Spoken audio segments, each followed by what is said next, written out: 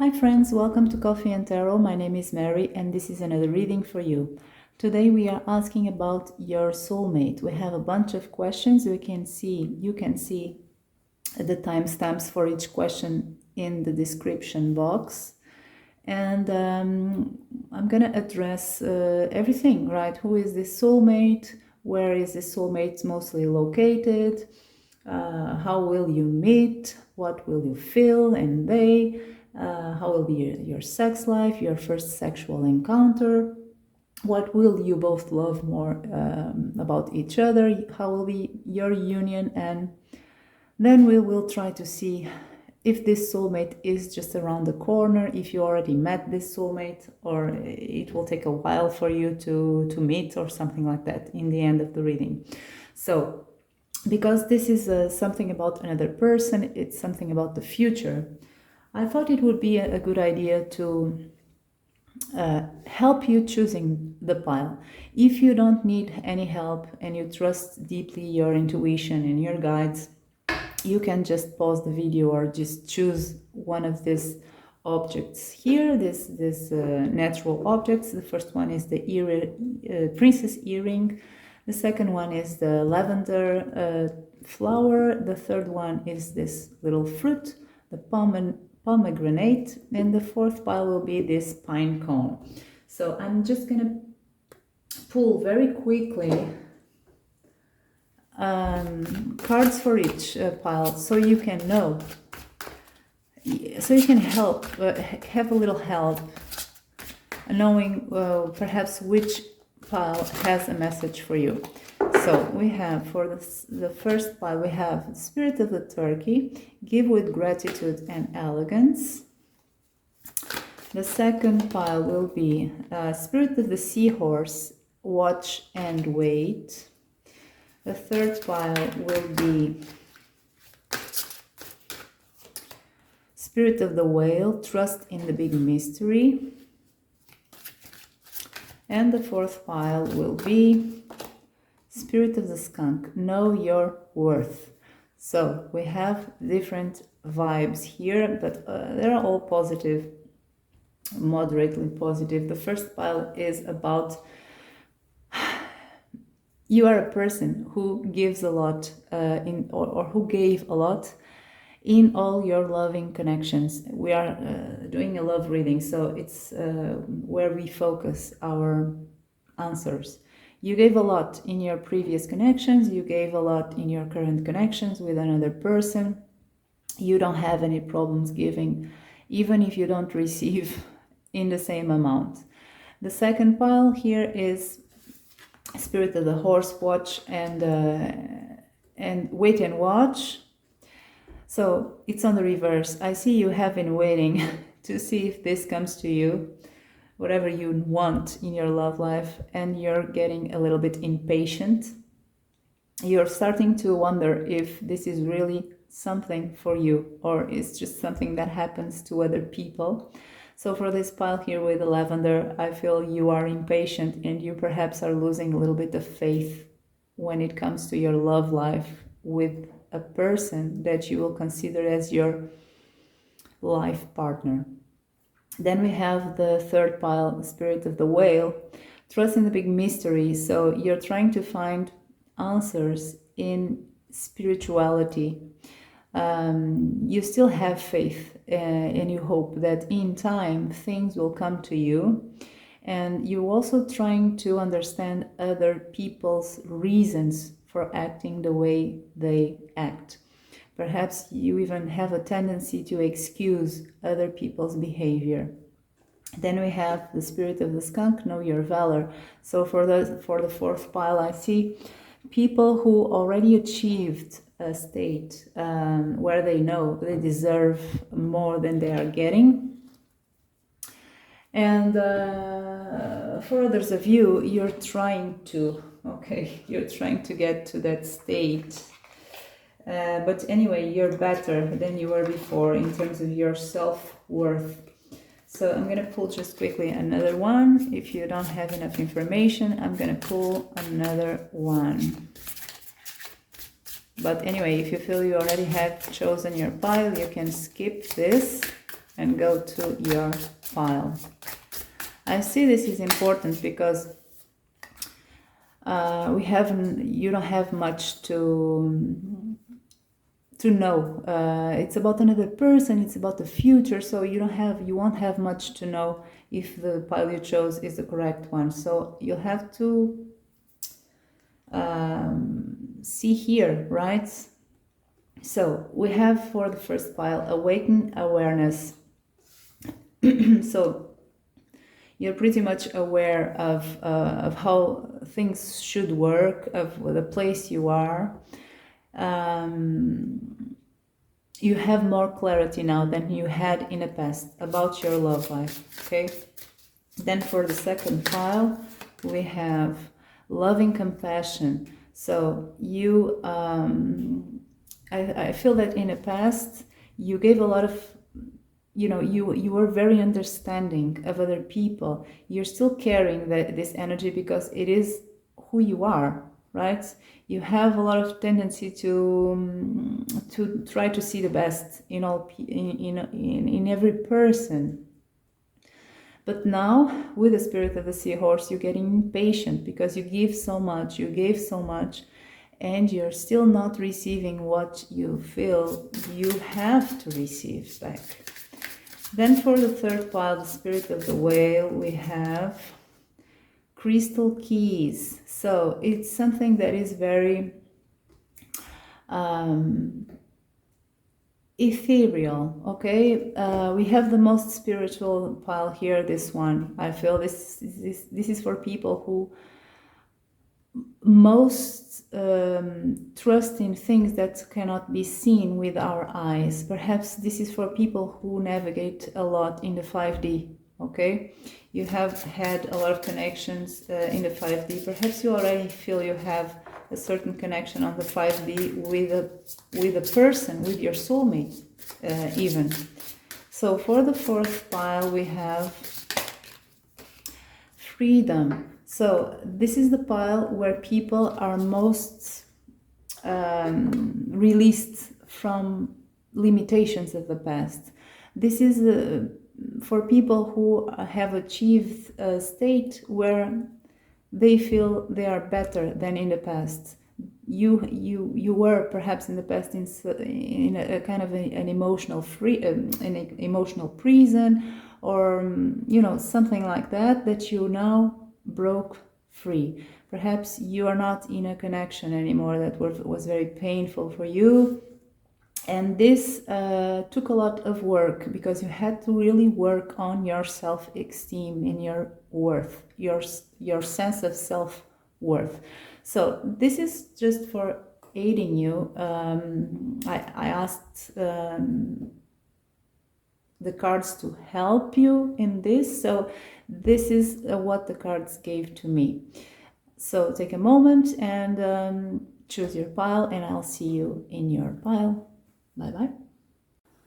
Hello, pile 1. If you chose the princess earring, this is your reading. So we are opening your reading with a single card, a single concise card to pull the energy of your soulmate, your twin flame, your soul companion, your life partner at a soul level. So for pile 1, what is this person? Energy in a card, in a single card. No reversals.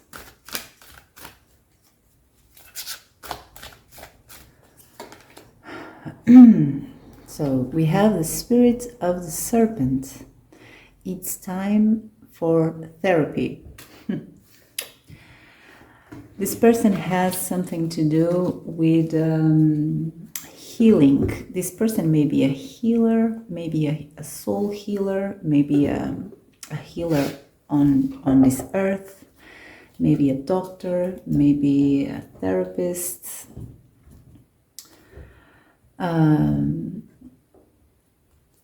Maybe someone who had a lot of experiences and his own healing permitted him or her to heal others. So this is a card of medicine. It can be medicine of the soul or of the physical body.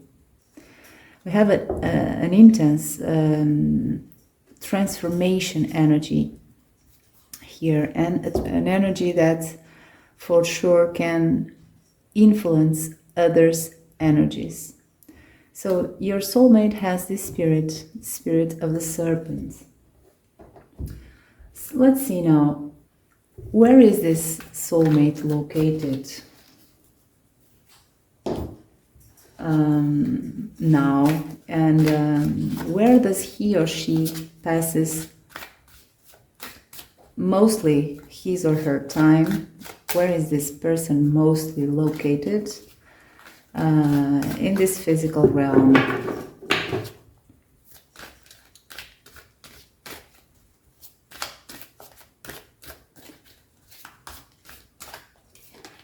We have the spirit of the spider. Make your dreams come true. So this is a place where things are created. Things are meticulously created. This can be something very mundane, as this person passing most of his time in the fashion industry, or something more spiritual, where one is weaving the strings of life, the strings of one's own life, the strings of others' lives. So it may be something mundane or something more spiritual, but the matter of fact is this person spends most of his or her time in a place where things of significance and are created, beautiful things, I feel, are created with diligence, with attention to detail. This is a person who, it is implied here that this person by himself or herself is a person who pays attention to detail and has a lot of patience. And maybe this person is in a place where they feel they belong. That's why they spend so much time there, because they also have the spirit of the serpent that speaks about transforming things, healing things. So what else can we know about the place of this soulmate, where he or she is mostly located?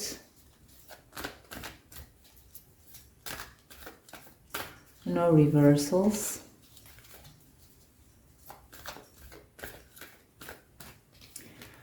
We have the Page of Water. So this person is located, perhaps for some of you, is located near the sea, near water. And that's as simple as that. Maybe a person who is near children. Maybe a person who works with children. If you look at all these cards, this person may be a therapist, a doctor that works with children, maybe a teacher, because teachers also contribute in great extent to the formation of the personality and the skills of children. So it may be this person is located in a place that is near water. It may be this person is located in a school where there are children, in a daycare, in a medical office. So this is a person who has, for sure, that's what I'm feeling very intensely, is that this person has a lot of influence in a healing process of others, be it physical, be it spiritual, be it even intellectually. So this one is a helper of humanity. This person has a strong purpose in his or her life. Your soulmate.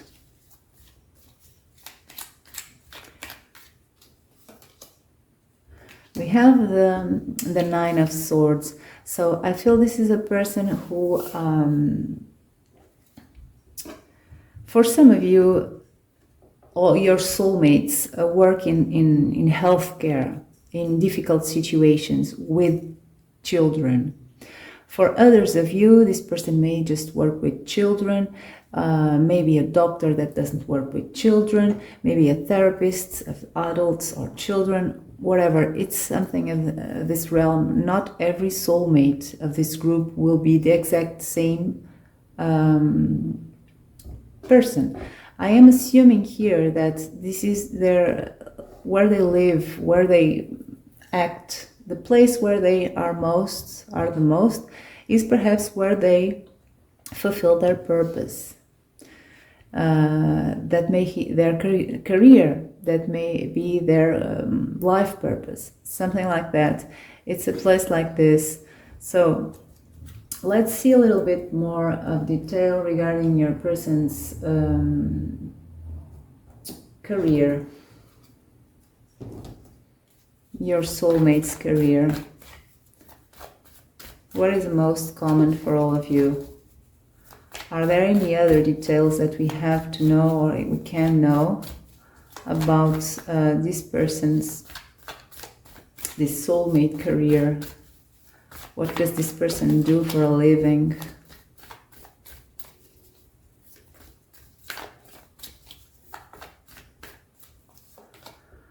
Six of Coins. So for sure this is a person who gives to others, who contributes to help the ones who are in more difficult situations, or they don't have to be. I feel this is just for some of you, this Nine of Swords.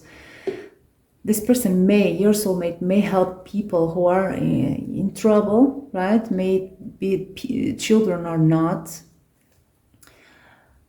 Or it doesn't have to be helping people who are in trouble. It's just helping people, maintaining their health, maintaining their healing process, or even contributing a lot for this to this healing process. So this person is a giver to humankind. We have the Star. So for some of you, this is a specific message that this person may be someone who guides others.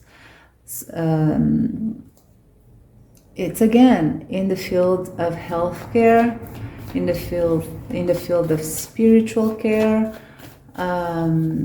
It's about guidance. It's about bringing hope, inspiration.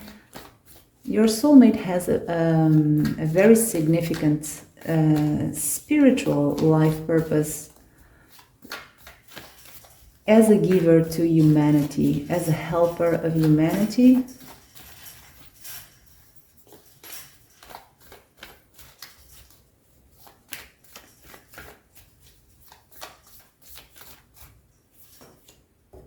Five of Cups. So this is a person who deals or who may face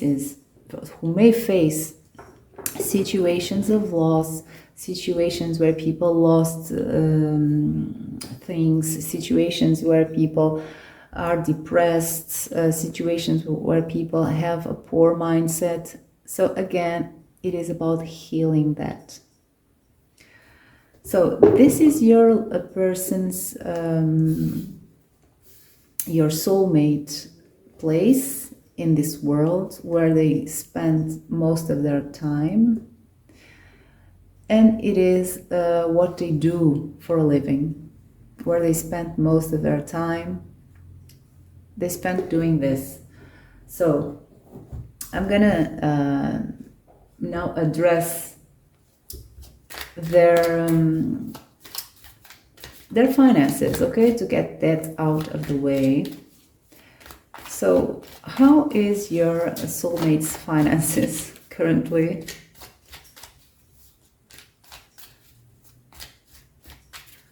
So I'm using reversals this time. So how is group number 1 soulmate finances at this time?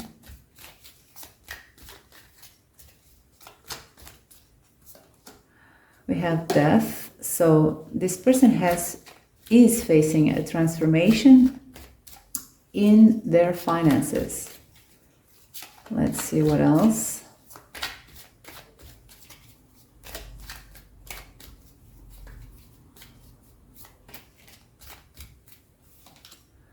Oh, okay, we have a very stable person here. This person, I am assuming here, I feel that with Death card and the King of Pentacles, this person is in a very positive state of their finances. And this came with time and work. It wasn't always like this. This is kind of the self-made man or woman. I feel this person is a hard worker. So they accumulated all these treasures, this security, this stability, this financial stability. So for sure this person has probably properties, has a good bank account, and has a stable income. So that's very good. Let's see, what is this? We have a Queen of Pentacles on the reverse.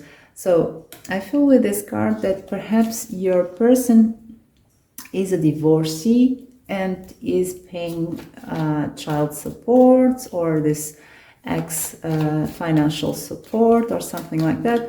But that doesn't really influence things because they have enough.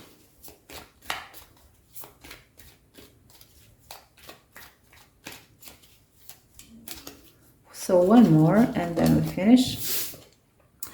We have the Six of Cups on the reverse. So this is about something of the past that's completely changed. This is about, this is intruding here, information about a divorce. We already know with this card here that we are asking about the finances, but because this information was relevant for this question, we now know that this person, your soulmate, is probably divorced. It wasn't a very pleasant divorce with the Six of Cups on the reverse. But anyway, things are stable here in terms of finances, but this person is still supporting someone financially. So hence the transformation here that happened in this person's life, or is still happening, perhaps. So let's see more. We already know that this person has a significant role in society, in humankind. This person is a healer. This person has deep knowledge in a certain field. This person deals with intricate details and specific knowledge. So this person is for sure intelligent. It has to be, he or she has to be, or they wouldn't be like this. Mentally and spiritually, this person may be emotionally intelligent, at least when it comes to others' situations. Sometimes we are not emotionally intelligent for ourselves. So let's see a little bit of your soulmate's personality.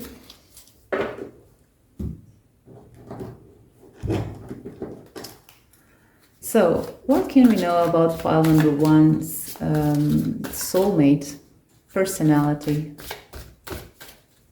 And I'm using reversals this time. What can we know about pile number 1's soulmate personality?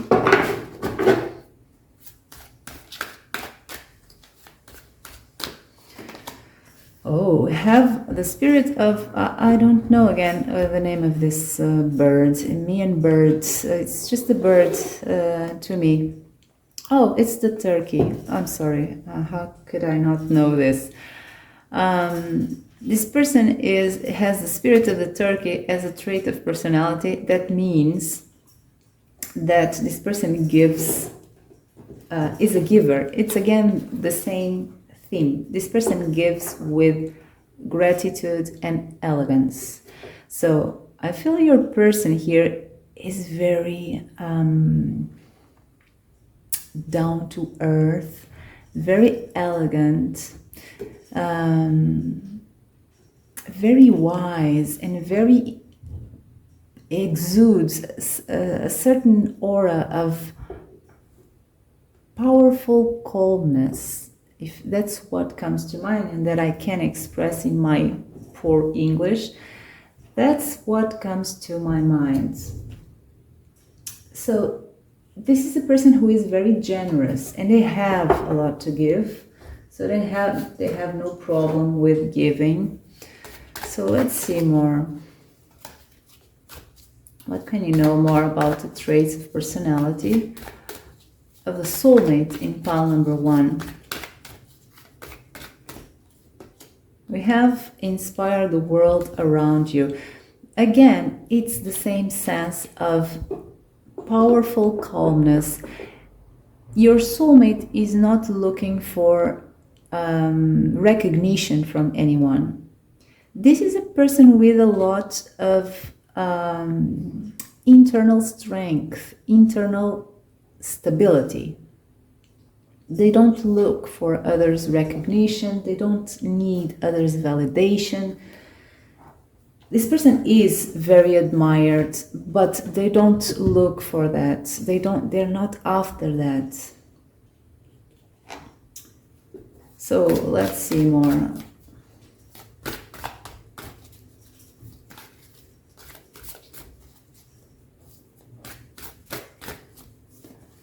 Okay, it's not this one. What are the personality traits of the soulmate in pile number 1? We have orphan. So again, it fits on the personality type. It is a person who likes to be alone, likes their space to study, to meditate, to do whatever they feel like.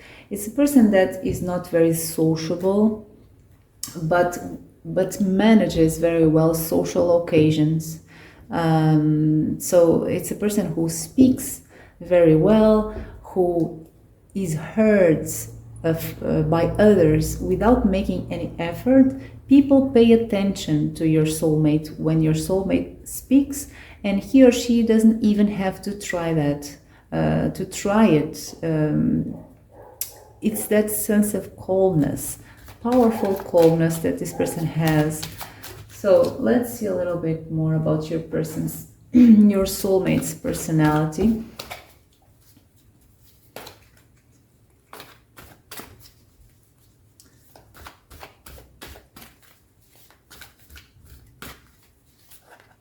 So I forgot to tell you, it's in the description box, but anyway, what I am addressing here in this reading is we are now doing the personality traits, then we will go to the physical traits, and then we will know what will happen the first time you meet.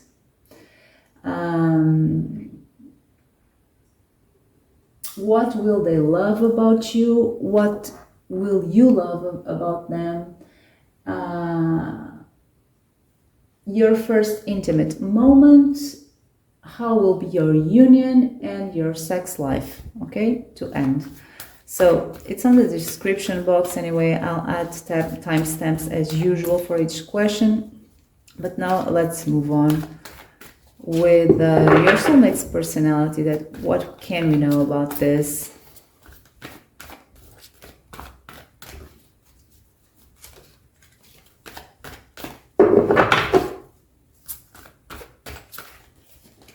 We have the Page of Earth.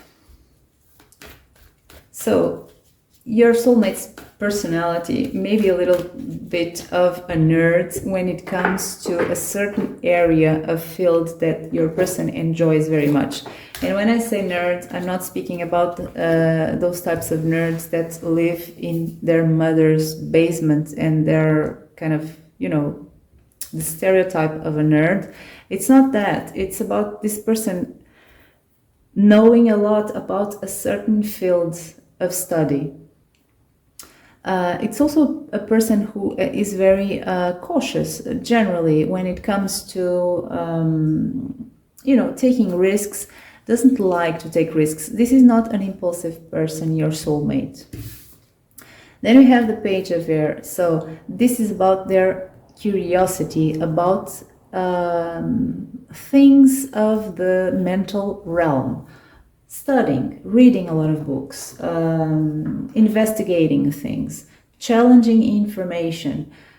So you have a person who likes to study a lot, who knows a lot about stuff, who is very confident, and people admire and respect your soulmate even though he or she doesn't attempt to impress anyone. This is a person who works in the field of healing others, maybe connected to children, or may live near water, or something about water. You know, it's something that is meticulous and very valuable to human kind. Okay? So that's your soulmate.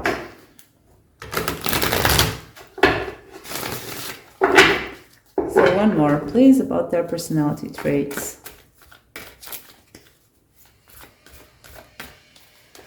We have the Two of Air on the reverse. So we have here a little bit of an issue, right? We have a partnership, a romantic partnership, a balanced romantic partnership on the reverse. There's where your soulmate meets unbalance. We will know more about this Two of Cups. Of course, we want to know, right?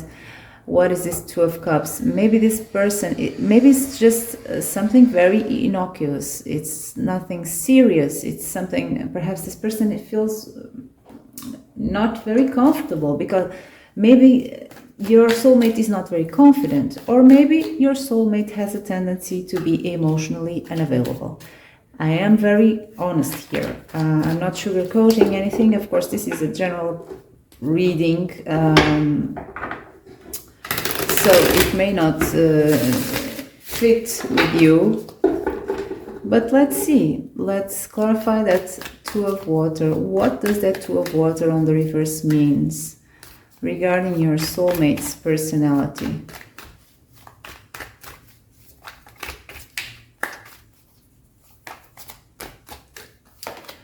We have the Judgments.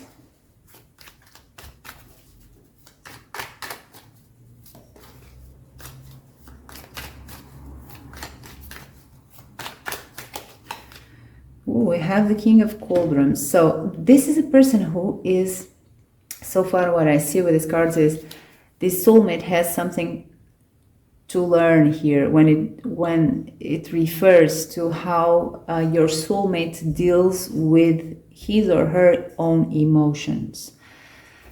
With the Judgment card, I feel this is a person who has a lot of self-awareness,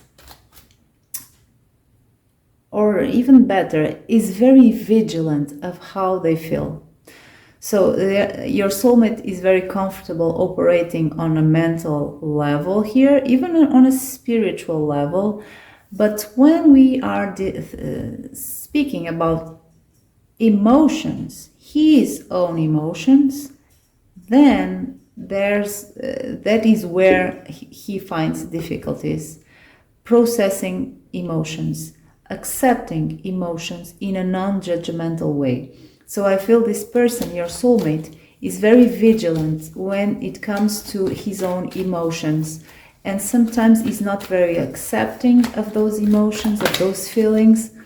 And I just spotted the Page of Pentacles on the reverse. That means he is too cautious.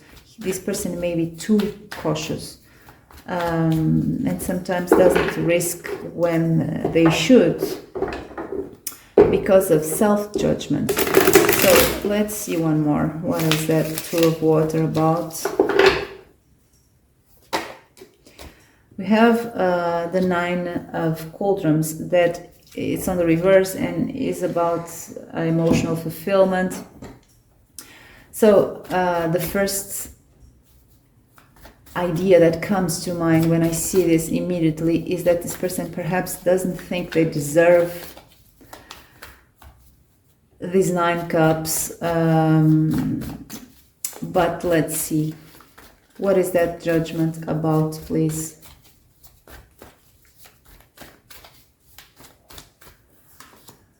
We have the Five of Swords on the reverse. So this is about being so vigilant of one's own actions. I feel this person, your soulmate, is so afraid of drama and conflict and of hurting others and of being hurt, but mostly of hurting others, because your soulmate is so influenced by this spirit of the snake that speaks about healing others. This is something he or she feels at a soul level. I am sure that this soulmate is fulfilling their life purpose in this life. But this also has a challenge for them, brings them a challenge, that because they are such a healer, they are too afraid of hurting others. So they fall into this judgmental, self-judgmental energy with the Five of Swords on the reverse that speaks about winning at all costs, hurting others badly. That's what your person doesn't want to do. So he sacrifices his own, and when I say here, it can be a woman, his own emotional needs, his own emotional fulfillments, and doesn't express. This is not the king, this is the Knight of Cauldrons, but it's the same thing, and doesn't express well and doesn't act well in romantic situations or in romantic connections, because this person is super vigilant. That brings an imbalance here in this equal romantic partnership. So these are the traits of your soulmate's personality that are more relevant to know.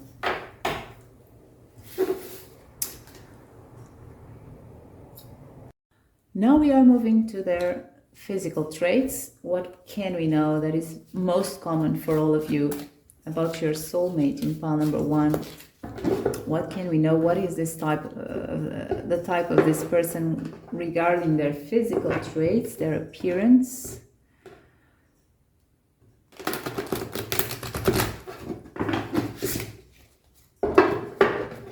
What is this person? Appearance, physical body appearance.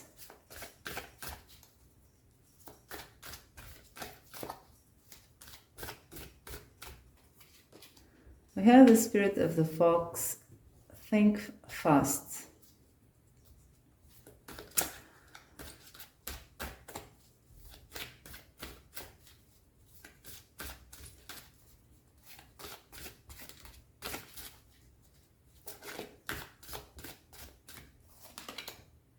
We have the spirit of the rat, dedication to small things.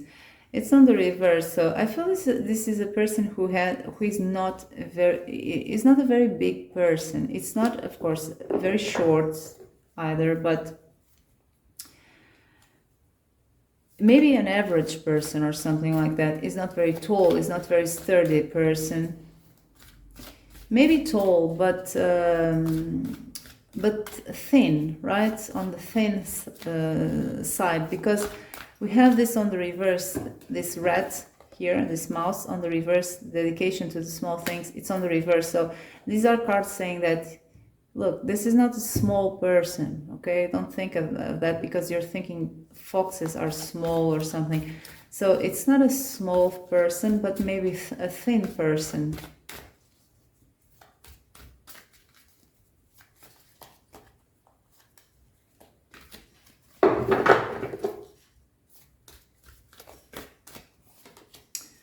Spirit of the rabbits. These are favorable times. So I feel this is a person who is essentially, and this works for men and women, but is essentially a cute person. And when it comes to physical traits, this person is cute. What can I say? With a fox, with a mouse, and with a rabbit. These are all cute animals. This is what comes to me when I don't have here a list. This person is tall or fat or slim. It's something that we have to work with the cards, intuition. So this person is cute. When you would say to a friend, if it's a guy, you would say, look at that cute guy over there, or the same for a girl.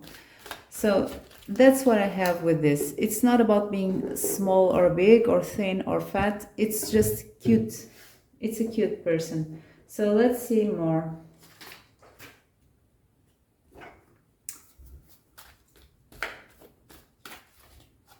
Let's see this one.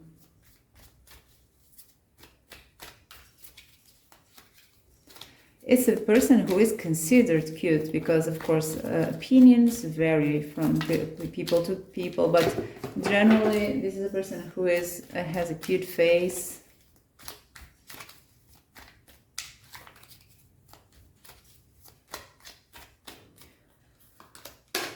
We have Six of Wands. So this is a person, after all, this is a tall person, okay? The Six of Wands stands out from the crowd. I'm not using reversals. So when it comes to physical traits, it's a person who is above average, at least, is a tall person. Is also a person who calls attention, who people pay attention to when they see this person enter a room. There are several people who pay attention to their presence because either this person is pretty or not. It has something of it has, this person, your soulmate, has something that is generally attractive and draws people's eyes.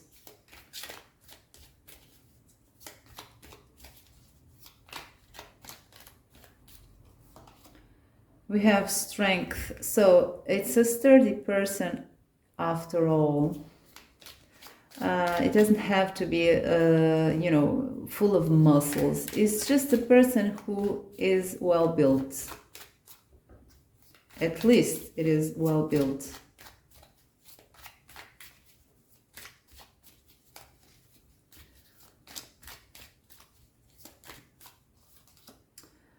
Eight of Fire. So this person moves in a smooth, agile way. It's not really a physical trait, but it is something that is perceived, right? Something physical that is perceived by others.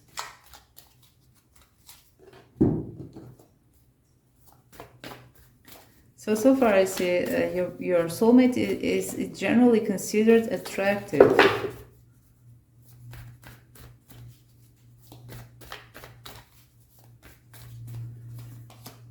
We have the Queen of Wands. So, as I told you, generally considered attractive. The Queen of Wands is exactly that. It's an attractive energy. Popular, right here below the Six of Wands, that speaks about triumph and recognition from others. And we have the Queen of Wands, that is all about attractiveness, popularity. So your person doesn't have to make an effort to be for people to find them attractive. Then we have again the Six of Wands. So it's the same message, okay? It's just a reinforcement of what I said. It's the card saying yes, it's exactly that. So let's see more.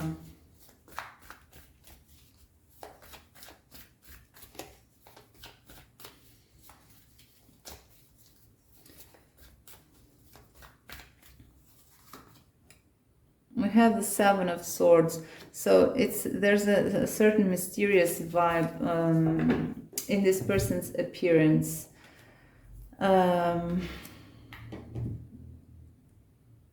It is for sure a very enticing person here, mentally, physically, spiritually. They have that problem. They're self-judging their own emotions and feelings, but well, no one's perfect.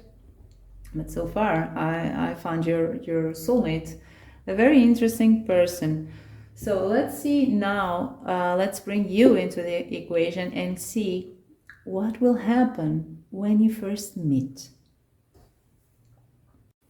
First, I want to know what will be your main energy. What will be the energy that you will be carrying when you meet your soulmate? We have the spirit of the koala. The spirit has a plan. Spirit has a plan. This is your energy. It's on the reverse. So I don't think you will recognize your person as your soulmate the first time you see him or her. But we'll know more, of course. Then we have the spirit of the turkey again for him. It's about giving with elegance and gratitude. So he's faithful, or she, to himself. This is a person who carries the same energy wherever they go. So when you meet, these will be your main energies. Let's see more. Let's see your energy again.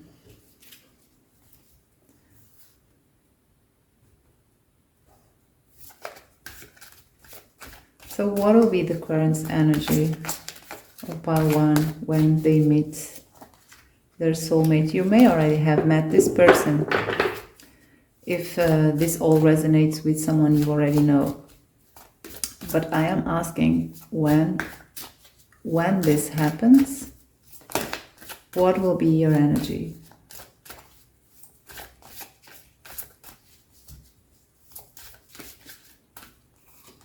We have the crossroads, so there's an impasse here, perhaps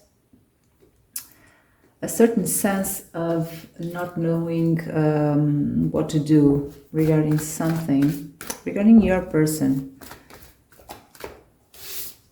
They have ready on the reverse. So this is a person here that when he or she meets you will be still faithful to his true nature here with the spirit of the turkey. This is his energy. He's bringing this. But this person will not feel ready for whatever feelings or emotions will arise from this meeting. Neither of you will recognize this as an instant beeline towards each other, or he will, or she, but won't be ready. We already saw that this person has a little bit of difficulties dealing with their own emotions. So perhaps this is why we have this ready card on the reverse. And you won't feel this is something spiritual. You won't recognize this person immediately as your soulmate. But there is something here with this crossroad card that perhaps is hinting you that this person will make you feel something that you don't know what it is, and will make you question, will make you be facing a choice about something, acting or not acting, thinking about something or not thinking, deciding not to think about something. Let's see more.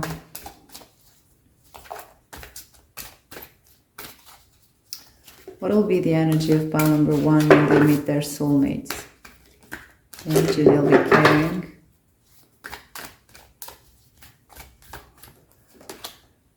We have be positive on the reverse. So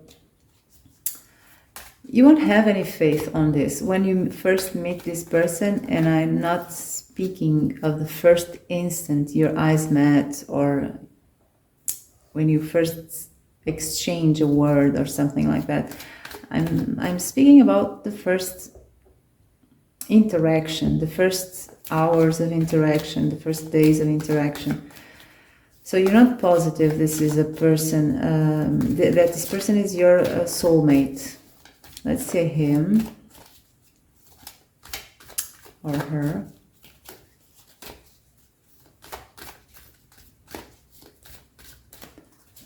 We have be true to yourself on the reverse.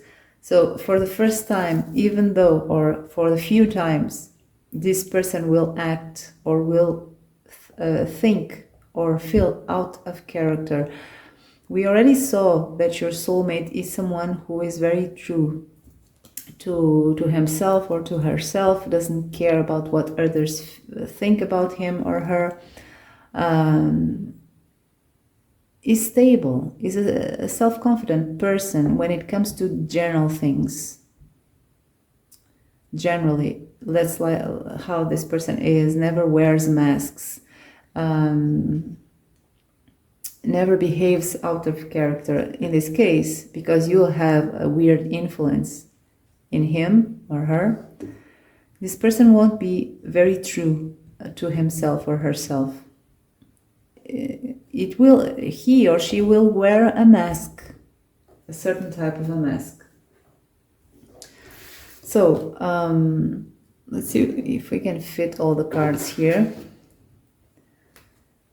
Let's move on to the tarot now. So let's start with your energy, your feelings, your thoughts about this person, about the events, about these interactions, about these first meetings. Let's use this one. So for pile number 1, their feelings, their thoughts about this situation here, this meeting here, these first interactions.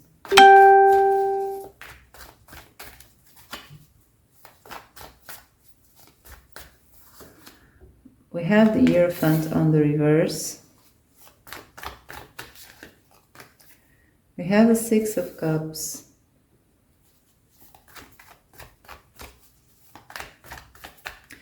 So, we already know here with the Six of Cups that a part of you, at least your spiritual self, will recognize your soulmate. But when I see this Hierophant on the reverse, I see the Hierophant is also about spiritual ascension. It's on the reverse. So I feel, even though you will know, a part of you know that this person is the one for you, there is a blockage here in the communication of your spirit to your mind and to your heart, between your spirit and your mind and your heart. So your spirit is trying to communicate something to you about this person, but the communication is not flowing.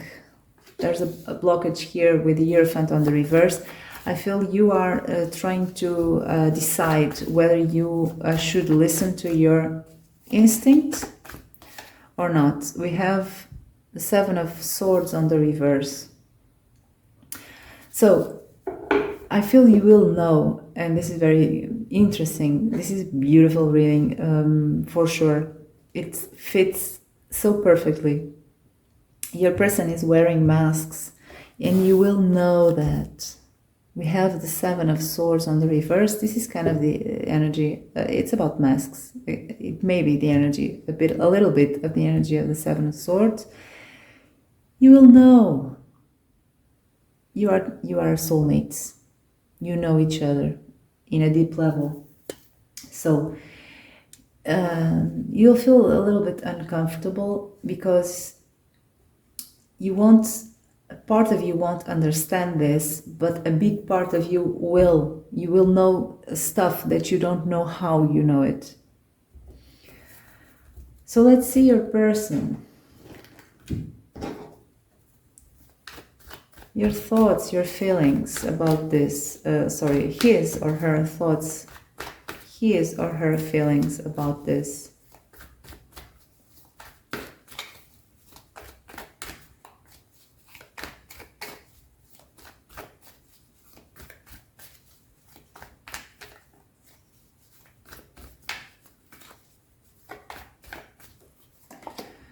We have the Eight of Swords, so he is in worse shape than you, to be honest, when it comes to this intense encounter. You're kind of on the fence, I feel, with this crossroad here. A part of you is not very positive about this, but you recognize him or her, and you are aware of things that about him or her that you don't know how you are aware of that. Your person, your soulmate, is in worse shape because he's acting out of character. He's not ready for this.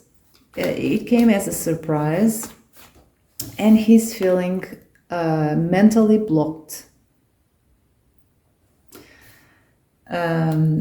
For a person who is so analytical, who is so confident of their intellectual skills and so self-confident and so, he's really out of character. He's really mentally blocked. So I'm surprised I'm not seeing a tower here. It should fit very perfectly in this thing.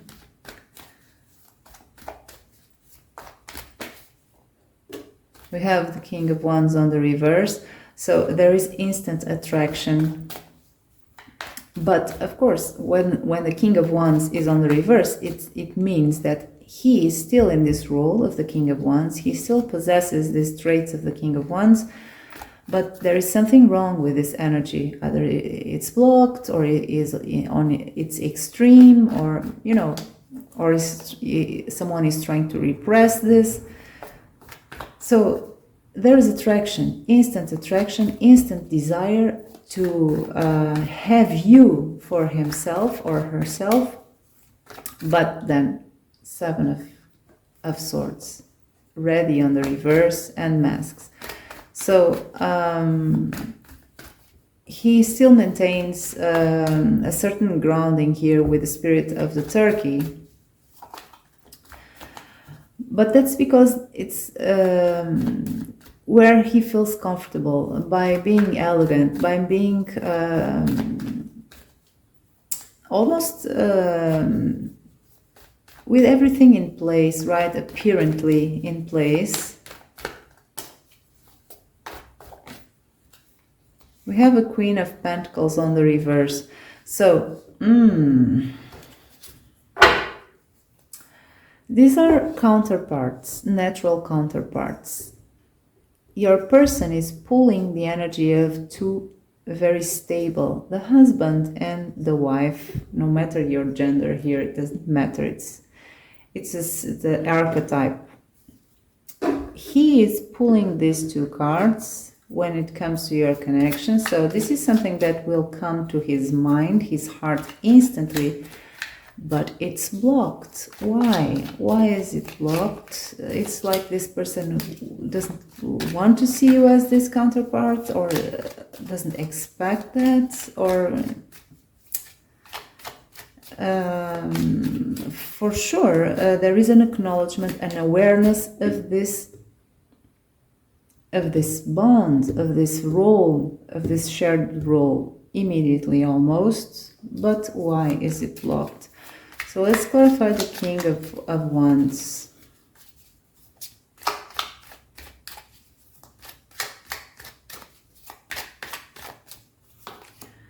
Oh, I have the Six of Cups. again, so he knows, a part of it knows. I have this weirdest feeling that sorry, I said the King of Pentacles. It's not a natural counterpart.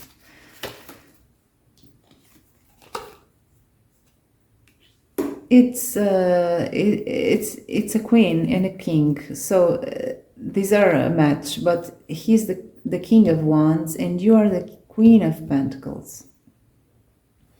So what I felt here with this King of Wands, with this belief card, the Knight of Swords, a strong belief, a strong urge to rush forward, only by the power of one's true beliefs. And this Six of Swords that speaks about a deep recognition, a deep knowing about someone, a deep knowing of belonging that you have as well here with the other Six of Cups. I see this King of Wands on the reverse there, because the King of Wands is about being possessive, being almost only moved by his own desires. It is a person whose actions are determined by their own desires in almost a selfish way, and even more when it is on the reverse.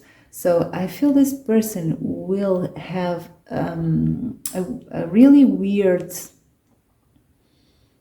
need to have you for himself or herself, and that will go against the type of feeling that the Six of Cups and even supported by the Knight of Swords has. The Six of Cups is about almost an innocent love, pure and conditional, pure, divine love.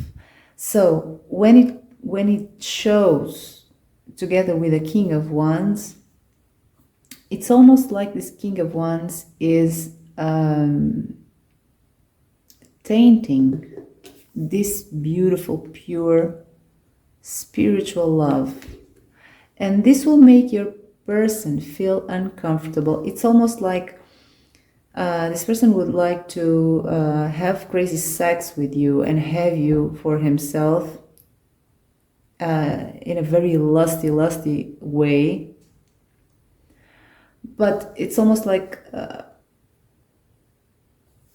he would be tainting this. And I know it's the first time that I feel this in a reading. But, I usually don't read for soulmates as well anyway. So that's perhaps why this is the first time that I get this. But there's a contradiction here. And this will make your person feel really uncomfortable and really stuck in a mental state here. Then we have that Queen of Pentacles on the reverse. Let's see. But the Queen of Pentacles is the wife, right? She's on the reverse. So let's see, what is that?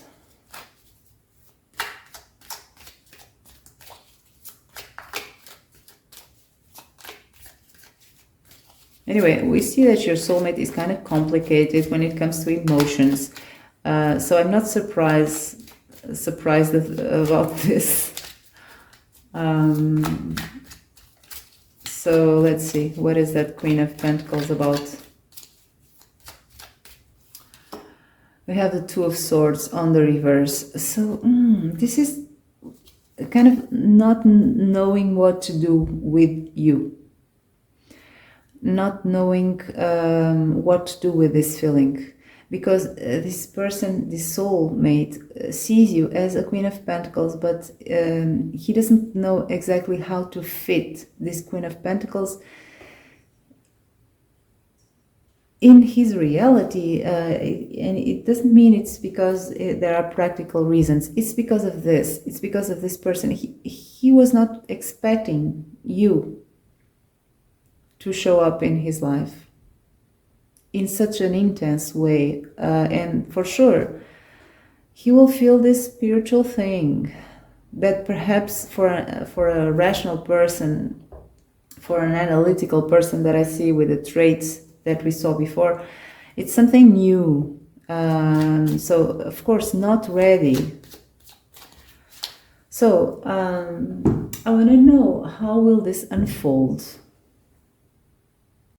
So let's see how this unfolds. We already know that in that first instant, you both will be kind of shaken. But after that passes, you'll have time to adjust. So I want to know what will happen next. So I'm going to pull one card for you about your energy in this connection after this phase here. Where will this unfold? For the Clarent, please, this connection. We have the Spirit of the Swan. It's time to dive deep. So swans are also about twin flames. They mate for life, I think. So let's see your person. We have almost like a marriage vibe there with that swan. So what will be your person's energy? Where will this unfold? We have the Spirit of the Koala. The Spirit has a plan on the reverse. Okay. So let's take another one.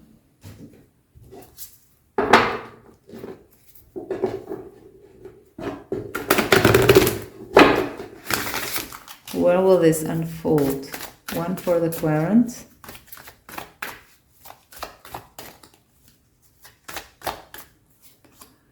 Cleaning.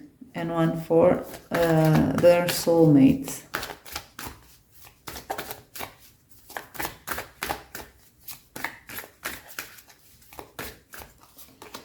To the sea. Okay, so I see here a leader of this connection, you, and I see another person, your soulmate, following this leader, following your lead, and also surrendering to this feeling. When I see this Spirit has a plan on the reverse, of course, this could mean that your person wouldn't follow the Spirit of the plan of the Spirit, but we cannot be so literal with reversals. What I feel here is that it's about surrender to this feeling, this divine feeling.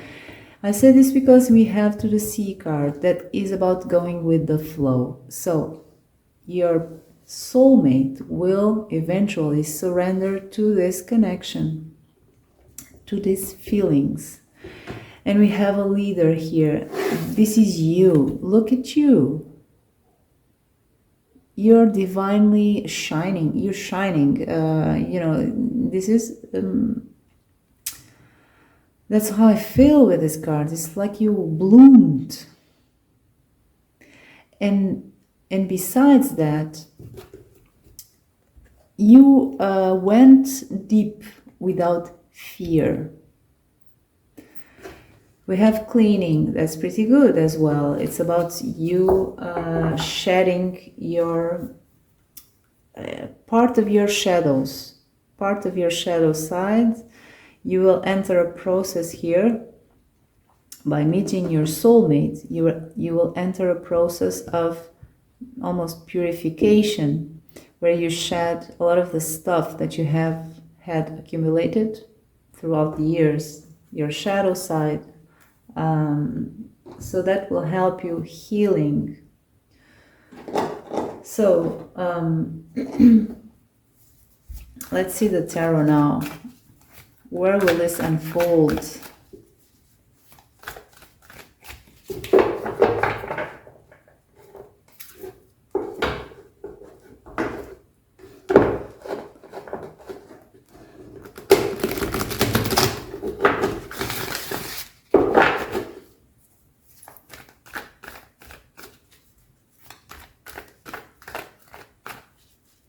get details about this situation, please?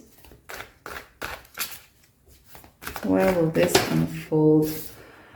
We have the Nine of Air in the reverse for you. So it's about ending nightmares, the ending of nightmares, the ending of anxiety. It's about you learning how to cope with your fears, your anxieties, your worries. This is about this card, this shedding of this stuff you have with this cleaning card.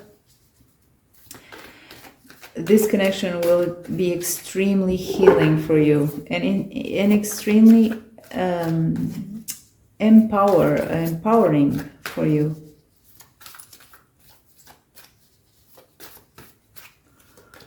We have the Queen of Earth on the reverse. So here you are again as the Queen of Earth on the reverse. We'll have to know that exactly.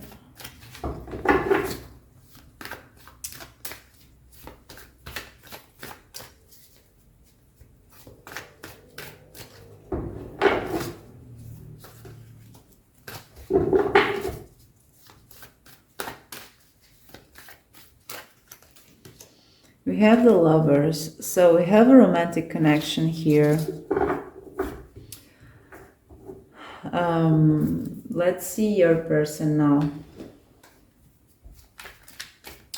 So your soulmate, what is his energy when this unfolds about this connection?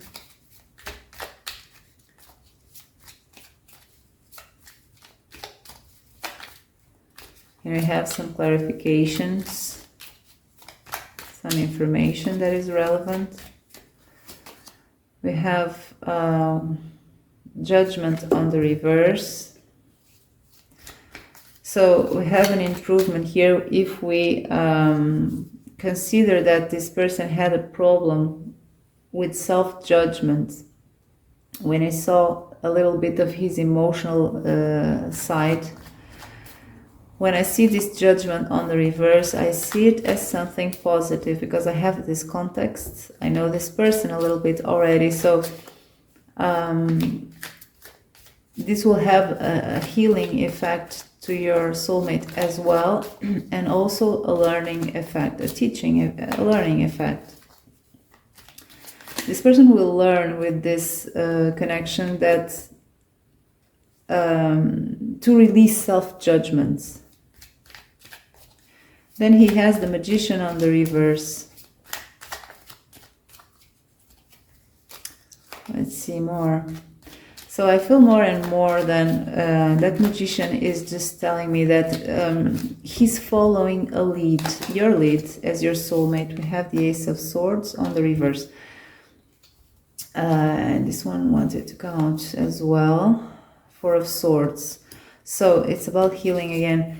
Anyway, with the Magician on the reverse in your person's side, I feel more and more than that you are the engine of this pair of souls, right? You made a contract, you are soul companions for many lifetimes. You made a contract here to be happy in this earth and to help each other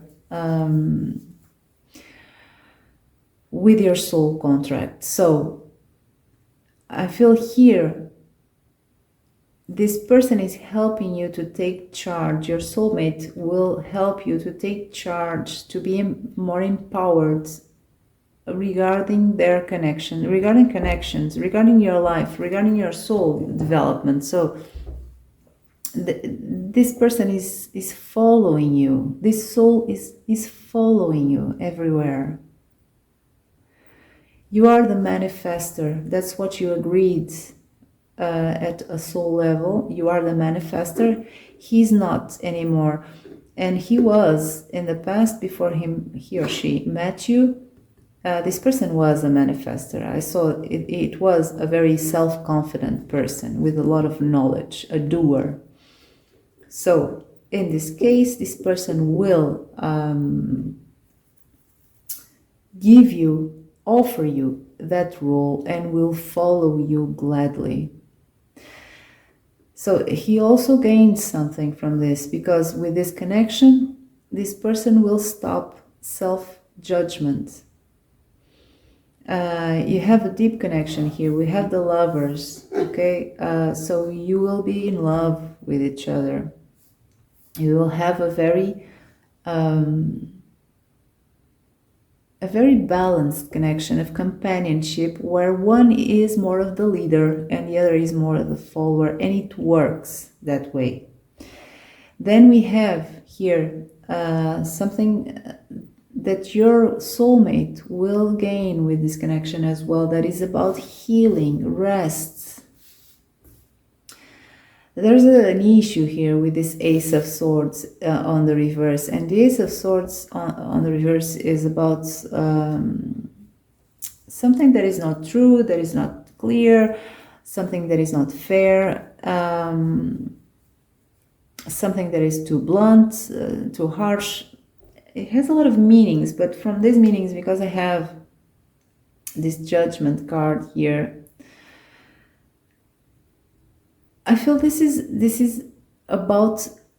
reinforcing the fact that this person is really was really affected by self-judgment, and now your soulmate has a peaceful place to rest, to restore, to heal with the Four of Swords. Your connection.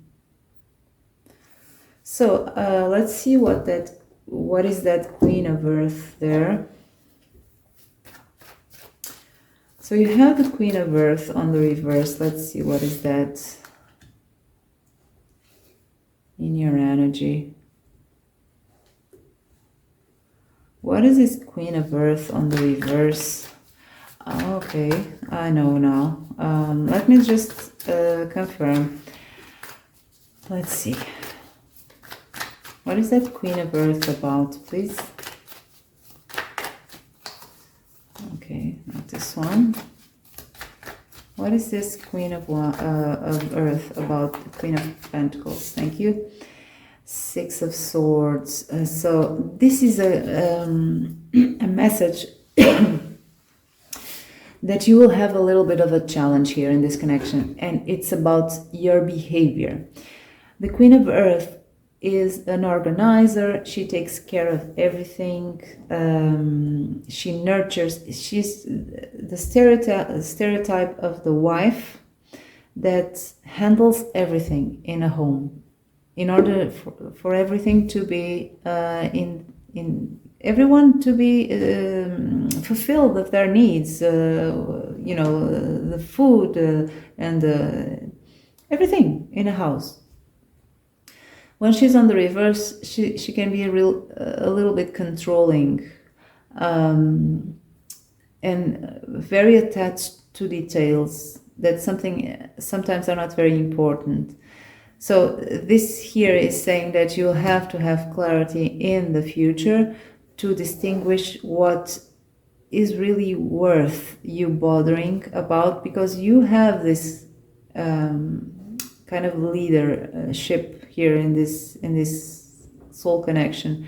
So you have to be very clear and very wary of your behavior if it comes to an extreme here.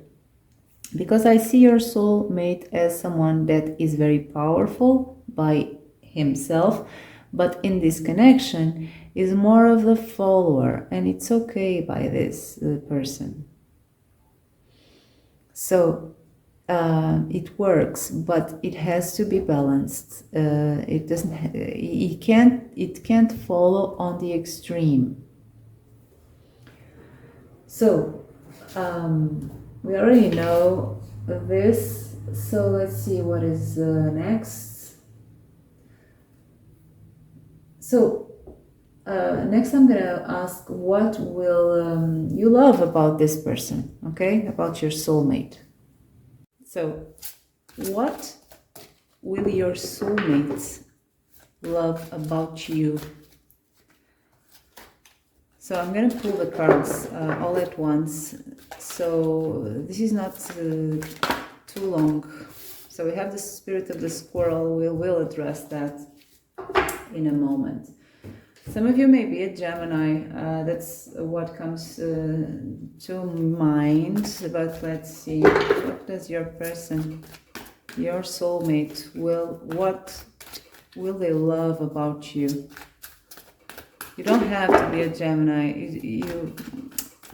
I just see that type of energy for some of you.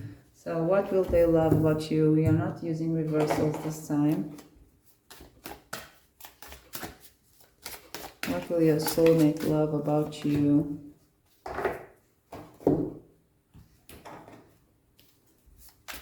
What will your soulmate love about you?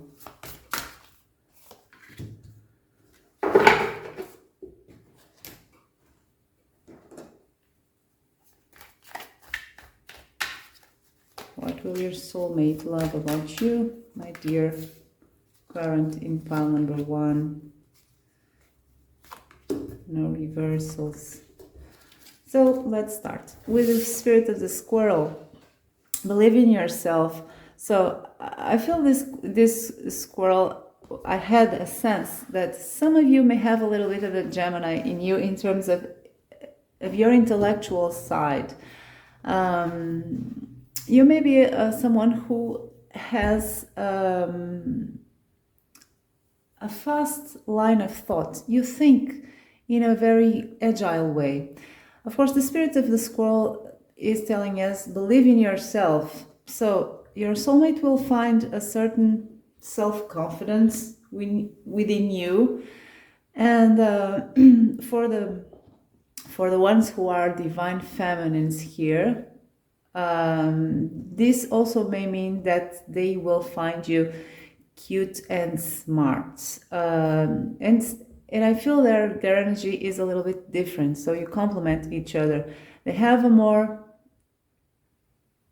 slow, calm energy, grounded energy, and you are more adventurous, more sometimes reckless when you feel inspired. So they find this, your soulmate will find this in you irresistible because it complements him or her so well. So then we have the Page of Water, and this is about this is for people who are intuitive, who are loving, who are emotionally intelligent. So they will find this irresistible in you as well. That's what they will love in you. Then we have strategy. Again, we have this mental side. I feel you will complement each other mentally in a very good way. You have different lines of thought, different ways of mentally operating. I feel your person is more of a slow thinker, meticulous, attention to detail, and I feel you see more of the big picture. At least you have that capability, and if you are also a person who sees who pays attention to details, you can manage to you can manage those details in a more efficient way, in a way that you have more of a bird's eye view about the situations. And I felt they love this. I feel, again, that you complement each other on an intellectual level very well. Then we have trust, and this trust is reinforcing the spirit of the squirrel message. I see you may not feel like this. Some of you may resonate perfectly. Others of you may not resonate, but if this is your pile, this is your potential. And we see that with this union with your soulmate, a lot of traits, a lot of stuff that you don't know you had will come to the surface. And one of these things that will come to the surface is this self-confidence. self-confidence. You'll feel safe. That's why you will be leading in a way. You will take the lead of this connection, even in practical things. So that's one of the things your soulmate will love about you. There's also a great sense of trust in each other. You are trustworthy, and you will trust your soulmate. So for sure, this is a soulmate union. So everything that is here is perfectly normal and is beautiful at the same time, because this is a natural companionship where you will grow with each other, where all your differences are not opposing, are complementing. So let's see, what is this? We have the Nine of Cauldrons. So you know how to have a good time. You know how to respect, honor your emotional needs. This is again what they will love about you and about being with you.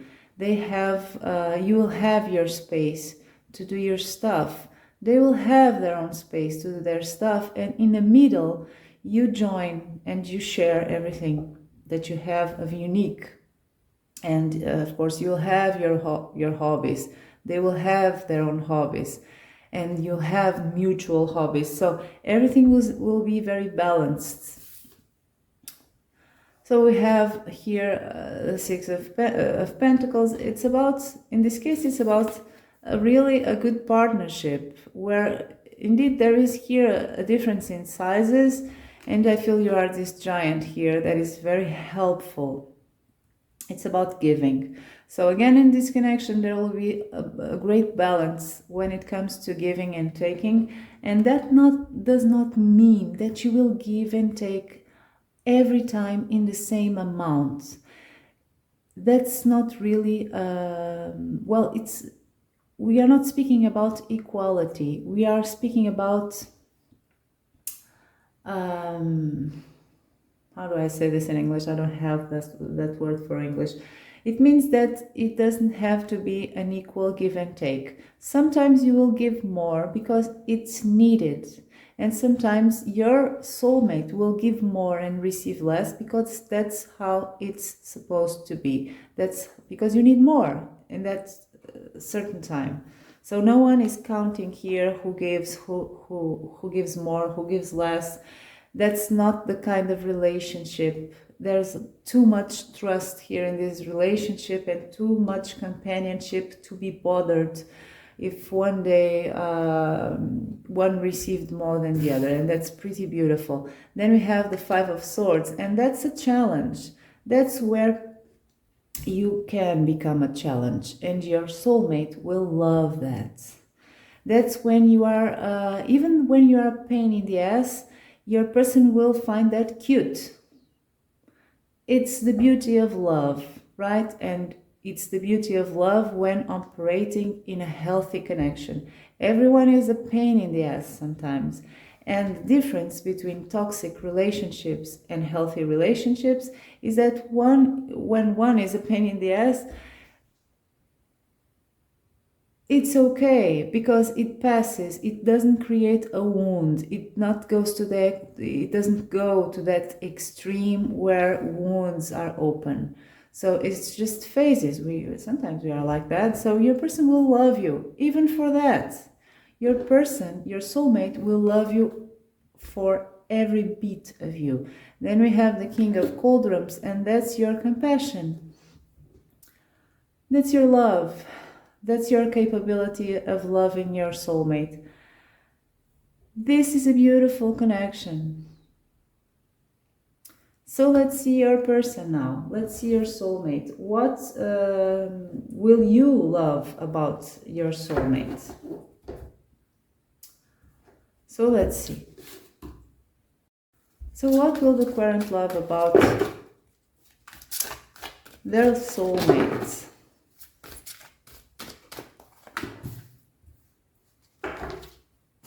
What will the current love about their soulmate?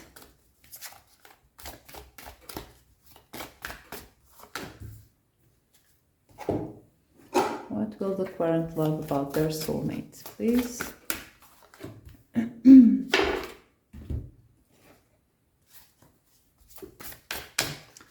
What will this parent love about their soulmate?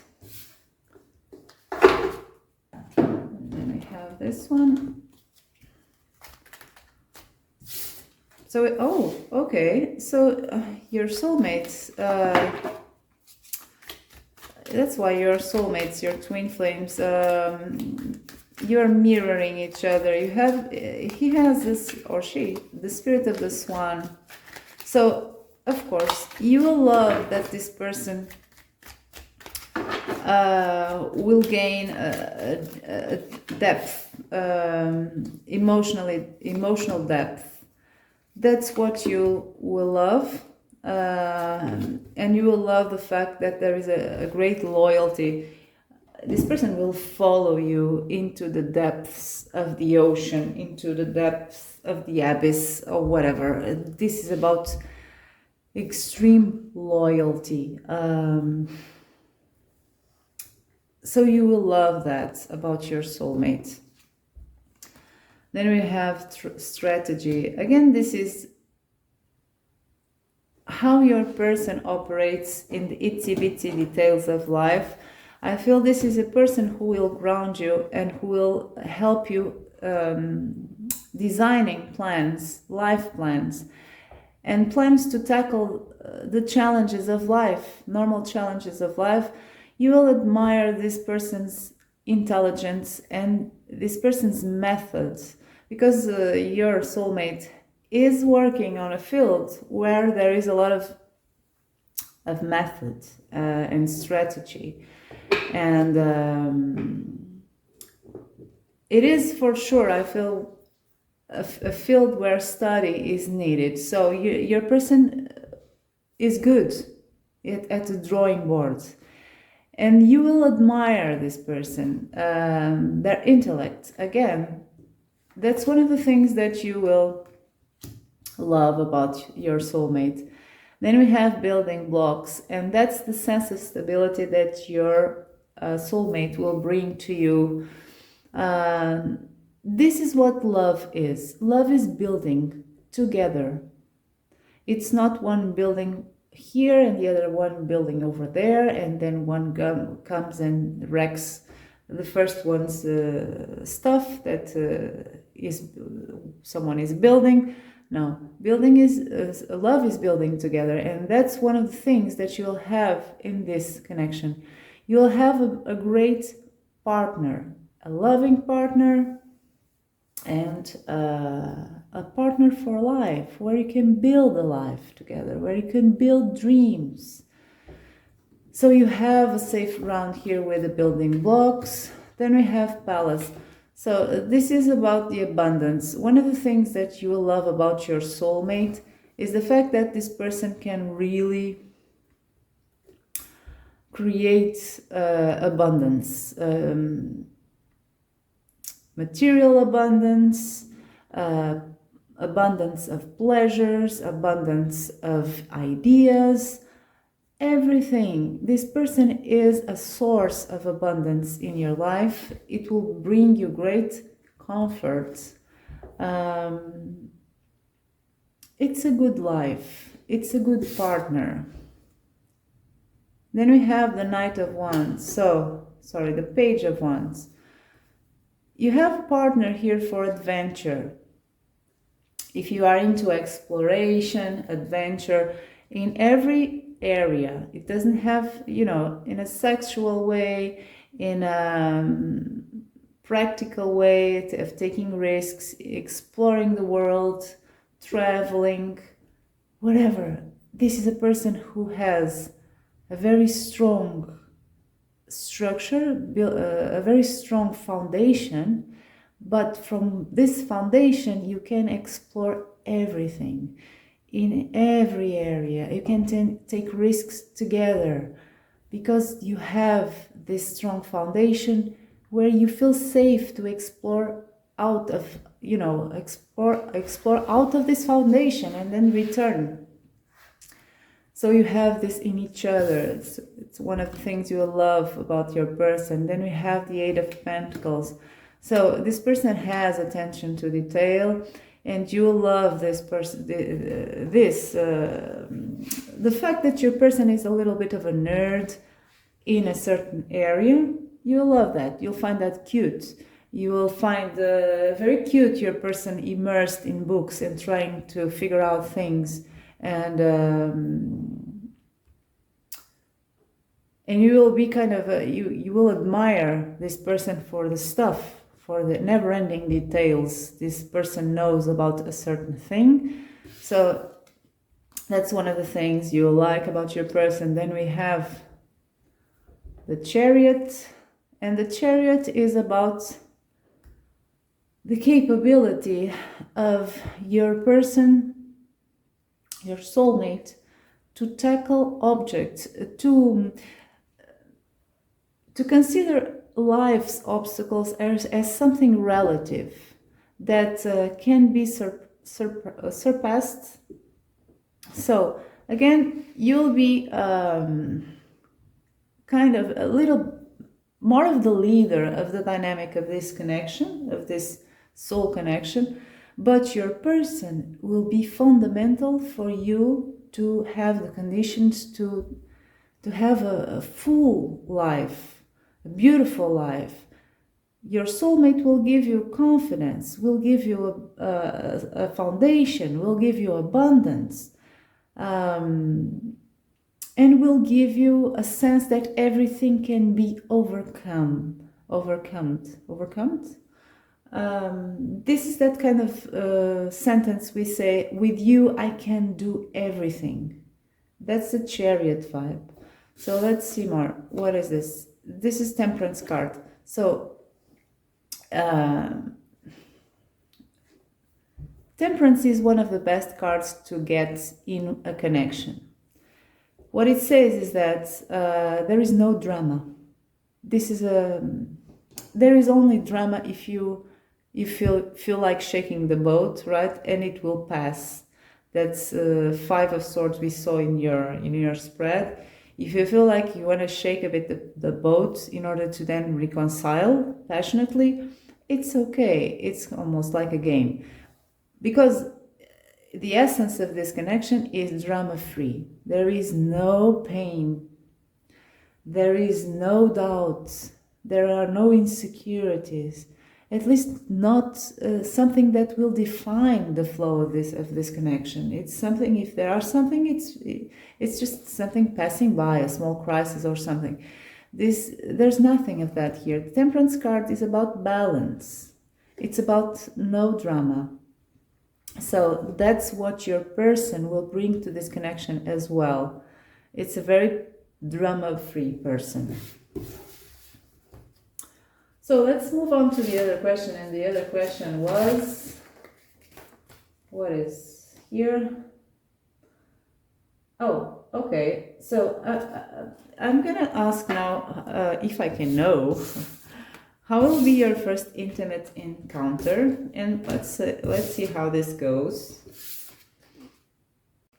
So how will be your first intimate encounter? I'm gonna see here a couple of places, okay? It doesn't mean you will all have the same place, but most commonly, right? The most common energy, and I'm gonna pull three options, because there are so many people watching here. So one of the three, maybe, and will be the most common. Let's see, what is this? We have 1, 2, and 3, no reversals. So, okay.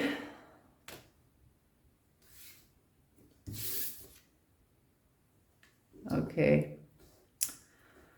So for some of you, this will be something that is planned. Even if you didn't actually put it on the schedule, well, we'll have sex on this day. No. It's something that both of you will be expecting. So you will already have dated. Of course, you had kissed and stuff like that. And then this will be at one's place. Maybe your soulmate's place, maybe yours. It doesn't, I don't know. It depends on who has this idea. So who will invite, will make the invitation, is the one where owner of the house, owner of the place where this intimate encounter will happen. So this will be kind of prepared. You'll have dinner or something like that, and then it will be here in someone's place. Then we have another chance here, another scenario that this will be, guys, this will be in the car. That's what comes to mind when there's no car here, but it's the intuition working. So this will be in the car, and it will be unplanned, okay? It's something that will just start and then will lead that. No one will be able to stop it and will not want to stop it. Then we have here a third scenario that will be in the countryside, most probably. This will be, you'll have a date, you'll go, you'll eat something at some place, at some cute place, and you'll have sex. You'll have your first intimate encounter in the outdoors. So these are three scenarios, guys. We'll know now the details. Perhaps with further details, you will kind of expect to be in one of these places more than the other. So I'm gonna pull a few cards for your energy.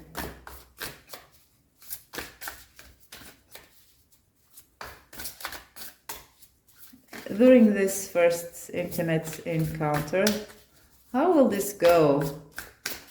How will be your energy?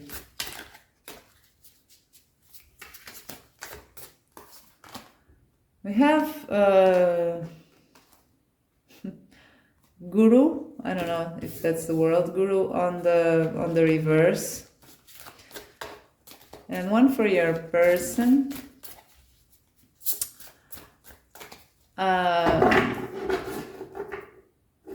So I feel this will be something that you never experienced before. What you feel, what you will feel, will be something that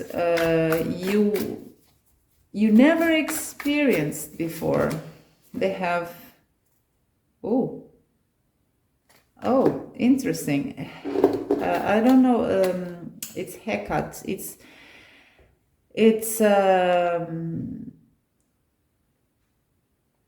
It's kind of an aggressive goddess. That's one of the traits, and that's the trait that is coming to me. It's on the reverse. It's interesting because your soulmate, we saw in another spread that your soulmate has something inside of him or her that is there dormant, is there asleep, and it will wake up only when you meet, when he sees you, when he touches you, when he kisses you. It's something that is there with him for, was born with him, and will wake up only when you unite. That's his desire. There is a certain aggressiveness inside of this spirit of the snake person that is a healer, that is a giver to the world, to the human species. This person has a certain aggressiveness inside. Of course, it's not in a bad way. It's just something that is very animalistic and primal. It's almost the king of wands. your soulmate will be very prone to want you to himself. And when it comes to sexual intimacy, this energy may surface. And in the first time that you will be meeting, that you will be having an intimate encounter, this is something that is kind of the beast inside of your soulmate. And it's not a bad way. It's just that it's very eager and almost aggressive. This will try to surface, but your soulmate will try to control it. So you'll have a glimpse of that. The thing is, you also have this volcano that is on the reverse. And because you are soulmates, you have mirrored energies. So this thing in your soulmate will trigger yours. And of course, it will be repressed a little bit because it's your first intimate encounter, and you don't know what the hell is happening, so you will repress it, and so your soulmate. But if you didn't, it will be kind of almost like fire and gasoline, something like that. Okay, I'm having this song, Fire and Gasoline, in my mind now. It's something like that. In a sexual way, it's something that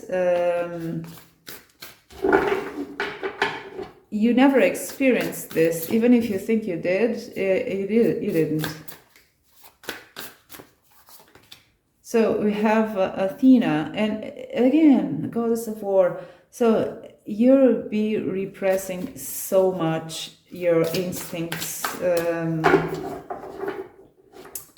in your first intimate encounter, really. Let's see one more for him or her, your soulmate.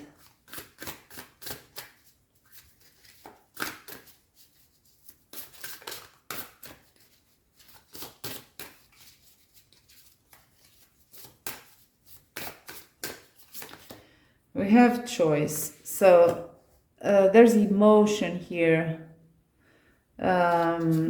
It's a moon in water, so this is where intuition meets emotions, and then we have a choice. He will have a choice. This is the fact that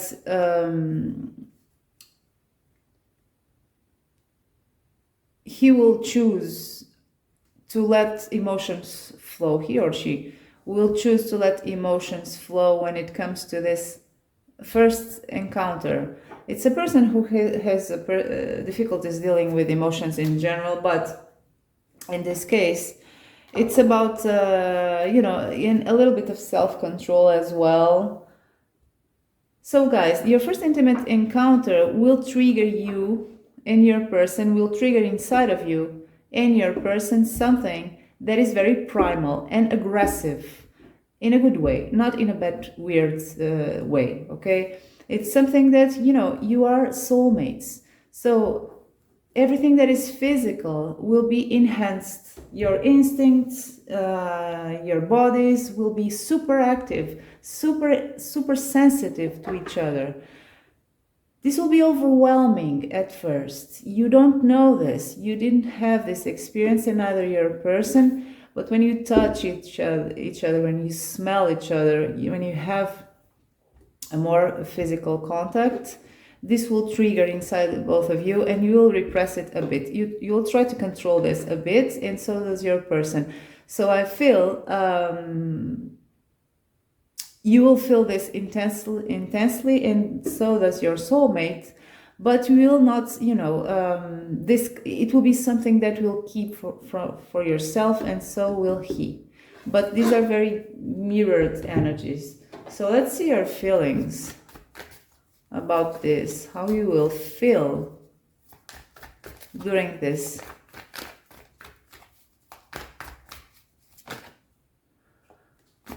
So you have the Queen of Pentacles again on the reverse. So let's see more.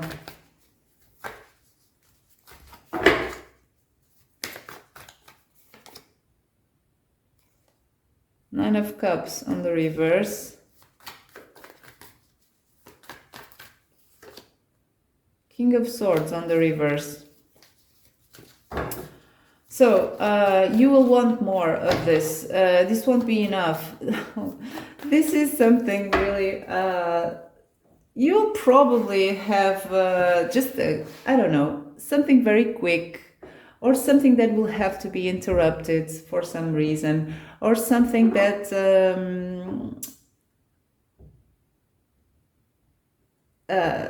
made you know that you could do more, but you didn't. So this will leave you thirsty for more. This will leave you, it wasn't enough. So this is the type of thing that after this you are imagining it over and over again, because it won't be enough for you. Doesn't mean it will go bad. It will go very good. It will go very well. But that's why it won't be enough. It's that kind of feeling. I want to be with you at a hotel all day. So 5 of Cups on the reverse.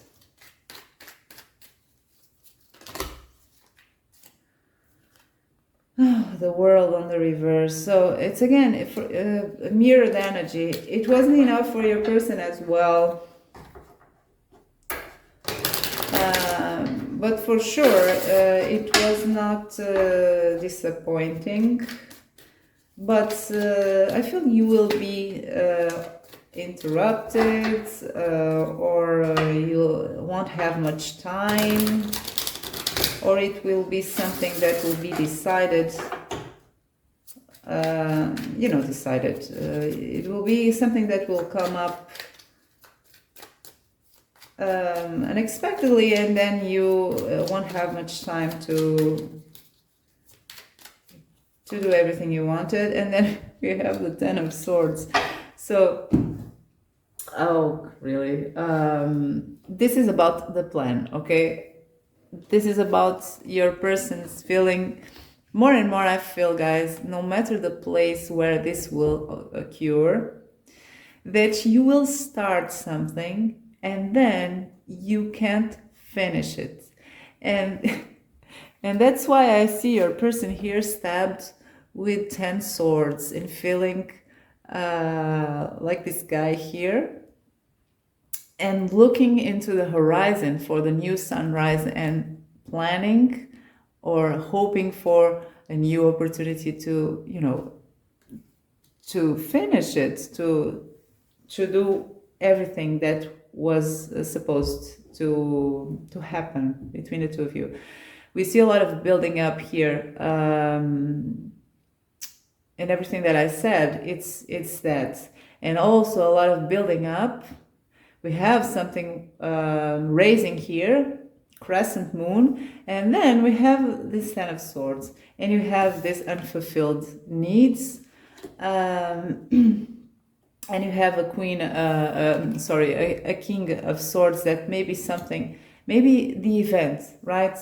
It's a sharp disappointment here, a harsh disappointment of something that will interrupt you, or something will happen that will have you interrupting this. So that's your first intimate encounter. I don't have details, right? I'll leave it to your imagination, but will be something like this. So how will be your sex life once you have the opportunity to have a regular sex life? How will be your sex life? Let's see. How will be the sex life of this couple here? We have Lilith. Oh, really? Okay. So we have this goddess here. So this will be lusty because, and I'm not surprised because of the last spreads. So we have Lilith over there. This means that things will be very enticing. It won't be something. Of course, it may be not just this, but it will have a part that will be very lusty, very exciting, very adventurous. Let's see this one here. So this is a soulmate couple that will be very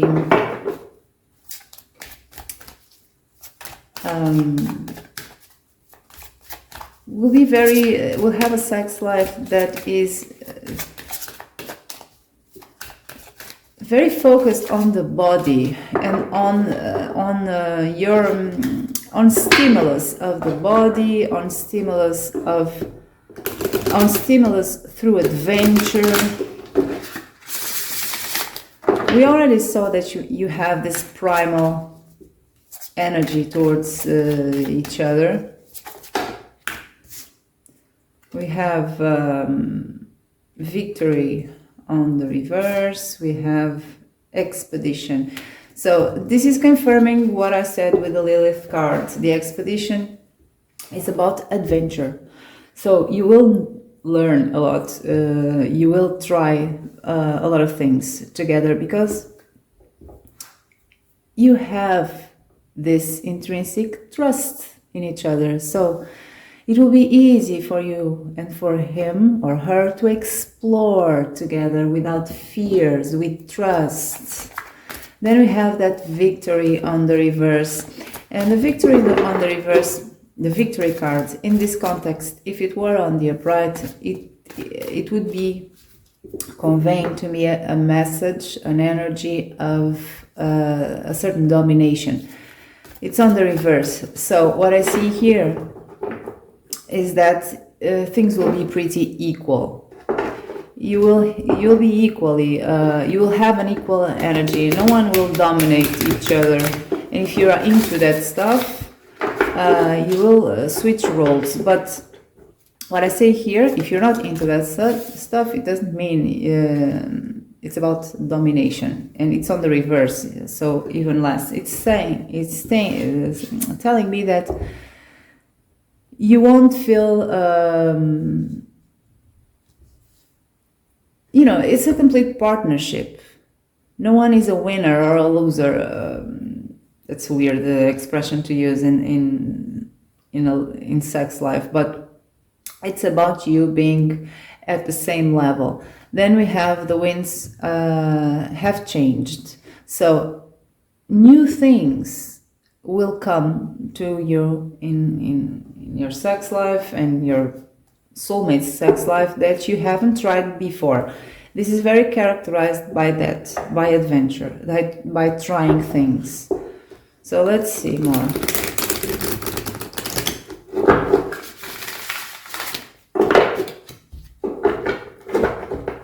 How will be this couple's sex life? We have the King of Earth and the King of Water. So we have then another part that is balancing all this adventure and exploration and passion. That is emotions and stability. So this is a perfect sex life that you will have with your soulmate, because you have it all. You have emotions, love, you have a grounding energy where you will feel trust. Both of you will feel trust. And then you have the fun part. You have, of course, this is fun too, emotions, but you have the playful part where you will be trying things together. One more from this one.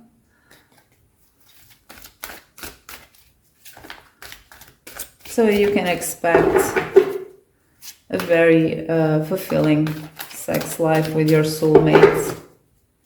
It's something that you haven't experienced before at this level with anyone. So we have spirit of the koi. There is always sufficient. So you have a lot of sex, right? You won't feel that you need more, or your person, your soulmate won't feel that something is lacking, or in terms of times you have sex, you'll have a lot of sex and it will be very good. So that's your sex life. Pile number 1, congratulations. So let's now move on to your union, right? How you will be as a couple, how will be your relationship, and then we may try to see if your soulmate is on the horizon, if we can expect this person to appear in your life in the near future. So for pile number 1, how will be this union? Oh, we have 2. We have the spirit of the whale, trust in the big mystery. And we have spirit of the grizzly bear, give it time. So how will be this union? How will be this relationship? We have the thinker on the reverse.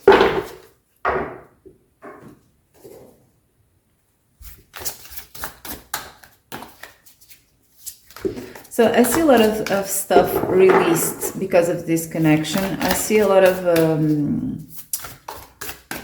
calmer waters, a lot of tranquility because of this union. We have Athena on the reverse. So again, all the aggressive energies that you have been carrying, and I'm not saying that you are aggressive, I'm just saying all the things that you have been feeling as something that is attacking you. We have the star.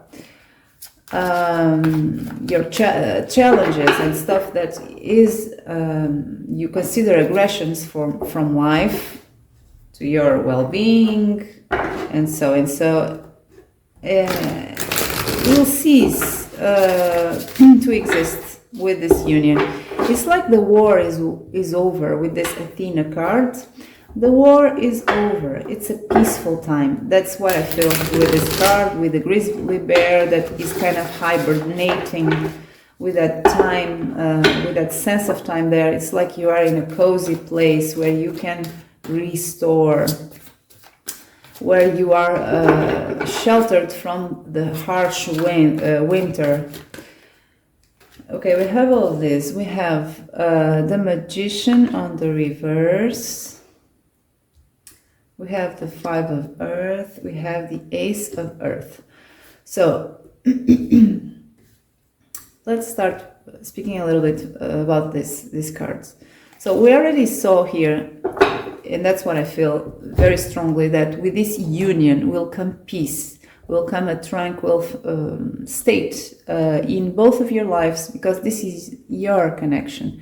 Your connection, your relationship, your union with your soulmate will bring you peace, such as after a big war, we have peace finally, where people can start rebuilding, when people can start healing from all the challenges, the harsh experiences we had in our life from this war.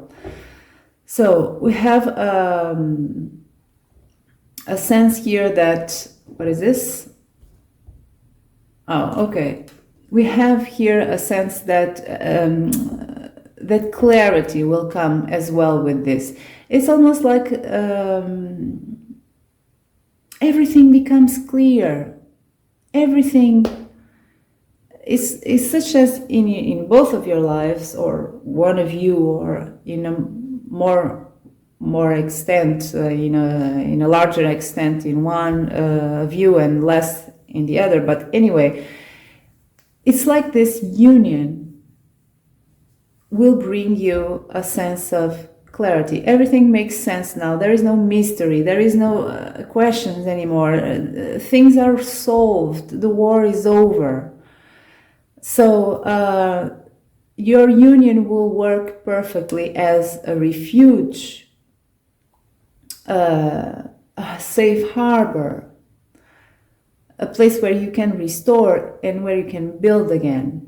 So you will release all the questions. You don't have questions anymore. You have answers. You have all the answers. That's why this mystery card is on the reverse and the thinker is on the reverse. You are just being. You exist. You're not in your head anymore. And this applies also to your person, because this is the connection. This is the environment where you will be living. Then we have the star, and the star is reciprocated love, is healing, is hope. And in this case, it's not hoping for something to come. It's about having faith in life again, having faith in happiness again, because you're living it. Then we have the Five of Earth, and the Five of Earth speaks about, in this case, is about you being together even when things are tough, because of course you will be continuing your life, you will have challenges, your person will have challenges, and the Five of Earth is about, well, not in this deck, but the traditional deck is about two people that are in the cold and living harsh moments, but they are together.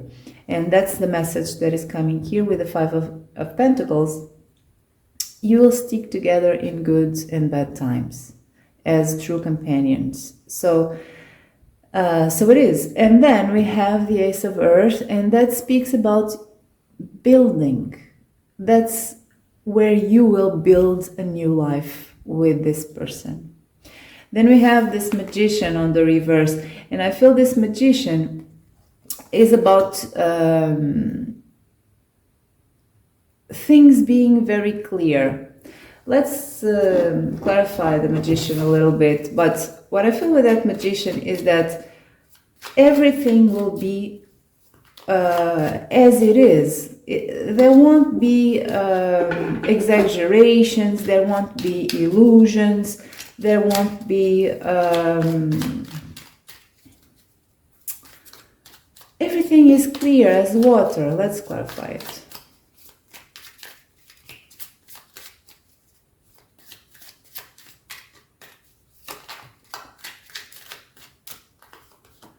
Oh, here it is. I spoke about illusions, and we have the Seven of Cups on the reverse. Seven of Cups is about illusions. In this case, we have 7 cups. We have all these clouds around the cups. So a lot of these cups, this one has a snake here. This one has I don't know, garbage. It's about knowing exactly what is valuable and what is not, because the Magician is also about illusions, right? Has other meanings, of course, but in this case, that's what I feel. It's about, there are no illusions anymore. Everything is pretty real. Everything is clear as water. We also have this mystery card on the reverse. So everything is very, very clear. So let's see now, when can we expect this soulmate to appear in your life? Or even, I don't know, for some of you it may already appeared, but let's see. So because this is a general reading, it has its limitations, and even more when we are asking about time frames. I am sure that you won't find your soulmate, all of you won't find your soulmate in the same month or even the same year. So I was thinking how I can do this to be a little bit more specific. So I'm going to draw 3 cards for your energy, and then you may choose one of the cards, and that will be your answer. Okay? So I'm gonna first divide these viewers, these seekers, in 3 groups. The first one is the Y card on the reverse. And then we will ask for this group of the Y card, when is this probable to happen, this soulmate? We'll do the same for the other groups. And I'm going to explain the cards, or you may be drawn to you may be drawn to one of the cards. Then we have the Imagine.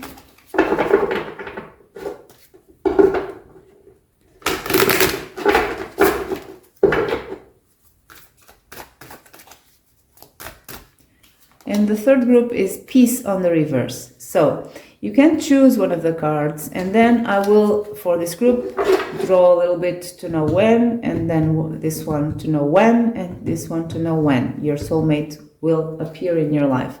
This thinker on the reverse speaks about maybe for the ones of you that are either releasing all the questions, you're trying not to think so much about when love will come to you, or why something happened to you regarding love, your love life. So you're trying to release a certain overthinking, trying not to focus so much on this, but it may be also you having a lot of questions without answers. So it may be also you not knowing something fundamental, not knowing or not understanding something fundamental about your life. But what is common in this card is you using your mind, your intellect, your thought a lot, or trying not to use it so much when it comes to your love life. The second group is the Imagine card. So this is for the group who is daydreaming about love, who is imagining how this could be, it's about daydreaming, it's about hoping, wishing, trying even to manifest it through your mind, through your belief. And the third group is about an idle energy. You don't have much happening in your love life, and you're trying to accept it. You're trying to accept it in order to be in a certain peaceful state, but it's been hard. You don't see a lot of possibilities. So of course this may be kind of similar energies, but choose the card that you are most drawn to. So for this card Y on the reverse, when can we expect to have this meeting of these soulmates, this first meeting of these soulmates?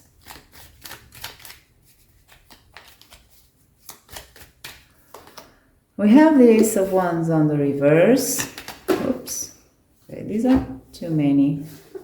I want 3 cards, please.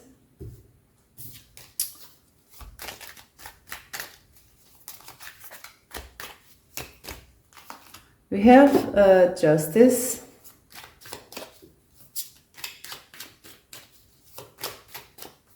And we have the Ten of Swords. So I see for this group, I feel that this opportunity is just around the corner, but you're not seeing it. This is the horizon that will, this is the sunrise that will happen after a failure, a sense of failure. Perhaps you're not feeling very hopeful. You feel defeated when it comes to your love life. You would like to balance this injustice. You kind of feel you deserve this. And this opportunity is just around the corner, but you're not seeing it yet. We'll know more. Let's see the group number 2.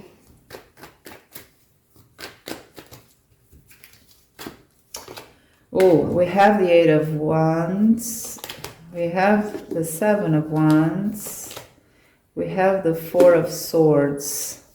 So this one is coming fast as well. But you have to get out. I don't know if some of you are not getting out of your house. You have to, because this is very near. This person is very near. It will come off as something very unexpectedly. Let's see group number 3. We have the Lovers on the reverse. We have the 8 of Pentacles on the reverse. And we have the 2 of Cups on the reverse. Really? So,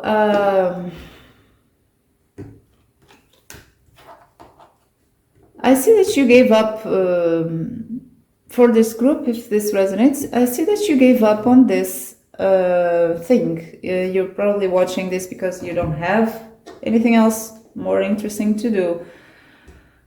This is a group who gave up on this. I don't see anything on the horizon. Well, let's see a little bit more. What can we know about group 3? Because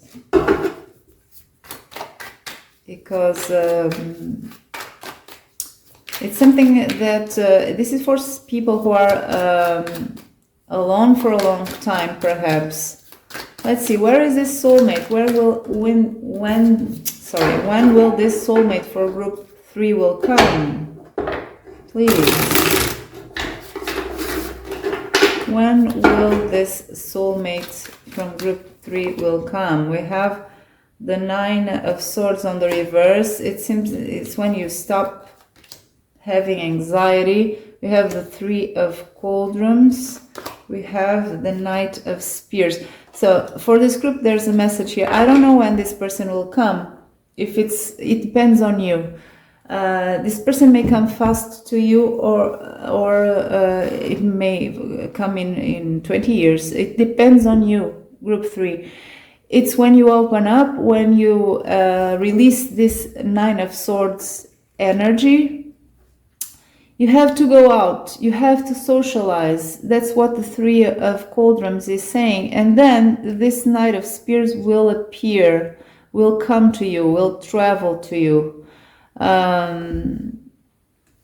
He may be a little bit, he may have to travel to you, but it just depends. It's when you do this, when you open up, when you release your anxiety, your nightmares, your fear, whatever you have that may be different for many of you. And you have to go out, you have to socialize, you have to celebrate, you have to celebrate life. That's when your person will come. So for this group, it is depending on you.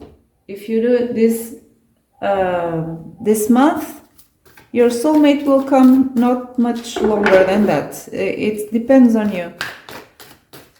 So let's see, what is this? I see this is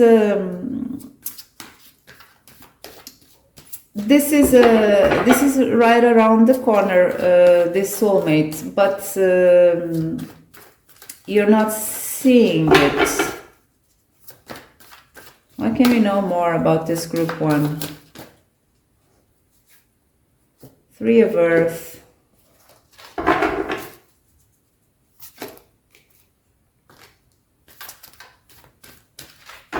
When will this person come? Strength.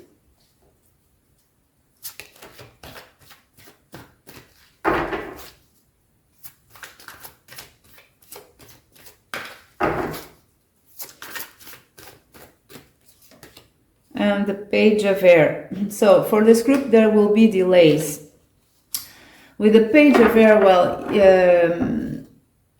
you will receive news of this person somehow with this Page of Air, but it will be with a little bit of delay. So will this be this year? Till the end of 2021 for group number 1? No, it's not this year yet. Will this be 2022 for most of these people in group number 1, of course? We have the Knight of Earth. Well, perhaps it will be in 2022. It's the Knight of Earth on the reverse. It may be, it's a yes, but it may be towards the end of the year because it is so slow. So this group number 3, who is daydreaming, this may be quicker than the other groups.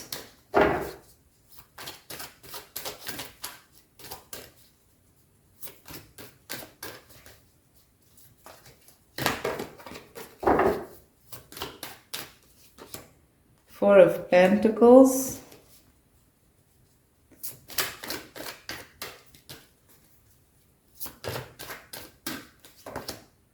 Two of Swords. Oh gosh, really?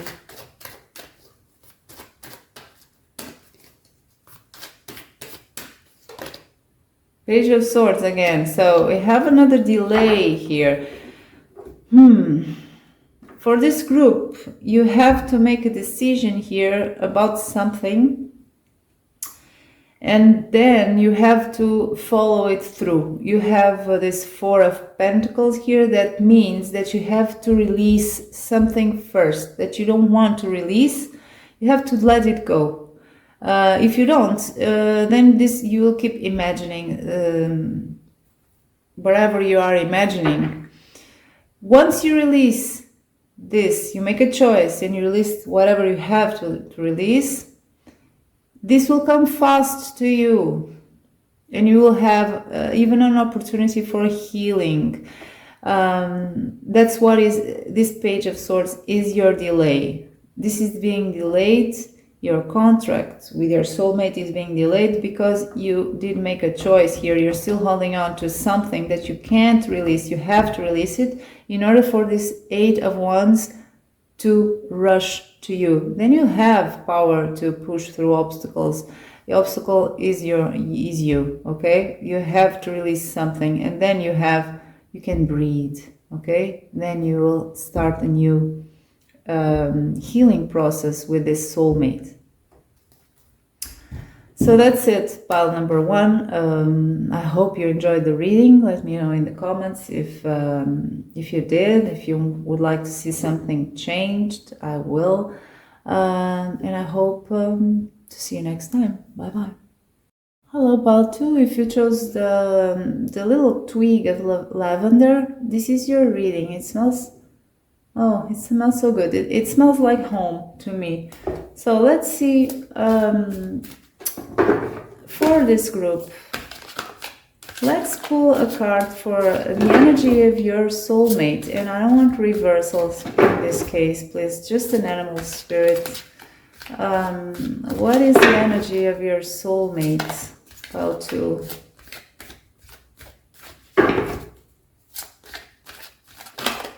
Oh, it has the spirit of the bear, the grizzly bear. So this is a person who is very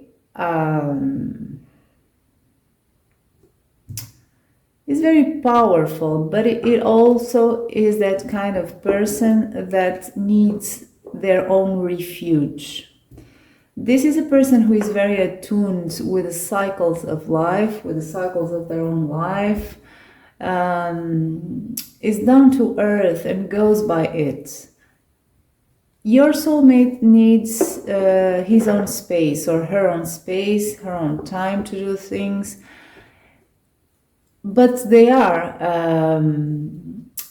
generally very powerful in their everyday, how they behave in their life. They have perhaps, it may be a self-confident person. So let's see a little bit more. We'll know more about their traits, personality traits, and so and so. But first, I would like to ask, where is this soulmate? Where is your soulmate? Let's use this one again. Where is your soulmate mostly located? Where they pass most of their time? It's maybe where they work. It doesn't have to be necessarily. But the question is, where is this soulmate? No reversals, please. We have the spirit of the eagle. Spirits, it is watching over you. So we'll know more with more cards, but this person may pass a lot of time in the skies. It's something as mundane as this. Maybe a pilot or someone who works in an airplane or something. Maybe about someone who spends a lot of time in a very tall building. So these are mundane things. Then we have other things. More spiritual or more undetermined, less earthly. So this person may spend a lot of time just in their own heads. That's something that came to me. Maybe a person who is physically in a lot of places, may travel a lot, or may not travel far away, but maybe on the move often, and where they spend the most of their time is inside their own heads. So it's like a non-physical place. Let's see more. Where is this person, this soulmate, mostly located? We have not all that shines is gold.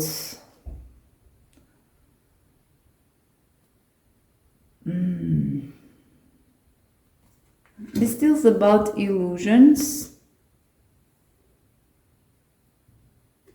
Let's see one more.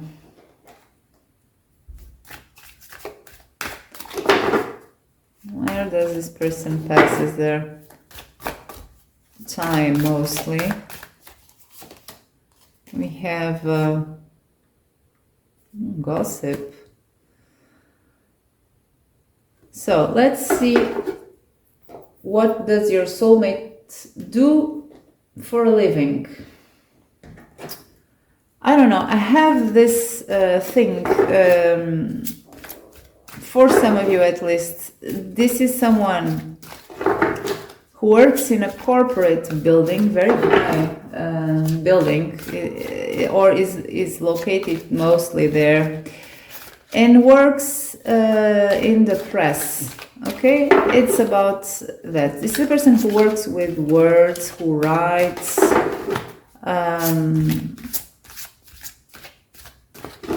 and someone who watches and reports, maybe a reporter. This is someone who watches other people's lives. Let's see, what does your soulmate does for a living? We have the spirit of the hedgehog. Is that how it's said? Hedgehog. Have an open mind. So more and more I see, this is a person who may be a reporter, works in that area, in the press. For a lot of you, this is your soulmate. This is the area where they operate. Let's see.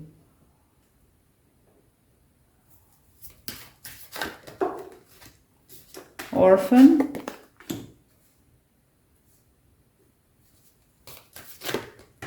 And being fair. Oh, okay. Let me just clarify very quickly this orphan card with the being fair, because this is interesting. Oh, this is for others of you. This is a person who, this is someone who travels, who works on the press, or works on a certain organization, humanitarian organization, something for the government.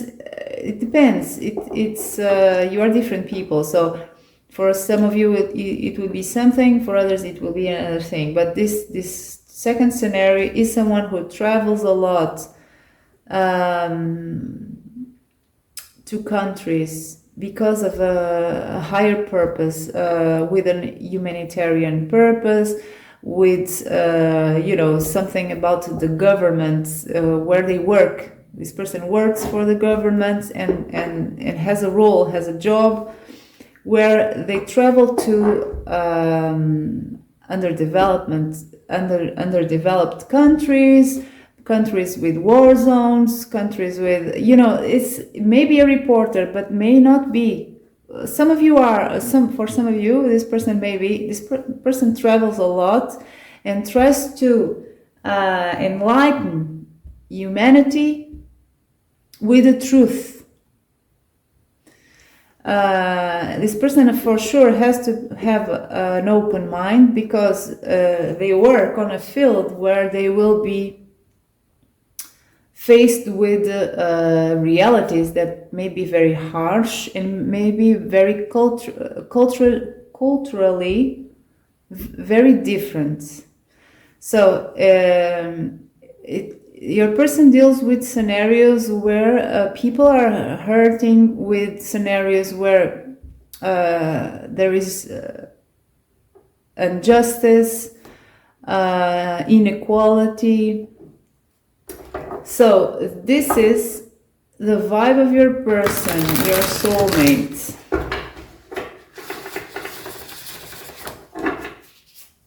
So that's why your soulmate needs to rest with the spirit of the grizzly bear, because your soulmate lives a life that is very emotionally demanding, and even physically for some of you.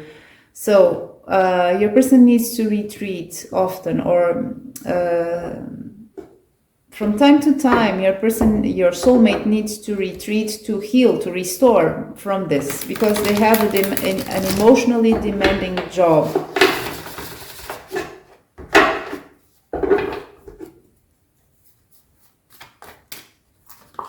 We have the Seven of Water. So it speaks about this, again, this not all that shines is gold. This person is trying to bring truth, to make truth surface to the world, giving voice to people that are not heard, that cannot be heard, showing what is happening in areas of the world where people don't have anyone to give them voice, to show what they are living. So we have the Page of Air, and the Page of Air is a messenger again. So it deals with information. So it's that for you. It doesn't have to be a reporter. For some of you, it is. For others, it's someone who is working in this field. They have to travel, they have to go to other countries, they have to make reports about situations, they have to investigate. It's something like that. It depends. Nine of Fire. So it is a place where a lot of resilience is needed. It's very demanding, this job, emotionally demanding. Testing your soulmates every time they go on a mission, or they go on a certain project or something like that. And then when they return, they have to heal from this. They have to rest from this with the spirit of the grizzly bear. That's why they have this. And all the other stuff that I also said, but one of the aspects of this grizzly bear is that. So this is your introduction to your soulmates. The next question is, let's see your soulmate's personality. So for pile 2. Let's see. One card for your soulmate's personality, please. What is common for most of you?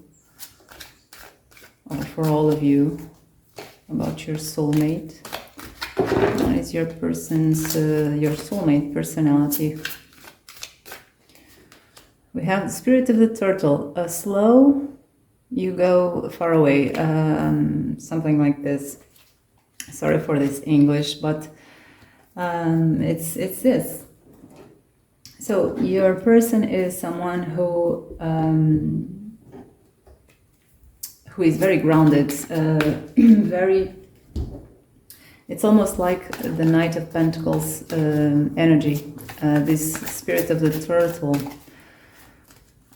Also, your soulmate, what is coming to mind is that your soulmate feels a lot. I don't think this is a person moved by his or her own intellect, logic. Perhaps your soulmate follows his or her emotions, instincts, gut feelings, intuition. So what else can we know about your soulmate's personality? We have building blocks on the reverse. So this is all more or less consistent with what your soulmate does, because your soulmate, for most of you at least, this is the most common energy. Your soulmate travels a lot, doesn't have specific routes, at least a place where your soulmate spends a lot of time. Of course, sometimes they have to retreat, sometimes they have to recharge, rest, but this, for some of you, may be more of a mental state, a heart state, than a physical place. They may have a physical place where they feel safe, they can heal, but they can rest, but it's not really necessarily that, because they have that building blocks, that foundation on the reverse. That means your person perhaps is a citizen of the world. It is a person who finds home where he is or she. Oops, we have someone will walk by your side, and don't make of your life a labyrinth. Okay, so this is a person who, there's two messages here with this, someone will walk by your side. First of all, this is a person that is by nature a good companion. This applies everywhere. I bet that the co-workers of this person, people who deal regularly with your soulmate, feel this person as some kind of a rock, a companion. This is for sure a friendly, understanding person. Perhaps he's a good listener as well. That's one of the messages here about the natural condition of your soulmate to be a good companion. The other thing is that may not be a personality trait per se, but it is something that your soulmate has been carrying. Your soulmate has been for a long time, if not most of his or her life, at least for a significant amount of time, has been looking for you. This is something that he or she has been carrying for so long that is almost like a part of him or her now. It's like, I don't know if that it's called a hagstone or something like that, where there's a stone and there's another stone that fits. So there's a hole there that your soulmate needs to fit with you. So for sure, this is someone who is looking for you. I don't know about the other piles, 3 and 4. The first pile I didn't see this, but in here I see that there is a great awareness of your soulmate to find you. The other trait that is about simplicity. This is a person who doesn't like drama, who doesn't like unclear situations, who likes to keep it simple. This may transpire even in your soulmate's physical appearance. Perhaps they dress very simply. Perhaps this person has a simple house. So it's a person who likes things simple, be it physical things or be it things of the mental sphere or things of the heart sphere. It's a person who likes to keep things clean and simple. So let's see a little bit more about your soulmate's traits, personality traits. How is this person?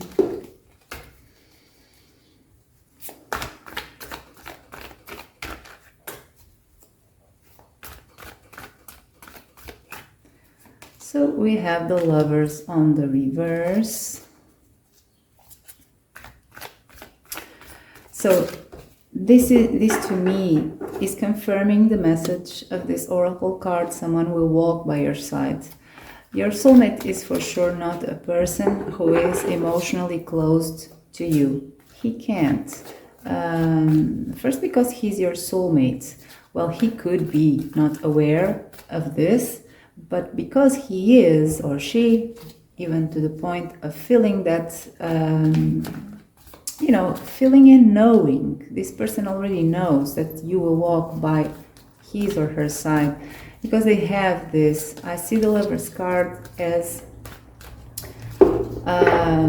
that knowing, that they may be very accomplished in other areas of their life, your soulmates, but there's something missing, and that something is you. This person may have been closed to other people as well, because they haven't found the right person yet, because the right person is you. So let's see a little bit more.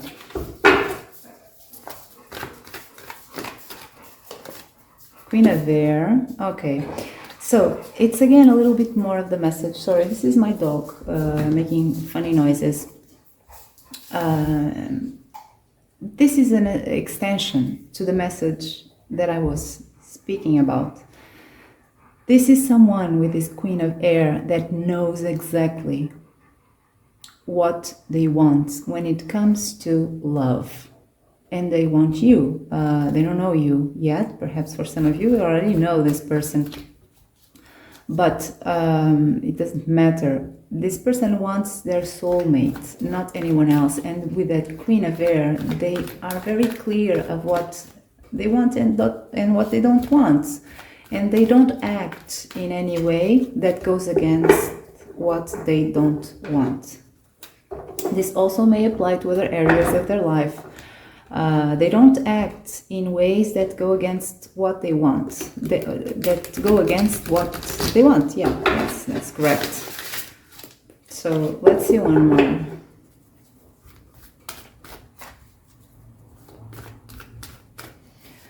We have the Five of Fire on the reverse. This is a person who doesn't like complications. Again, with this, don't make of your life a labyrinth. It's the same energy, now with a little bit more details. It's a person who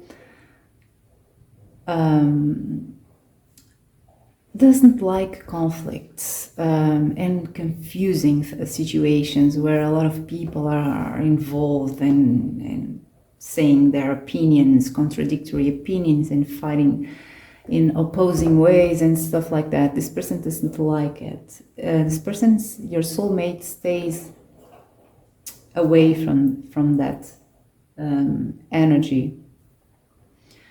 And when they fight, because in fact what they do for a living is a form of fighting, it's for honorable reasons, for something that matters. With this Five of Fire, it's about fighting for small stuff. And even I can add that in the traditional deck, people are fighting for fun, right? So this person, when he fights, or he fights for a reason that is, for a strong reason, for a reason that goes in accordance with what they feel is right and what they believe. So these are some of the characteristics of your personality, of your soulmate's personality. Let's see more if we can have a few physical traits. Physical traits are always tricky to have because, well, people are so different, right? But if we can get a few common traits for all of you, that will be very good. So I'm not using reversals this time, and I'm pulling 3 oracle cards to see what I feel. To start with, how is this soulmate for pile number 2? Aspects, physical aspects. Oh, I'm not using reversals, but anyway. So we have the spirit of the koala. So I already see here a little bit of a exotic vibe, but it's to me, and I'm going to add this this comment here. If you are from Australia, this won't be very exotic, right? But I'm reading the cards. The cards are telling me information that go through my filters, through my experiences, through my prejudice even. So to me, this koala, and even more this specific one here with earrings and all, makes me feel something exotic. And that's because I am the vessel through which information comes. The cards are using my own perception, my own intuition. So let's see one more. We have the rhino. So this is a person that is maybe above average regarding height, maybe well built, and I'm also thinking of a person with a past before they have this this job and this life, a past where they grew up doing sports. So they may be agile, they may be well built, they may be a little bit exotic, they may be mixed races, or they may just be exotic by the way they dress, even though we saw that this person probably would like to keep things simple.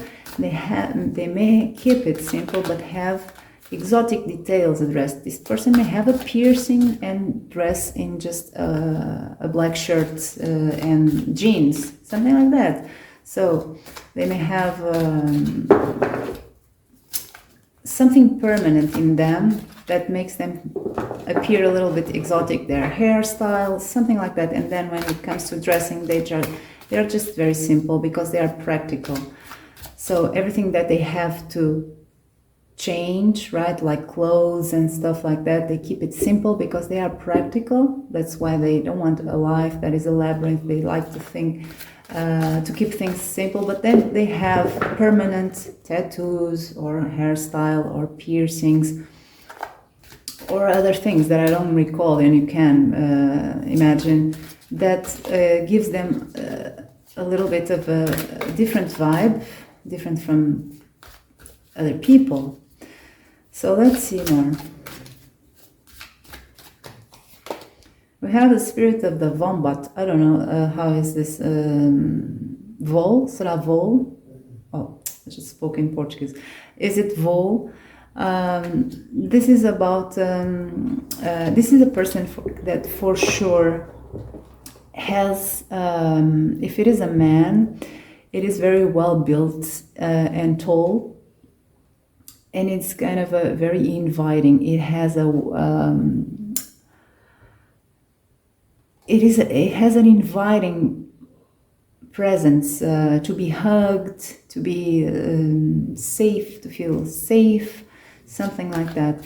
If it is a woman, it's doesn't have to be related with her size, but it is cozy. It gives a cozy vibe. I don't know why I picked another one. Serpent on the reverse. So this is a person who is not, who has a friendly face.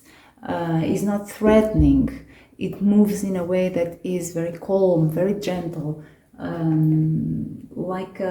such as not to scare a little animal, right? It's a person who is sensible in the way he or she approaches people, animals.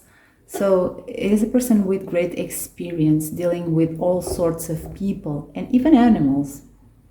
Because this person has a lot of experiences in different places. So perhaps this grew up in them, this way of approaching people that is non-threatening and very inviting. So let's see the tarot.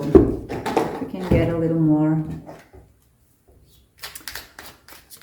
And then after this, I'm gonna start looking into your first encounter, right? What will happen between you and this person, you and your soulmate when you first meet. We know he or she is kind of looking for you.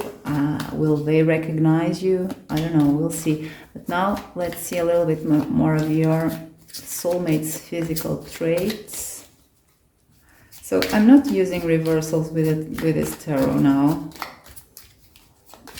And I do, that's when I feel or I don't. So we have the Three of Wands and we have the Magician. So for sure this is a person that has a certain presence in a room. I don't know if this is an attractive person, if it's not. Sometimes there are people that are not very physically attractive in a conventional way, but they draw everyone's eyes to them when they enter a room for good reasons, not because they're a freak or somehow or weird. It's for good reasons. This is a person who is attractive to the eye.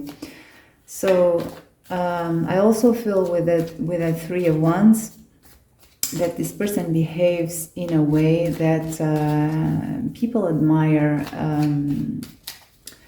It's the same vibe here, these two cards. Even when you are in a place and this person enters the room, you see them and you kind of fix your eyes on them for some reason. Maybe because they have all this, I don't know. But it is a person who attracts people's eyes to them in a good way. So let's see more. Ace of Cups. So this is a person who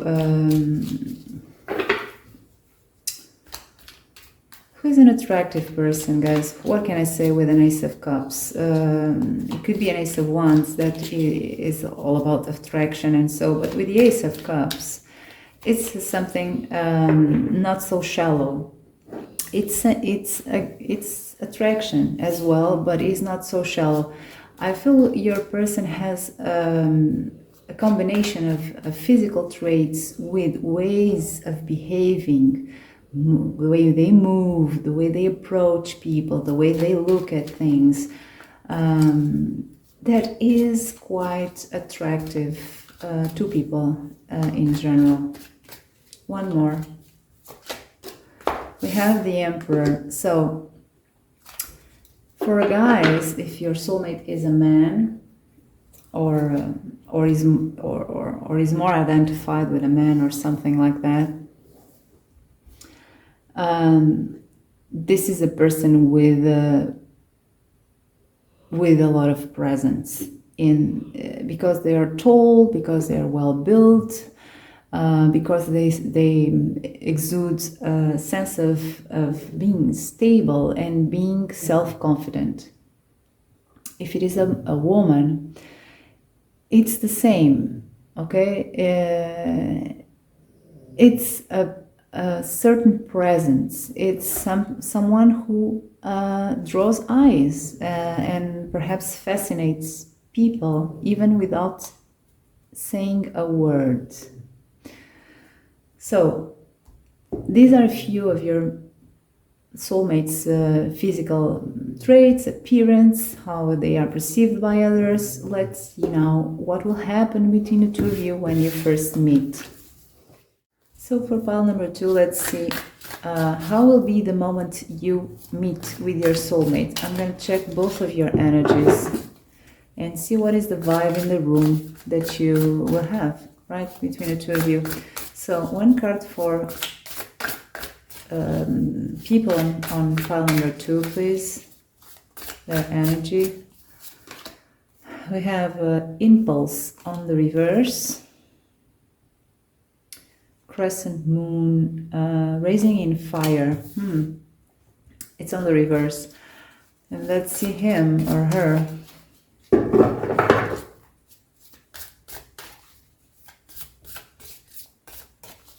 His or her energy, please. We have the Fool on the reverse, so this is kind of the Fool's energy. We have both energies about, we have kind of mirrored energies. This is a spark, this is an impulse. Both of you will feel this because the Fool is also about an impulse. It's not exactly just that, but it has a part of it.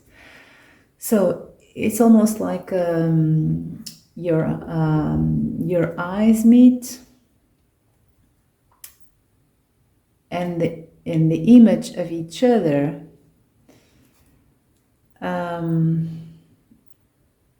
will ignite something inside of you that you will repress, both of you. You will, of course, not let this manifests to its full extent. It's something that you will feel inside. So these are too many. Let's see, one for the Querent, please.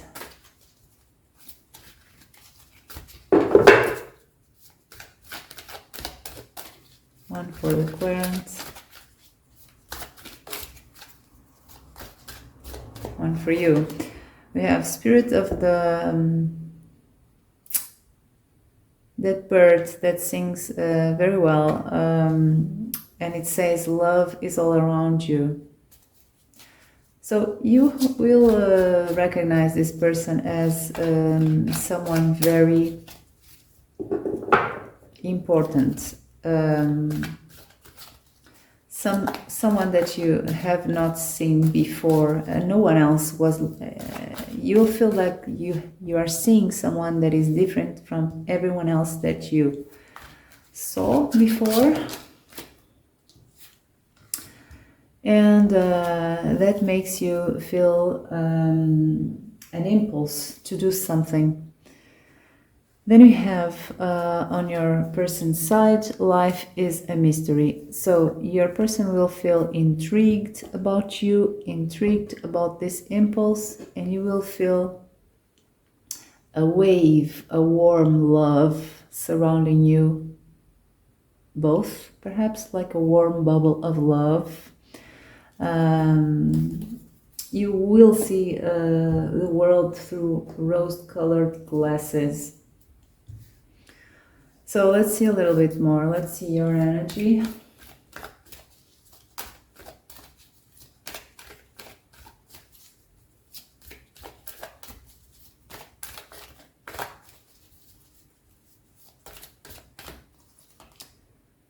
Okay, discover your spirituality. So guys, for this pile, you will know this person, you will feel this person is if not your soulmate, something at a soul level. You will have this knowing, this recognition. You will recognize this person as someone that you already know from other lives. Of course, you may not have this rational thought, but you'll feel that in your gut. Your person, on the other hand, will feel a kind of a similar energy, but he will feel more intrigued about this feeling. You know, he won't be intimidated by it. He will feel intrigued, interested, very interested. So let's pull one for him. We have how much time do you dedicate to yourself on the reverse. So instantly this person will be pulled to, if he has other appointments at the moment that you meet, if he was planning doing something else that he would like to do, if he had a plan for himself, he will be pulled to cancel everything to be with you.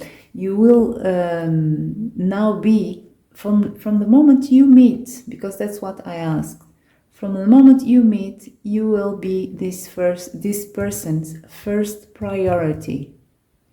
It's like as he found a very weird, beautiful creature. Look at this cat here, this, I don't know, the lynx. Look at his eyes, look at his stare. He's very focused on you. He doesn't have any other interests the moment he finds you. So I see for this group, this will be an instant recognition, even though more for you than for him or her, but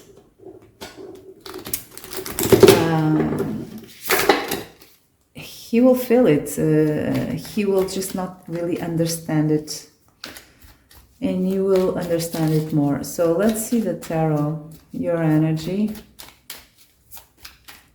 How will you feel, think, and so and so.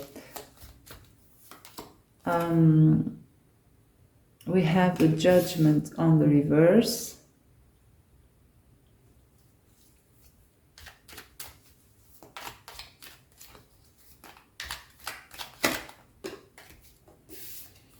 We have the Nine of Pentacles.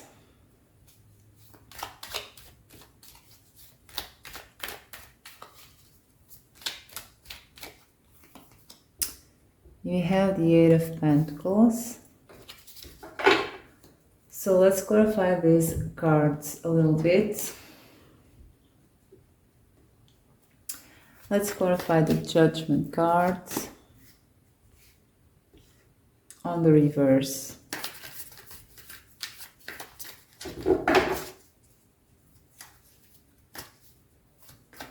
Because that can mean a lot of things. Let's see. With a combination, what is that about? We have the Six of Pentacles.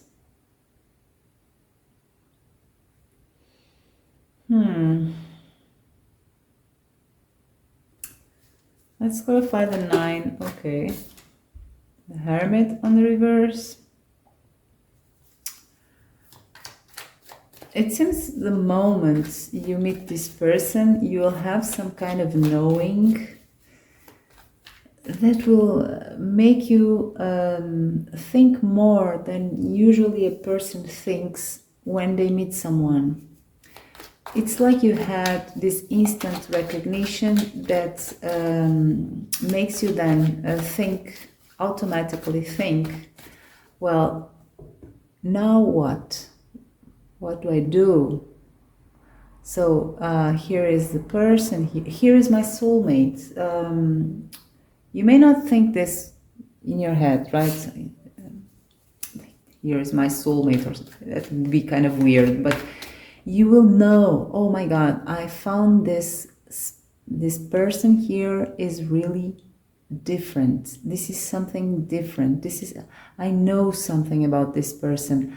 I feel something about this person. I feel I know this person. I haven't felt this. I don't know what is this, but at the same time, you know, this is very significant. This is like you having found the map to a treasure. right? And now you're wondering, what do I do with this? Okay, I have this. Finally, I have this. What do I do with it? So let's see a little bit more. Eight of Pentacles on the reverse with Eight of Pentacles on the upright. So I feel this group has been waiting. I feel this group is one of the believers in soulmates. Perhaps we all are right here, if we are watching this. But I feel this group has a strong belief that there is a soulmate or soulmates for each one of us. And it's something that you have been looking for. Even if you don't give that name, soulmate, you know there is someone there, the one for you. And now, when you meet this person, you will have a certain feeling that you hadn't have with anyone else before, even the ones you thought were the ones. Now, this brings you a lot of contradictions. We have contradicting cards here. We have 2 eights of Pentacles, one on the upright, one on the reverse. The Eight of Pentacles speaks about working on something, but it also has other meanings. It has the meaning of time. It has the meaning of investing a lot of time, a lot of attention to something. It means effort for a long time. It means even how do I say this in English? Sacrifice for the sake of working on something. So you have been putting a lot of your emotional investment, your thought, even your actions sometimes, into the thought of this, the one, this soulmate. And now you have found him. And now you don't know what to do with that. You don't know because you are used. You're used to work in a certain way. You are used to the search of it, to the thought of it, but you're not used to having it in front of you. So that brings a lot of contradictions. Again, we have also here the Hermit on the reverse. That means that your search for this is now suddenly upside down. You don't know what to do with it. It's like the lantern that lit your way just faded. And now you are just this, you can rely only on your grounded stuff, right? On your grounded, on your practical sense. It's like you were pulled from the 5D to the 3D, because on the 5D you can fly everywhere. Perhaps you already met this person on the 5D and you didn't know. In the 3D you were not aware, but on the 5D perhaps you already knew this person. And now with this Nine of Pentacles here, that is a very practical, mundane. It speaks about abundance and independence, yes, but it is also a very practical, mundane, down-to-earth energy. So you have been pulled to the 3D out suddenly, and then because you met him or her, and then the search was ended and you don't know what to do with it.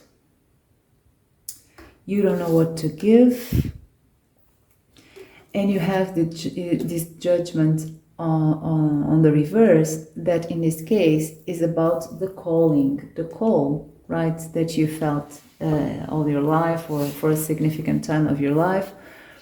You felt this call, and now you don't have to call it anymore because it's in front of you. So it's kind of a, I have this, I hope I don't mess it up.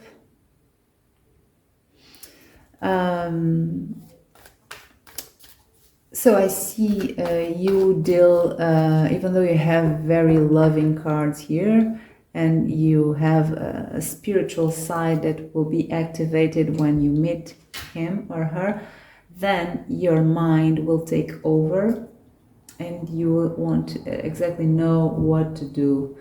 So let's see your person's energy. We know that they are intrigued by you, and now they are very focused on you, just like this lynx animal over there. They also repressed this fool's energy, this fall energy, like falling in love, right, at the first sight. So let's see if your soulmate will handle this a little bit better than you, because you will be kind of contradicting, with contradicting energies. Oh, we have the Seven of Cups. Okay. So immediately your links over there, your person, your soulmate, will fall into fantasy land, into la la land. At least that's what I see only with that card, but we'll know more with the full picture. We have, a sudden inspiration. So again, this sense of adventure, this sense of inspiration to explore, for sure, your soulmate. And he is an explorer, I feel, by nature. He will be pretty focused on you and in this new mystery that he just found out, and now he wants to explore. Even the first lines of a plan may be already forming, but that's it. So far, it will be pure fascination from your soulmate. Then we have the Three of Pentacles. So he will want to make a partnership with you. He will want to work with you in discovering what is this, right? He wants to explore you, and he wants to explore whatever he's feeling, and he wants to do it together with you. So let's see more details. And I usually don't have such positive readings. If you are used to seeing my videos, my readings, they're sometimes they're pretty disencouraging, and I'm sorry for that. But in this case, everything is pretty beautiful. And I'm not surprised, because I'm asking about the soulmate, right? We have then the Nine of Swords on the reverse. So it's on the reverse. So the energy of the Five of Swords, of anxiety, is released. So this may mean that your person has been, your soulmate, before having met you, has been kind of anxious to find their companion. We already saw that this person was looking for you. So whatever anxiety, even if it was repressed anxiety and your person was not really aware of it and was pretty functional without any anxiety manifesting on the surface, there was a certain anxiety inside. And it's kind of the feeling of, relieved. It's kind of that feeling, right? Releasing the anxiety. So let's see. Let's see more.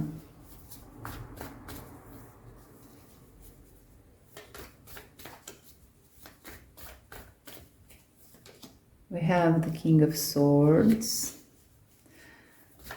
So your person will use, your soulmate will use as well his mind, his intellect to try to understand his feelings. And I feel he will want to communicate with you a lot, exchange communication. He will be more, he will take more initiative communicating with you, because I see you here kind of scared, kind of lost, and perhaps a little bit insecure as well, even though we have a card here about being super single and super self-confident and super independent. Well, the cards are not read alone when we read a lot of them at the same time. So in this case, it's what I said. I feel you will be insecure about what to do, but your person won't be. Your soulmate won't be. He will want to communicate with you a lot. We have the Three of Swords. That's interesting. So there's a certain emotional pain here when this person meets you, and I don't know why. It may be because you are not so, because of this energy. When people are soulmates, when people are twin flames, or even soul companions, there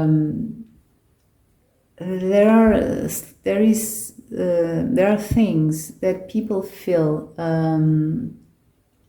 even without the other people wanting to show that. And in such intense connection, perhaps a little bit of doubt from the other side may cause pain,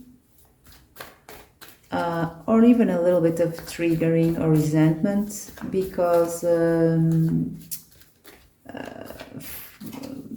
of a thought of something not reciprocated immediately. So I want to know what is that Three of Swords about? Why is that Three of Swords there for their soulmate? Ooh. So that's what I was thinking and talking about. This person will feel at first that you may not be reciprocating their interests. And the thought of that gives them, emotional pain. It doesn't mean that he will go cry in a corner. It just means that deep inside there is this uneasy feeling, this lump in the throat, or this weight in his chest, that he found something so beautiful and mysterious and important, and it seems that you are not in the same wavelength completely, at least. One more, just one more.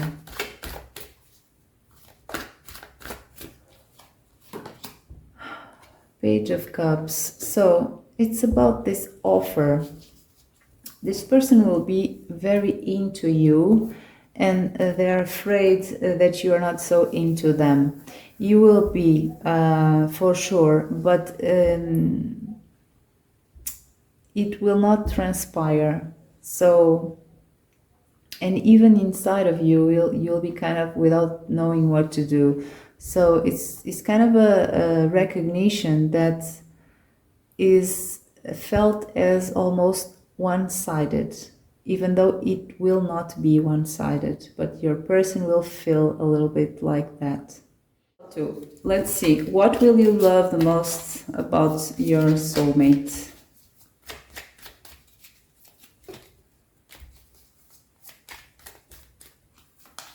You have the King of Cups, you have the Ten of Wands, you have the Four of Swords. So let's see what else we have for you. What do you love more about your person? We have the Page of Coins. You have the Fool on the reverse.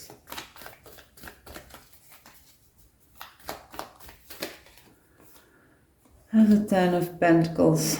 Okay. So how do we make an interpretation of things you love about your person with so many reversals? Let's see. About your soulmate. So we have here in the middle of this, we have a 10 of Wands with a Fool, and that means that you are you admire, you have a certain admiration, well, a lot of admiration about your soulmate, because you find them very strong, very resilient, and you know, this person doesn't give up on things easily. And, you know, that type of people that give up on projects, on people, on dreams, or on whatever, easily, and then starts again another thing. Because they got bored, because they got disencouraged. No, you have a soulmate that is very persistent and has strong belief.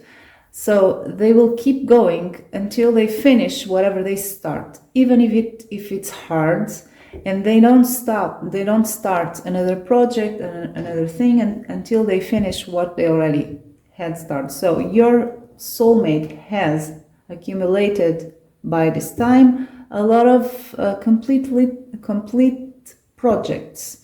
So that's one of the things you love about your soulmate, because this person brings a sense of stability, of building things solid. You will admire this person. If you're not like that, you will have that you know, you will admire that trait that you don't have so easily. If you are like that, then you will have the capability of joining your person in doing very long and stable and big projects together that require a lot of energy. So you can expect, when you are in union with your soulmate, that you will build a lot of stuff together. You can even work together if that works for you. For some couples that doesn't really work, but some couples work perfectly together. So then we have here the way your in this side here, the way your soulmate deals with everyday little conflicts in connections. So this is a healthy type of love, with that 4 of Swords and the 10 of Cups on the reverse. That's healthy, because whoever thinks that in a connection, in a good connection, we never fight, we never have disagreements, we never have conflicts, live in an illusion, because that's not how things work. And in your connection, you will have disagreements. It's perfectly normal. The difference here is that these disagreements, these conflicts, serve as a way for your connection to get stronger, to be more wise, to be healthier and healthier. Couples who never disagree, of course there are exceptions, but many couples who never disagree are not in a good place. Are not well, the connection is not well. And disagreements and conflicts serve as a way of tweaking the connection, of learning about one another, of learning to be vulnerable. So you'll have this in this connection. You will have a disagreement that will serve as something good. It will make your connection stronger. It's not those types of disagreements and conflicts that erodes a connection, that destroys a connection, that destroys trust. You will have a lot of trust with a soulmate, and you will work together very well in every aspect of your connection. So then we have this King of Cups with a Page of coins. They're both on the reverse. So we have here something that Some people may think it's not very good, but you will like it in your person. The King of Cups is a very compassionate person, energy. So it's the king who everyone loves. All kingdom, all people loves this king. But because he's on the reverse, well, one of the things this king has is that sometimes he enters in a state where he cannot, he doesn't have, how do I explain this? He's so protective of their loved ones. In this case, I'm speaking about your connection, so it's about you. So your soulmate will be so protective of your connection, that he will be blind to every single thing that you may do not so well, right? Not so correctly. If you have, no one can say a bad word about you, or when I say a bad word, it's no one can make the smallest criticism about you, that this King of Cups will jump and defend you, even if you're not right. Okay? And that's not a bad thing, okay? You are a team, you are soulmates, but, well, he's very biased when it comes to everything that you do. Everything that you do is right. So that's why the King of Cups is on the reverse, and you will love that. You will love this unconditional support, even when you are unfair to someone, or, don't make the right decisions about something. We all do that. So this person will be unconditionally supporting you and defending you. So with the Page of Pentacles is about, because it is on the reverse, it's about being very stuck in this position. This person doesn't see anything else, so doesn't have flexibility, mind flexibility to be more neutral about any judgment. Okay, that's what I get with this cards. So that's what you will love about your soulmate. It's the way they are, and the way they treat you, and the way they make this connection work. So let's see him, what or she, or her, what will he or she love about you? So we have the Eight of Cups. I see here a connection that is really, really I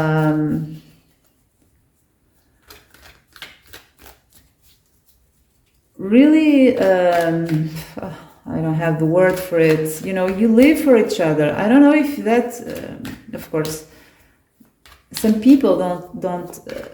Some people like to have their own freedom and individuality, but in this case, for this pile, your soulmate will pass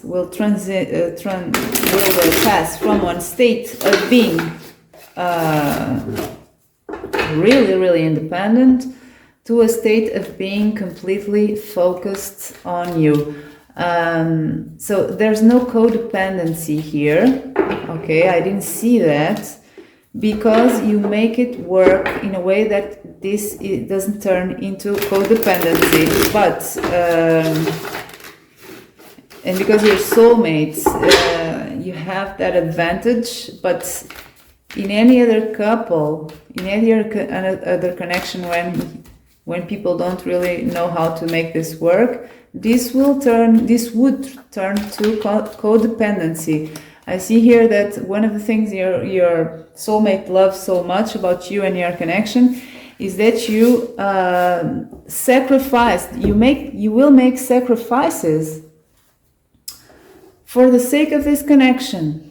Okay, emotional sacrifices for the sake of this connection. So again, I see here, I don't see codependency, but I see there is a very thin line between this that works very well for you and codependency. So that's it. So let's see more. We have the Hermit, we have the Justice, and we have the Eight of Cups on the reverse. So let's pull one of these.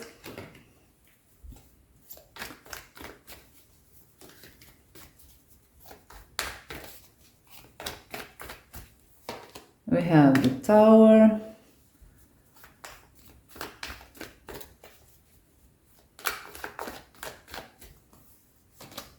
We have the Knight of Swords on the reverse. Guys, I see really a connection. That's really what I say here. So your guy, your girl, your soulmate has this King of Cups that is completely blind to everything that you do, that you may do that is not so correct. This person will be blind to everything. You can just be an asshole. I'm not trying to trigger you, it's just an example. You can be an asshole, your person will still think you're right. So, and you have mirrored energy here. Because this Knight of Swords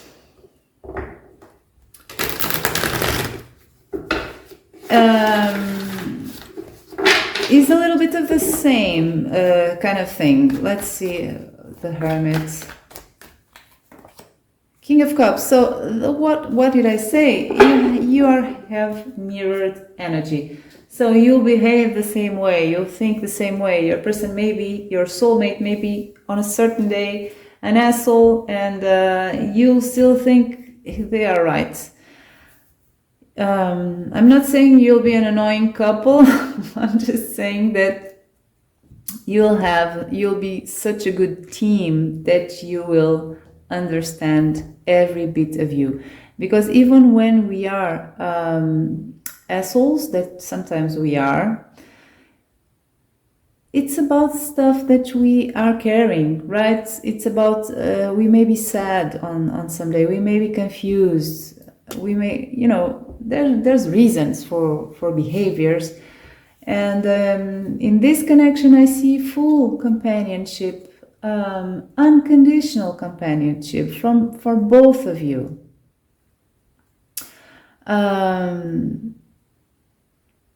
Your person will like and will be forever thankful because you will make sacrifices as well. Both of you in this soulmate connection will make sacrifices to be together. And I'm not saying there will be terrible sacrifices. It will depend for each different people who is watching this. But you will leave stuff behind in order to have this union, in order to have to work together with this person. I feel some people here will really work together and will leave stuff behind, their projects. And so for some of you it is the case. We have a complete shared energy here with this Justice card. So you are two sides of the same coin that complement each other. And you have here one of the things that your person loves about you is the influence that you have on the way they see their life path. So you'll have a new life path together. With this Hermit, you'll have a new life path. You'll build something completely new together. And that's one of the things your soulmate will love the most about you, having you in their life. So let's move on to the other question. And the other question is, how will be your first intimate moment? And then we'll finish with a general description of your sex life. Okay? So let's see now your first intimate encounter. How will it go? Let's see both of your sides. Let's pull one card for you, pile number 2. We have Spirit of the Koi. There is always sufficient. And one for your person, for your soulmate. We have Spirit of the Hawk. Let spirit be your guide. Oh, okay. So we start very well here. Let's see a little bit more.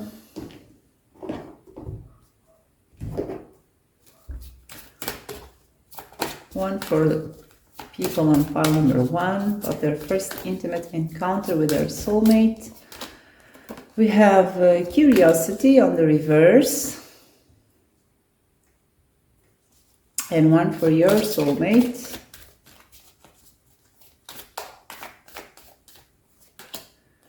We have rescue on the reverse. So I already see a tendency here in your soulmate, a tendency of energy that is about really going with the flow, trusting the flow. Your soulmate will not be intimidated at all, won't be nervous.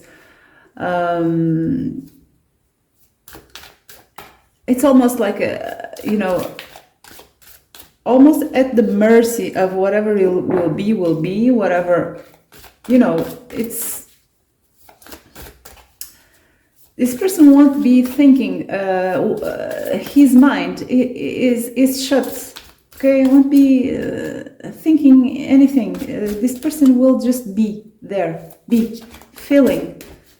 So no fear at all, complete trust. Let's see one for you. We have it's not for you on the reverse. So I see a lot of confidence here from both sides. This will be your first intimate encounter. It will not feel like the first in terms of being nervous, being insecure, being with the person for the first time. We don't know this person, right? So we don't know what to expect. It is a discovery. Well, not for you. You feel you're just rediscovering things. So there is this sense of familiarity. One for your soulmate. We have a lucky strike. So everything that is here, every energy of something unexpected, of something that is unknown, of something that is new, is gone. No energy of that kind. It's like something that is new, but it's not. So that's normal, I feel, because, well, it doesn't have to be for every soulmate, but in your case, it's that sense that everything is just the way it's supposed to be. And everything that you are experiencing during this first intimate encounter is like returning home, it's like reuniting. It's not the first intimate encounter. It's almost like reuniting again. So for you, we have the spirit of the coin. There is always sufficient. So you won't feel insecure. You won't feel that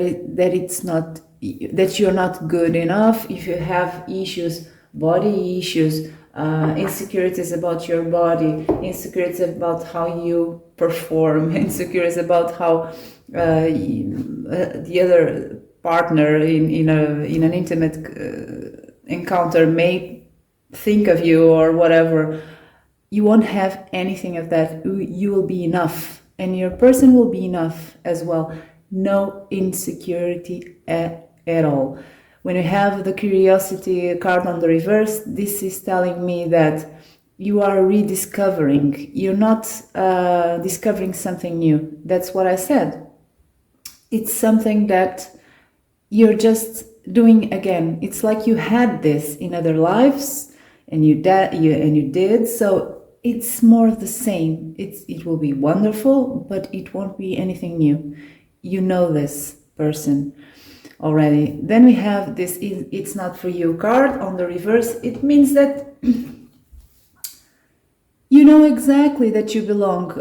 It's when you first, perhaps for some of you, it's when you have this first intimate encounter where you will have access to each other's body, to each other's emotions in a more primal way. It's in that moment that you will be sure that this person is the one for me, that this person will not leave me, that we are here to be together.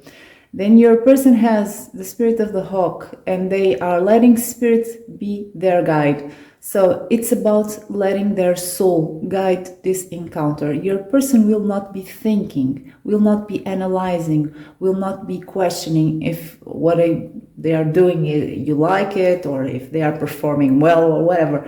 No, this is a person who will be led only by emotions and the spiritual connection that is present during this encounter. Then they have this rescue card. This means that there is no fear at all. It's on the reverse. There is no fear. This person is fully present in the moment. And we have this lucky strike, this lucky coincidence on the reverse. That means it's mirrored energy. This person feels that this is not... this is supposed to be. This is not a coincidence. This is returning home. So for sure we have a very significant first intimate encounter that will make you both be aware of the nature, the spiritual nature of this connection even more. It doesn't mean you will awake spiritually to each other by that moment, but if it's not the case, that feeling, that knowing will solidify. So let's pull 3 cards for you.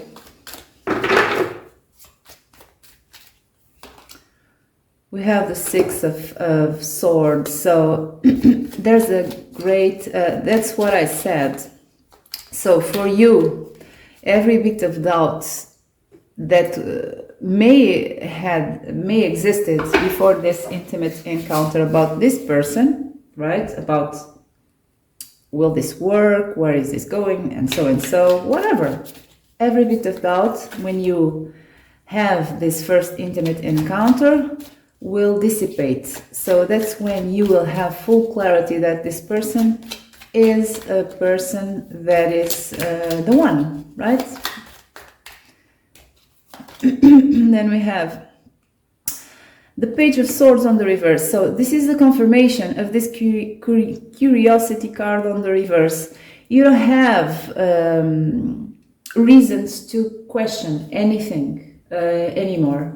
When you have this, you won't question anything. You'll have full certainties. Then we have the 6 of Wands. So this is look at this. This is the feeling of a triumph, complete triumph. It's like an ecstasy. I see an ecstasy here. So for you, this will be over the top. This will be something unimaginable, also in a physical sense. Everything, you have it here. You have a spiritual ecstasy, you'll have an emotional ecstasy, you'll have a big sense of belonging, you'll have a physical ecstasy. You'll feel stuff that you didn't think were possible to feel, or you didn't think existed. So let's see your person, your soulmate. 3 cards for him or her.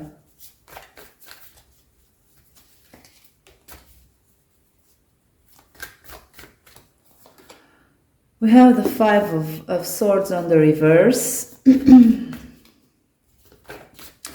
So for sure your person will feel they will win. It's like the win-win situation here. This person will feel that during this intimate connection, you will be very much in sync. You will be in perfect synchronicity. You'll be, you will win. You'll have this sense of triumph that will be shared. So let's see more.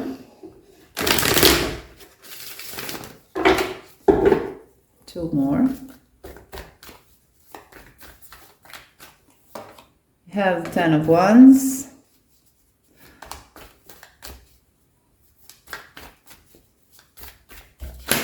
So for sure there's a lot of passion here.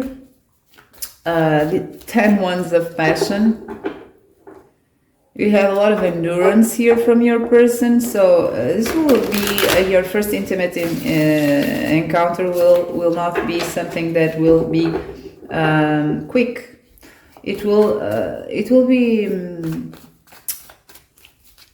be for a long time, right? It will you'll have sex during, I don't know, a lot of time. This first encounter. You know what this 10 of Wands is telling me as well is that even after this encounter is finished, right, is over, this person will be still carrying the memory of it. This person will still, your soulmate will still be feeling your touch even after you part ways, right? After this soulmate, your person will still feel you in their mouth, in their skin. The scent of you will be carried in them.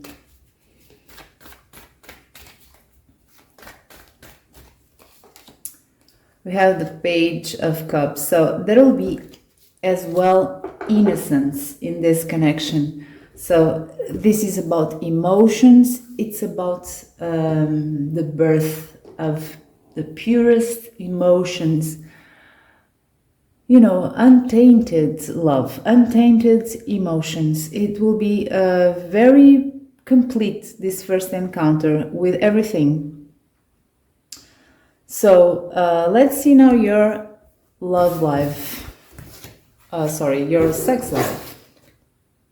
So let's pull the energy of an animal spirit to know the general vibe of your sex life. I don't want reversals, please. I just want an animal spirit.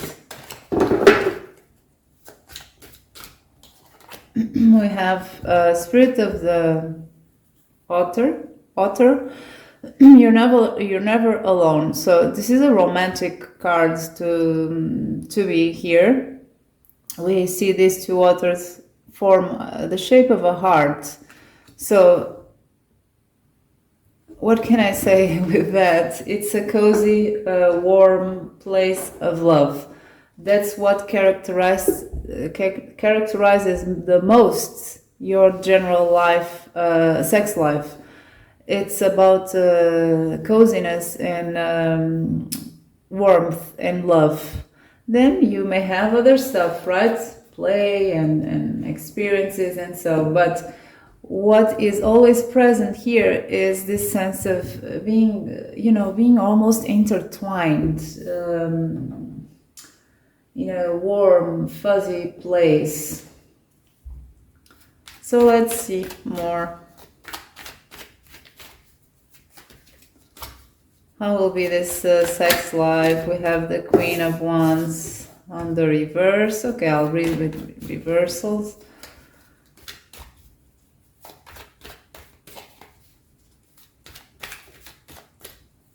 We have the 10 of Spears.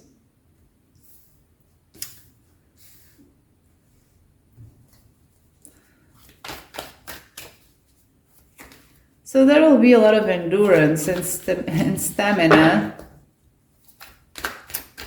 You'll have a lot of sex. That's what I see with the 10 of Wands. Long hours of sex. We have the Justice cards. So this may mean that there's a sense here of equality, right? There is not really there is no one here, dominating the other or so, or one doing more than the other. It's really taking turns. It's really pleasing each other in an equal way, in a balanced way. Let's see more. We have the Moon on the reverse.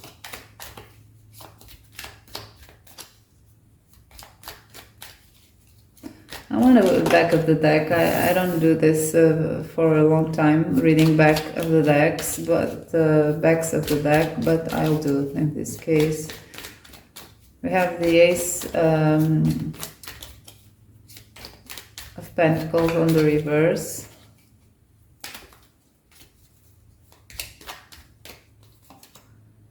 We have the Six of Wands on the reverse.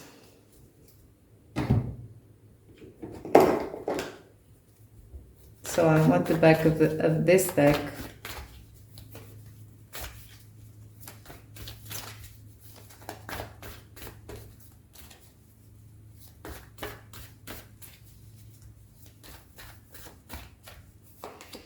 We have Two of Pentacles. So this is again about mutuality.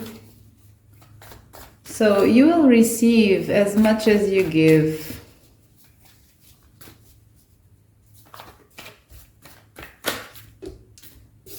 Three of Pentacles. So perhaps one of you, or not one of you, you will teach things to one another. So this is about team, right? The Three of Pentacles, it's about a team.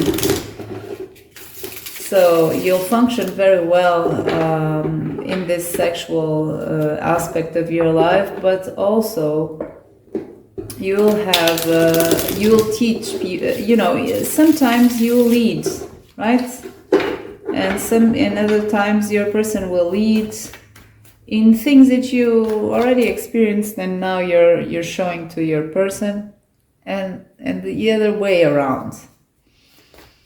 Anyway, you learn a lot with each other.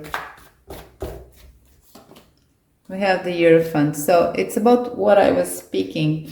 It's about, the Hierophant is about, you'll have a stable sex life, but you will always have this meaning of the Hierophant that is about mentorship. So for sure, and I feel it will be more your person who will teach you stuff that you hadn't experienced before, because I see this Queen of Wands on the reverse. The Queen of Wands is a sexual energy, amongst other things. So she's on the reverse, which means she will receive, okay? She will receive knowledge, experience from your soulmates. We have that you will release, I feel this is you will release any stuff that you have from the past regarding this sex area. You will be much more confident. You will be much more confident in yourself, in your worth as a woman or a man. Because of this sex life, you'll be at home, okay? Fully free to explore, to express everything. You won't be preoccupied with appearances, how your soulmates may perceive you. No, it's you. It's full vulnerability. Oh, I forgot the back of the deck. The back of the deck is the Knight of Wands. So what is this? This is raw passion. This is raw instinct. This is the full expression of one's desires. So there will be everything here. Passion. There will be love. There will be the release of insecurities. Sometimes your sex will be kind of ungrounded. You may have, sometimes you'll have sex in weird circumstances, okay? Because you're so into this raw energy with it when it comes to each other, that you'll have sex even in places where perhaps someone is not supposed to have sex or something like that, okay? And you will learn from each other, and maybe you more than him or her. Your person will teach you stuff that you didn't know were so good, right? So that's it. And I see mutuality here. So you'll teach your person as well something, but you'll be the one who will be more following your person's ideas or something like that. So that's it. Let's see, to finish, if we can have an approximate time for when you may unite with this soulmate, okay,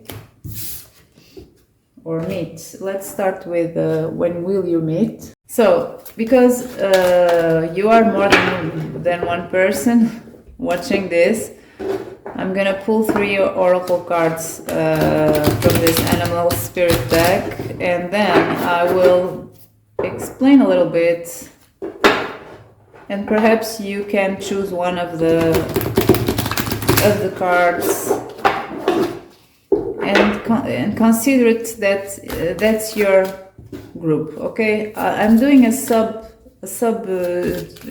pick a card inside of this pile. So first we have Spirit of the Seahorse, Watch, and Wait. Then we have Spirit of the, I don't know the name. It's a batch, I don't know. Be fearless and bold. So whatever card draws you more, maybe it's your answer.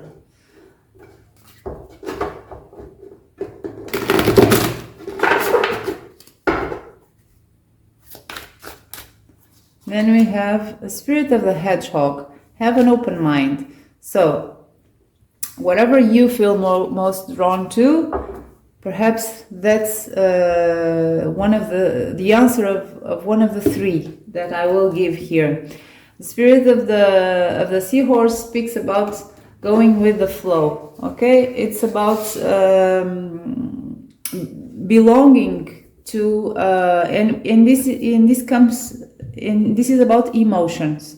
When it comes to your emotional life, you're going with the flow. You're waiting to see what the universe is bringing to you.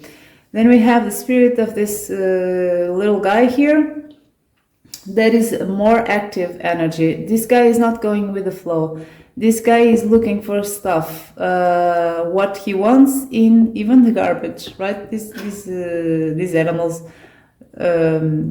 you know, forage. They are looking everywhere for what they want. So they are bold, they are fearless, they do stuff. Perhaps you did stuff in the past that were kind of reckless.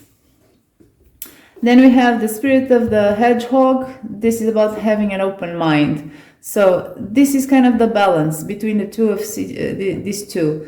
This is about being protective of your own space. You don't follow everyone that appears. You don't follow every situation. You're not going with the flow, but at the same time, you're trying to watch to see if something comes to you.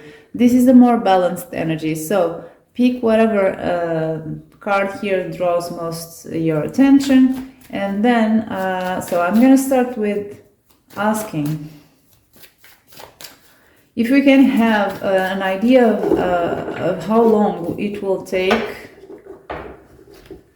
for this spirit of the seahorse people to find their soulmate, this soulmate that we spoke about.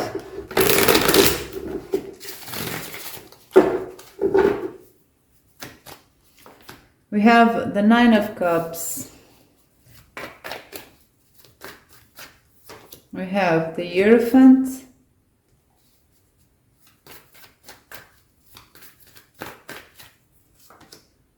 We have the Nine of Pentacles. Then we have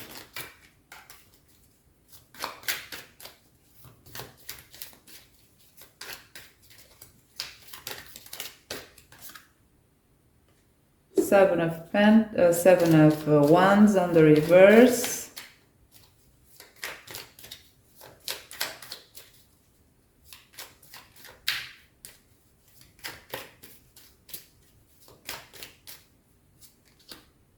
The Lovers on the reverse.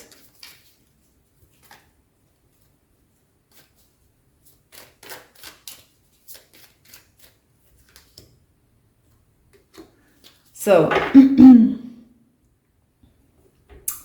it's not really around the corner. It seems you have stuff to deal with. Either you're still attached emotionally to someone, even if not physically. You may have a connection where you don't feel you are happy, or you may be emotionally attached to someone. Or if you're not emotionally attached to someone, you may have a lot of emotional baggage that you have to release first. So this is not around the corner. Let's see if we can expect with a yes or no card that you meet this soulmate during this year, 2020. We have a no there. This is pretty hidden, but you will have more information, okay, about, you have some sort of revelation that is important to, maybe about yourself, okay? It's something that is related to your mission of finding your soulmate, your contract. You have till the end of this year something revealed to you, even if it's something about self-awareness or an epiphany or something about yourself or something about your emotional baggage or something about the situation that you're living right now. It will be crucial for the process of you finding this soulmate. You'll have this information, this revelation till the end of 2021. Of course, take this lightly, okay? This is a group reading, and also the future is never written in stone. So let's see if we can have an answer. Will this group here of the seahorse will find their soulmate during 2022?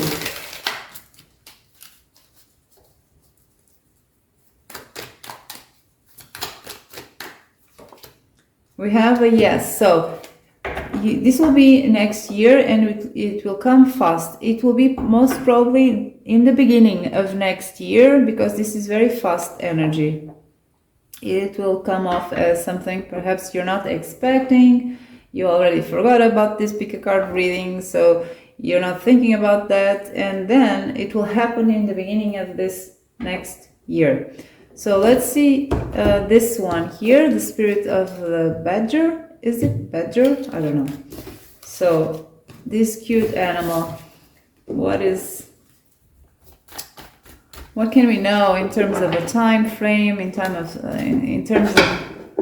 when this person in pile 2 and with the spirit of the badger,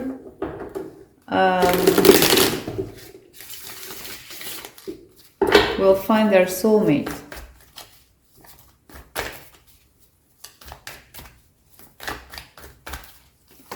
We have the Nine of Wands on the reverse.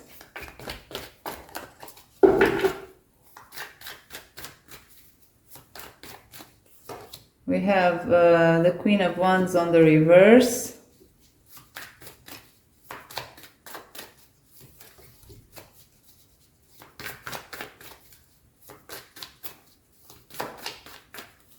We have the Hermit.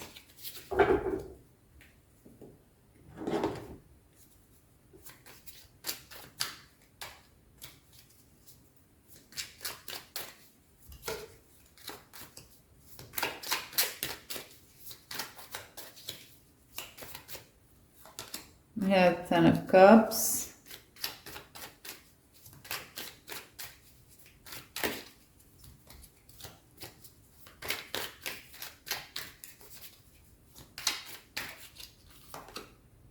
We have the Fool on the reverse.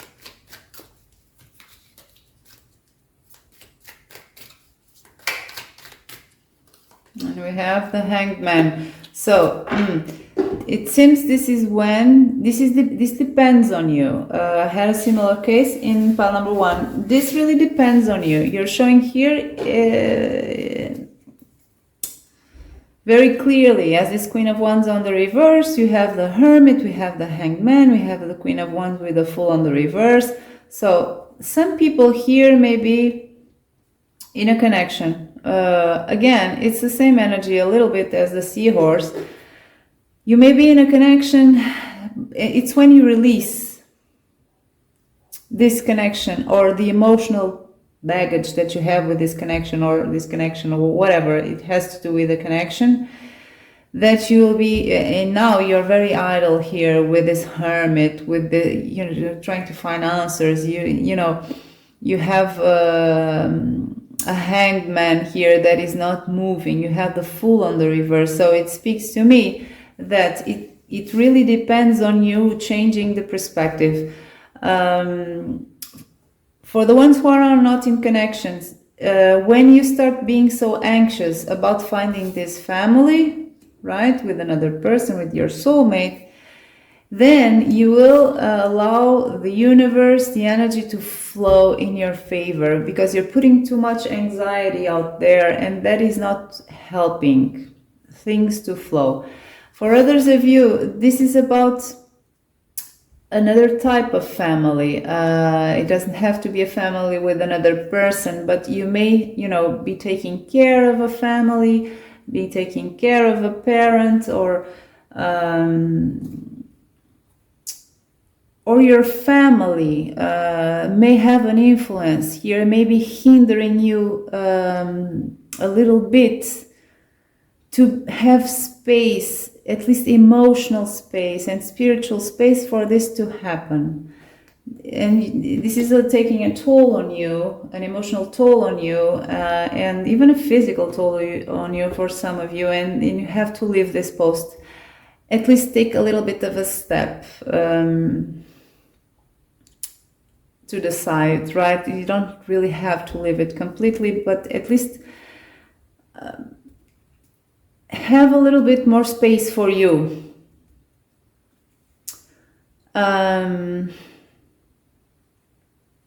So let's ask specifically,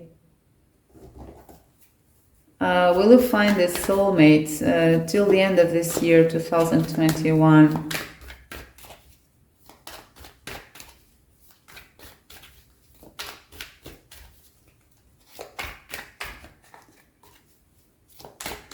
I don't feel this is very far away. I don't know why, because I have this column here that is screaming to me that the wait is ending. Okay, you don't have to wait much longer. Let's see. Yes, this will happen. Still this year, you'll meet this person.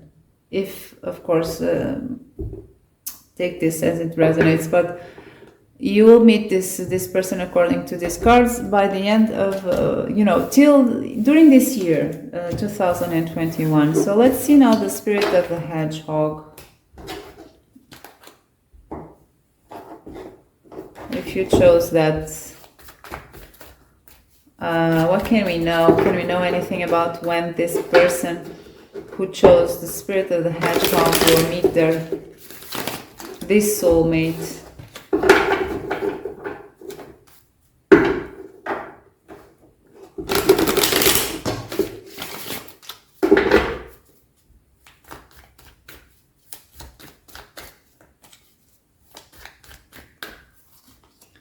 We have the Magician on the reverse.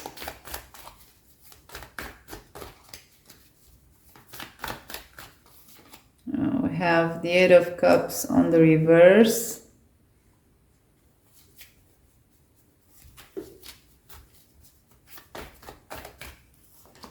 We have Knight of Swords on the reverse. So, I don't know, I feel, at least for some of you, this will be a sudden turn. Things will kind of seem very stuck, and then something will come unexpectedly.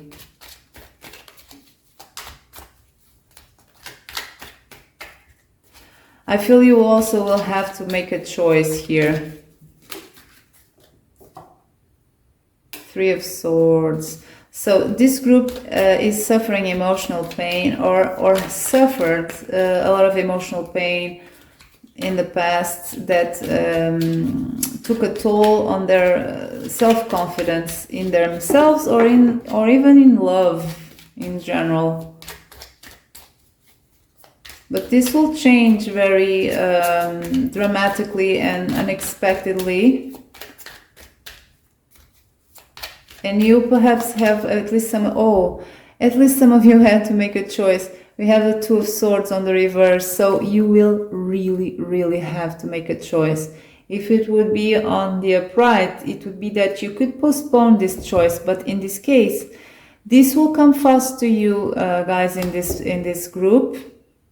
I feel it will be in this year because it's so fast. Maybe, we'll see, but the matter of fact is that this will come fast to you and you'll be forced to make a choice, because the Two of Swords is on the reverse. If you don't do a choice, you'll miss an opportunity. You'll have to leave something behind, whatever it may be. It doesn't have to be another person. It depends on you, on your own lives.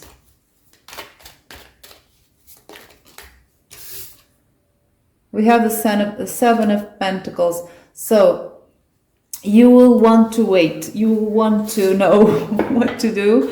You want to buy time, but you can't. You have to make a choice. So let's see now. See, this is you. Oh God, what do I do? I need time to think. You can't. You'll have to make a choice. So let's see. Will this happen? Page of okay, it will be a start during this year, okay, 2021, with this Page of Wands there, upright. It will come to you unexpectedly. It's something that will come. You'll have to make a choice. So that's it, pal number 2. I hope you enjoyed the reading. I did, and all the best in your search and in your connection with your soulmate. I'm sure you all deserve that. And that's it. Hope to see you next time. Bye-bye. Hi, pile 3. If you chose the pomegranate, this is your reading. So let's start with introducing your soulmate to you. Who is this person? Where does this person usually hangs out? And what does he or she does for a living? So first of all, I'm going to pull one single oracle card to know your soulmate's energy. We have Spirit of the Frog, ending disorganization. So What can I say with that?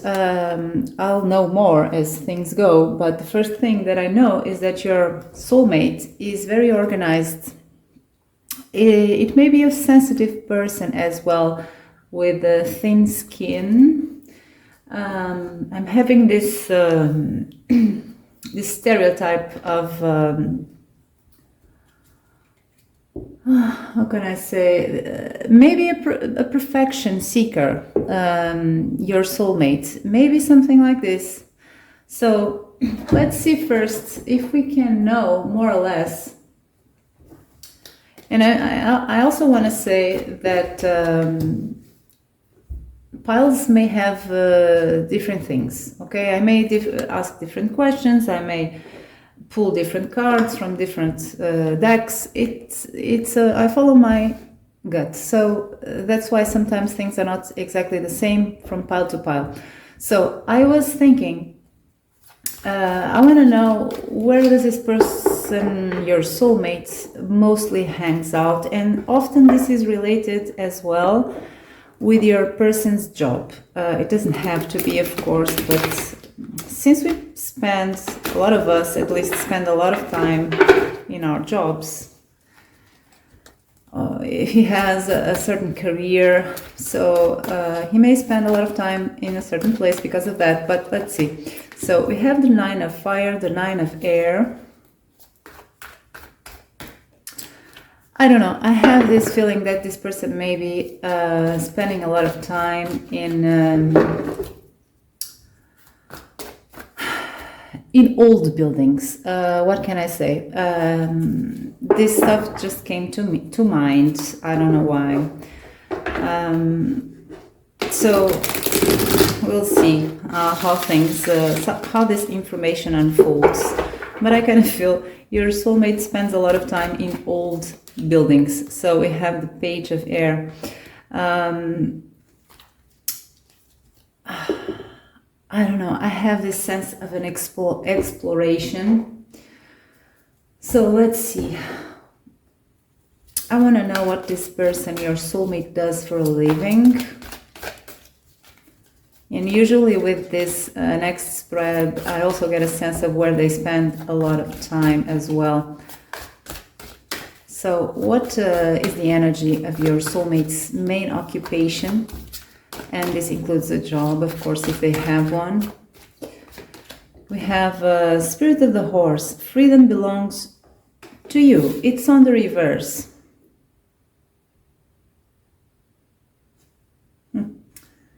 This is very interesting. This is very interesting. Let's see. I'm not gonna speak before I have certain certainties, at least things coming stronger to me. Let's see. What else can we know about your soulmate's main occupation, or his or her job? We have, mask. I'm gonna pull one more. I have a sense here of something that is very structured, that is it has a lot of rules. May have safety rules. Of course, we all wear masks, right? With this thing that is happening right now, but it's not only those types of masks, and not because of this thing that we are living at right now. We have passion.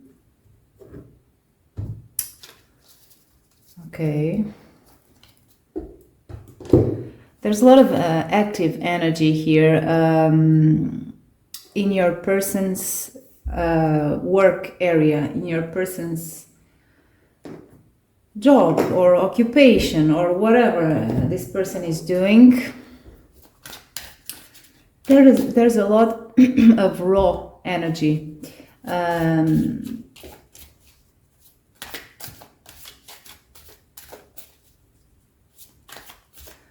Let's see. Your soul may be in prison, okay? For some of you, this may be someone who is in a physical prison. For others of you, this is a person who is working on a job where a certain isolation is required.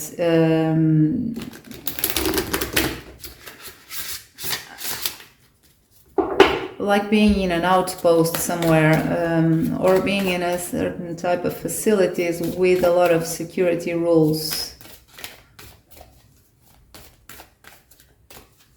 We have boundaries here as the place. 9 of Fire is about a lot of boundaries. We have the 9 of Air, so there's preoccupation about whatever it is that may raise the need to have a lot of security measures in this place.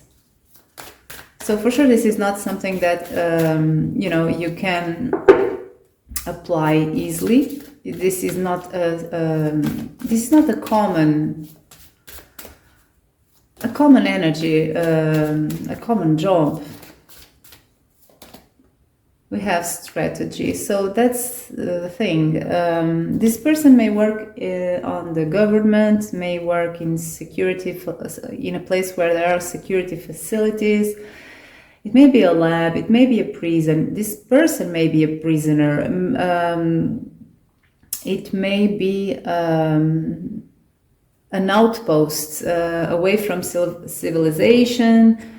Of course, these are our ideas. Everything that if you meet a person in the future, or if you already met a person that kind of fits this type of energy, then it's your soulmate, okay? We have this organization card here that, as I told you, I had that sense of, oh, and old buildings. It doesn't have to be old, but something big, something...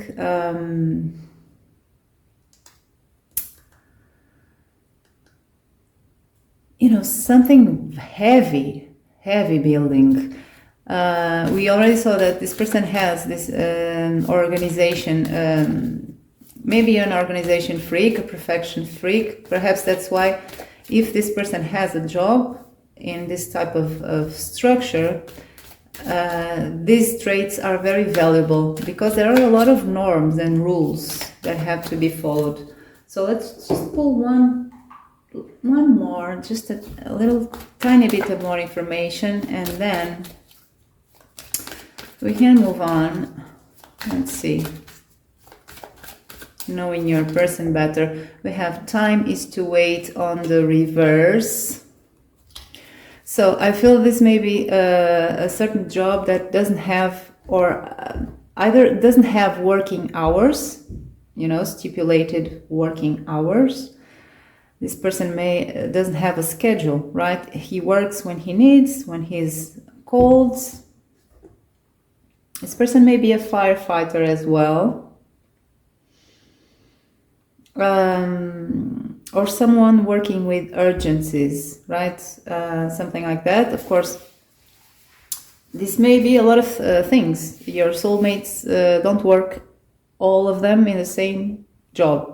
It's the type of energy. So the type of energy that can include a lot of different jobs, but with this energy here.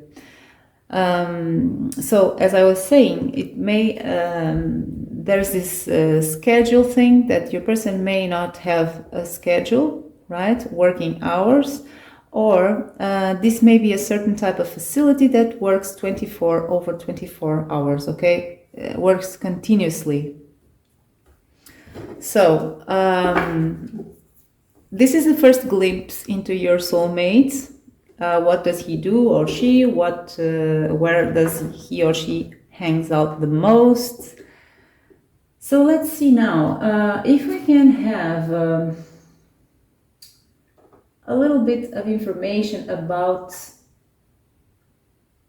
his or her personality, right?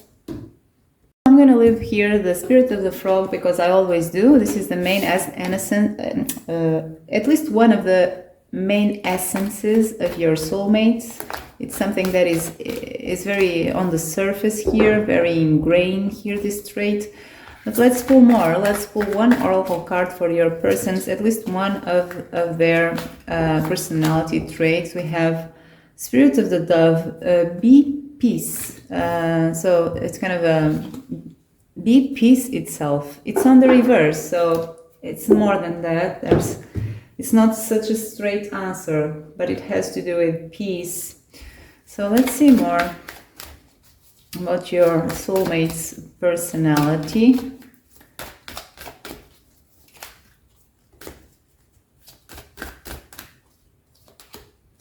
Well, okay, we have two. We have transform into love the feelings you have for someone, and then we have accept learning during your path. It's both on the reverse, so I feel your soulmate here it still has a way to go about learning process, that his or her learning process. I see your soulmate is in a process yet. This is a person who has had a lot of challenges, and I feel your soulmate, didn't have an easy life. That is what is coming here very strongly. Let's see what this one has to say. I feel this is a person, your soulmate, that had a lot of challenges, or is. We have innocence, so this is confirming the feeling I have. This is a person who has lost the innocence that we have when we are born, when we are a child. We are almost like a blank slate, right? And then with life, we accumulate a lot of scars, some more than the others. I feel your person has accumulated a lot of scars. I don't feel your soulmate is someone who is... I feel they lost their innocence somehow during the way. It doesn't mean your person has a lot of issues and so. This may be a wise person. It's just that feeling that they have stuff. They lived a lot already. So this is not an innocent person, right? This is a person who has a view of life, of things that is not that of a child, right? It's not a fool's energy, for sure. This person doesn't have a fool's energy that is about trusting and innocence.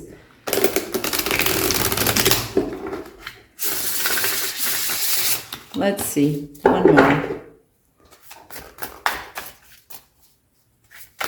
What is this for pile 3, this soulmate's personality? We have impulse. So this may be an impulsive person. This may be a fiery person. Let's see what the tarot has to say to make this a little bit more specific. So what is the 7 of Pentacles on the reverse. This is confirming this impulse cards. Your soul may have a side of them that doesn't like to wait. This person may be very active, may be very hands-on. I feel this person already learned a lot of things, and they don't have patience to wait,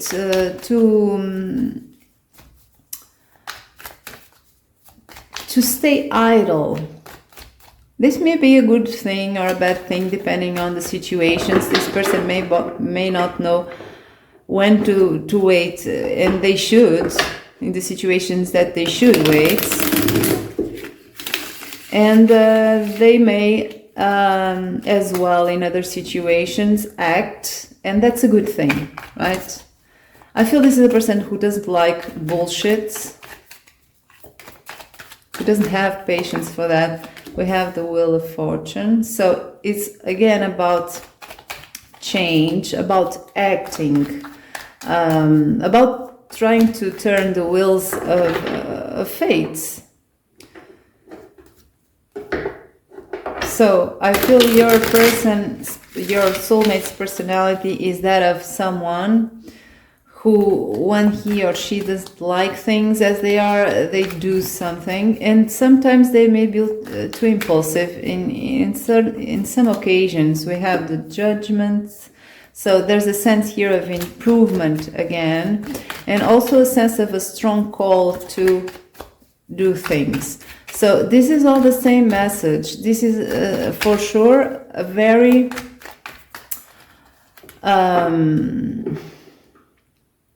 strong trait your soulmate has, that is coming here in all the cards. So we'll see more about other traits, but this is what this one, this is the Three of Swords on the reverse. This person doesn't like situations that cause them emotional pain, doesn't like arguments, doesn't like conflicts, doesn't like unclear situations. They do something. This is not a person who will stay put in an unclear, difficult situation. And that's a good thing. The little weakness that this person may have is that sometimes the situation calls for patience and waiting, and they don't have a lot of patience. So this is a trait. Let's see more. So what can we know more about traits of this soulmate? Other traits, other personality traits. I feel this person sometimes can be a little bit intimidating to others. I don't know why this is coming to mind. For some of you, this is, or for a lot of you, this is the case here. Someone who is kind of sometimes intimidating. They have a lot of fiery energy.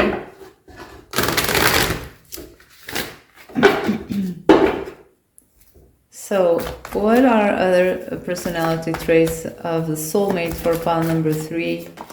We have the Four of Pentacles. We have the Devil. Ooh. So, so for this pile 3, this is a soulmate that has the most, they have a shadow side here to work on with this Devil. Okay, we have 2. We have the Knight of Pentacles with the Ace of Swords on the reverse. Oh, okay.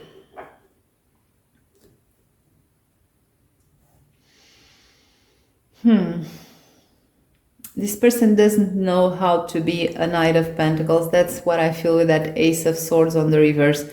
This person may have tried to be this Knight of Pentacles who is more steady, more careful. But because we have that Ace of Swords on the reverse, that speaks that something is difficult, something is not working, maybe about their way of communication. This is a person who may have been trying to act as sometimes as a Knight of Pentacles when it comes to the communication, but it's not working for them. This is a person who for sure needs to find a balance here of how they express themselves. So I'm curious to know what will happen when you both meet, because we have a very impulsive person. Sometimes they can be harsh because they are impulsive, even though they are aware of that. So they try to be more like this Knight of Pentacles, but it's not in their nature. So let's clarify the Four of Pentacles over there, because that Four of Pentacles is about being very protective of something, right? Of our own space, of our own physical stuff, our material stuff. It may be it may be a good thing as well. It may be just this person being careful with their resources, right? We have the Three of Wands. So this person is a planner when it comes to their financial stuff, and maybe when it comes to other stuff of the physical realm, of the practical realm. This person is a planner, even though when they act, when they feel and stuff like that, they may be impulsive, and I feel impulsive as well when it comes to their communication style. When it comes to physical stuff, material stuff, practical stuff, this person, when they are with their feet on the ground, this person is a planner.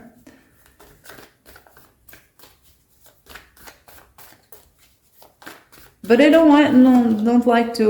Okay, then we have the Ace of Swords on the reverse with that Devil. So this is something that is relevant here. This Ace of Swords twice. This is a person who may be blunt when it comes to communication. They also have the Seven of Pentacles here on the reverse, the impulse card. So this person may have, may have to work on their impulsivity regarding how they communicate.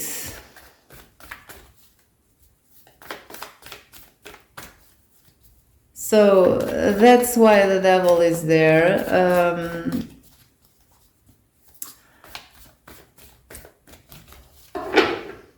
Let's see.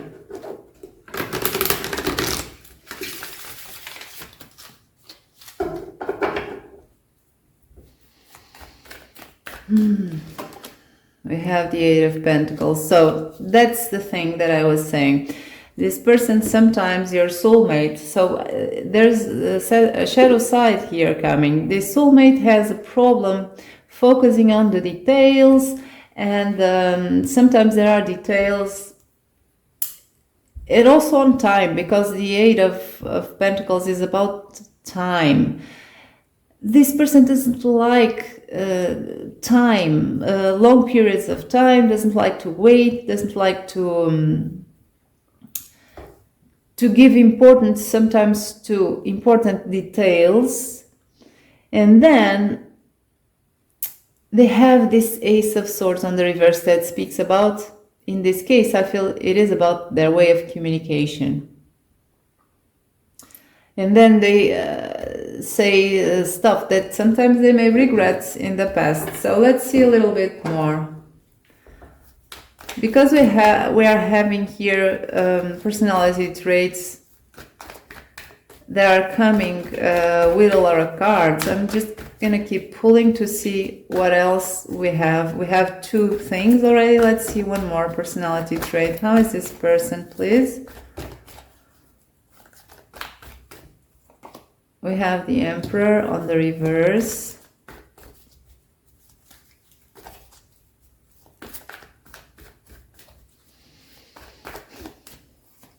We have Temperance.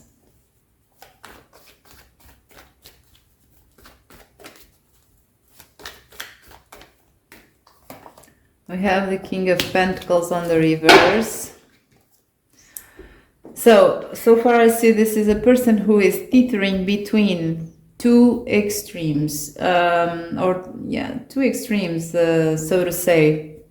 But it is at the same time as a wise person who lived enough to know their limitations and the things they have to improve. So as I told you since the beginning of this spread here, your soulmate is in a learning process. They lived already a lot. I feel your soulmate had a difficult past, had difficult experiences. They have lost their innocence somehow. but they learned a lot.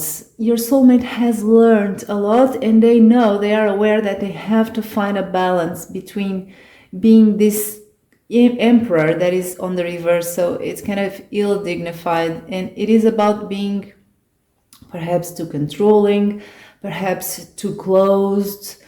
An emperor, the less good stuff of an emperor. It's about being too controlling, too emotionally closed, too inflexible. And then we have the King of Pentacles, that is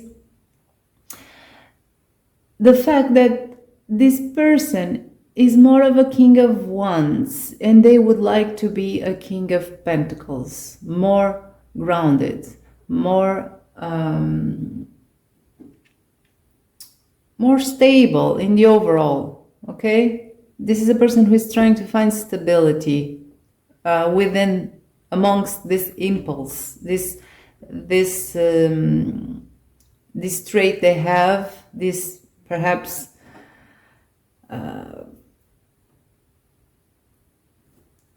how do I say this in English? This fast reaction mode that sometimes they have. So let's see a little bit more. I'm getting more and more the same thing. Let's see, the Magician. So now I have a little something that is a little bit different. Let's see more. We have this Seven of Pentacles that is kind of a sideways. So it's something that your person is working on. I feel they have acquired a capability of learning how to wait more than in the past, but they're still on it. They're still learning to do this. We have the World on the reverse. So this is a person who is by nature kind of unsatisfied. They always want more. This is a person who is on the go to have more. This is a person with a very active energy. Your soulmate is someone who is always trying to get more, to go farther, to discover more. This is a person that is feeling kind of incomplete, as often or always incomplete. They feel always incomplete. So they are looking for something more and more and more and more, but they are trying to learn to be patient here with Seven of Pentacles. So the Magician is telling me that this person is very skillful, and that goes in accordance with what I feel about your soulmate, that your person has learned a lot. I feel this person is very smart as well, very self-aware of their own limitations and perhaps of the limitations of others, and sometimes they don't have a lot of patience for crap or for the limitations of others. So this person may be good with words as well. Even more when they let this impulse flows. Okay, this is a person who expresses themselves better when they are rushing with impulse. Everything just is said in a very confident way. When they try to be more this Knight of Pentacles, they get a little bit more stuck communicating how they feel. I don't know if you know anyone like this, but there are often times people who, say exactly the right things, even if these things are kind of blunt, when they are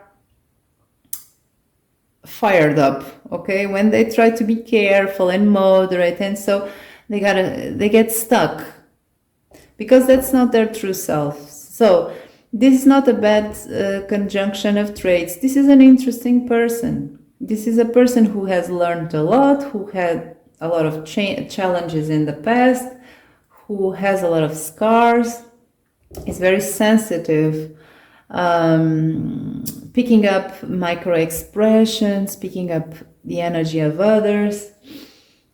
And it is a person, I'm gonna sneeze, I'm sorry. I'm gonna sneeze. Sorry. It is a person that has a very fiery temper. I'm not saying this person is violent or is an asshole or something like that. It's a person who is a fiery person. And they try to balance this thing with this temperance card. But I feel it is a very interesting person, a very intelligent person, a person who knows exactly what is going on and is very aware of what is happening inside of the others, of other people.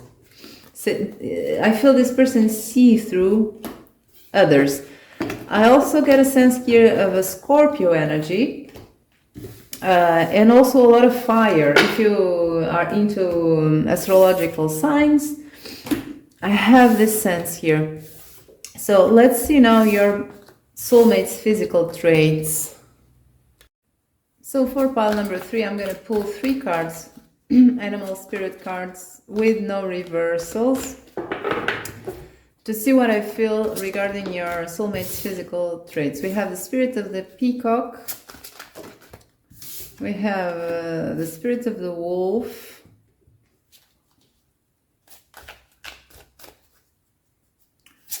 So far I feel this is a kind of a magnetic person.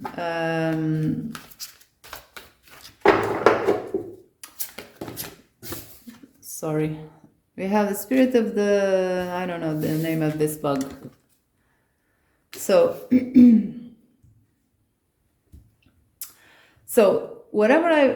the first thing I feel with this is about their eyes. I feel this both with the spirit of the wolf and the spirit of this, I don't know the name of this, but it's, for sure.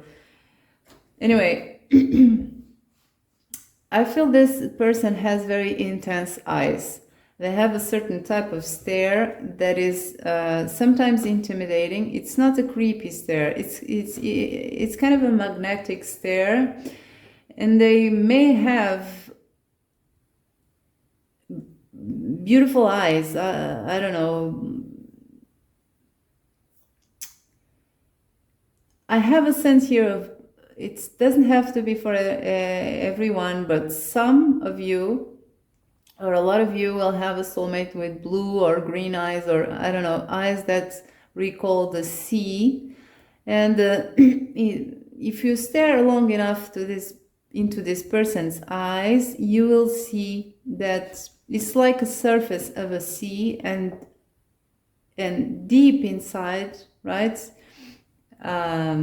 below the waters of the sea, there is a lot of there is a certain mystery and a certain promise of almost a storm, almost something turbulent. So your soulmate will have a magnetic appearance. Your person is for sure attractive with the spirit of the peacock. He may be someone who will draw eyes to him or her. It doesn't have to be for everyone. What I feel here is your person will be very attractive, physically attractive, with deep eyes, mysterious eyes, and they have a way of staring to people or something like that. You know, if you're speaking to him or her, you'll feel a little bit intimidated, not in a bad way. Not that, I'm not speaking about psycho eyes or creepy eyes. No, nothing like that. It's in a good way. It's something very mysterious. So what else can we know about their physical traits for this soulmate? Let's pull this one here. We have Athena. So it's on the reverse. I'm going to take it as it is. Athena is the goddess of war, so it's on the reverse. It's like something that is undercover. This person may have, of course, take this lightly as it resonates, but may have a certain aggression hidden under those eyes. It's like someone that you don't want to mess up with. I'm not saying that this person will look aggressive or something like that. This person is kind of intimidating. Scorpios are a bit like this, okay? They have intense eyes. People sometimes get intimidated with the stare of the Scorpios, and they are beautiful people, right? It's something there, just, you know, you don't know very well what is hidden under those eyes, behind those eyes. We have the Seven of Cups.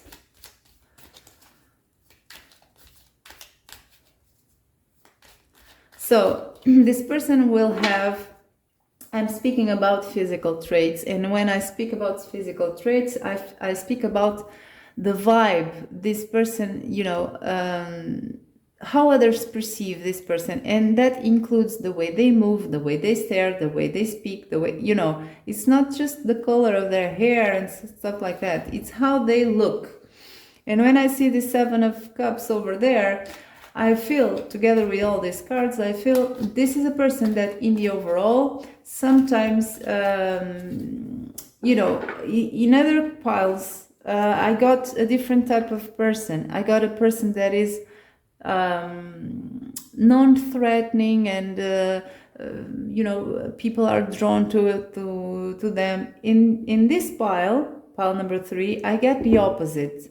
I get a person that sometimes people feel intimidating approaching. And it's not something they do. It's just how they, you know, how they move, how they look to other, how they stare, how they, you know, they make sometimes,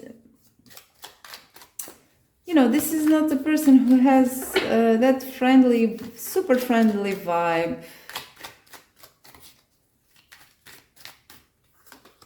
Oh, we have the Fool.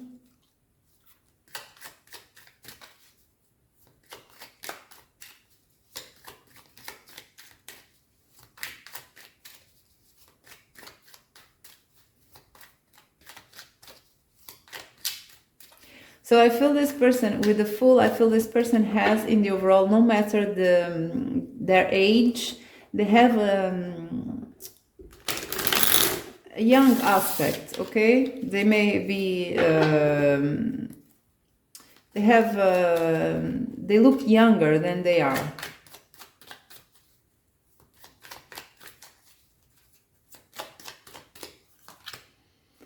We have the Six of Swords on the reverse. So it's again that mystery, that thing that you don't really know what to expect when you approach this soulmate here, this person. You don't know if you will be well received or not. Perhaps only when you have the courage to approach them and they smile to you, you will know, oh, after all, this is a person who is very nice. But before you approach him or her, you don't know if you are going to be well received or not.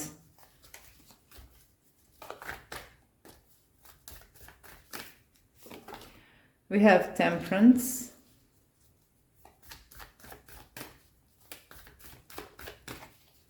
So this is a person who has balanced features, okay?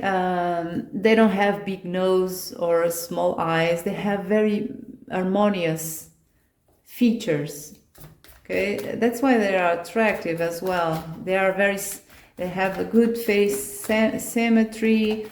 So this is an attractive person, even though they don't look very approachable.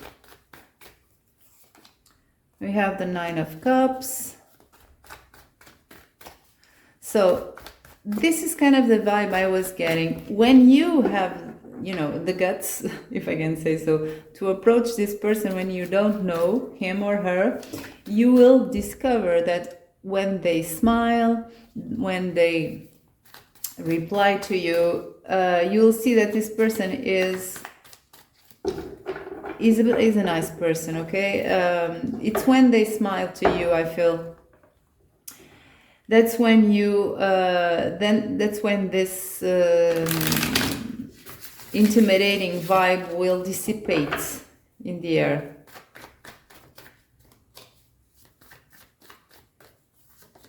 We have death. So with the death card that speaks about transformation, we have here a person who may transform, right? May have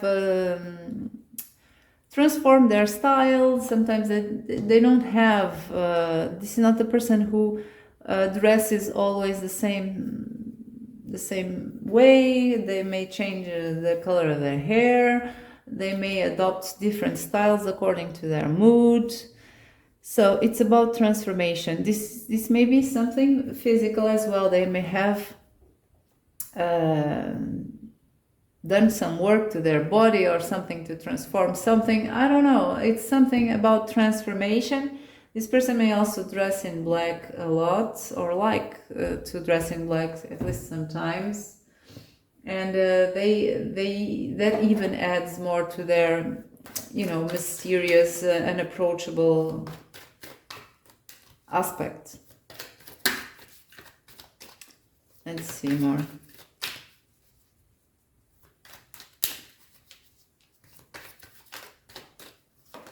We have the King of Swords.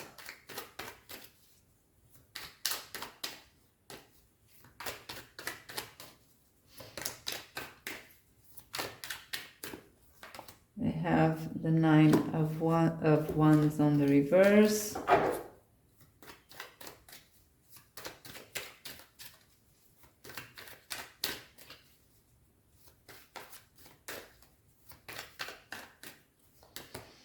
They have the Seven of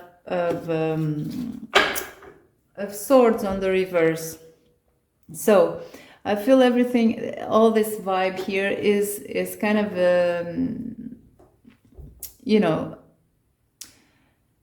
this is something that is coming very strongly. The fact that this person may look intimidating at first, and then this mask here, it's not that this person uses a mask, but it's a shift on the perception of people. When people start speaking to this person, when they start interacting with this person, they have then a shift on their perception. This person starts to smile, this person starts to say stuff, so they won't look so intimidating anymore. They become more, like a veil just falls from them. And that's what I feel with the Seven of Swords with the Nine of Wands, because the Nine of Wands is about creating tall boundaries, and it's on the reverse, so it's about boundaries raising. This person seems very much approachable after a first encounter, okay? After when you get to know them a little bit more. Then we have the King of Swords, and the King of Swords is about, their size, their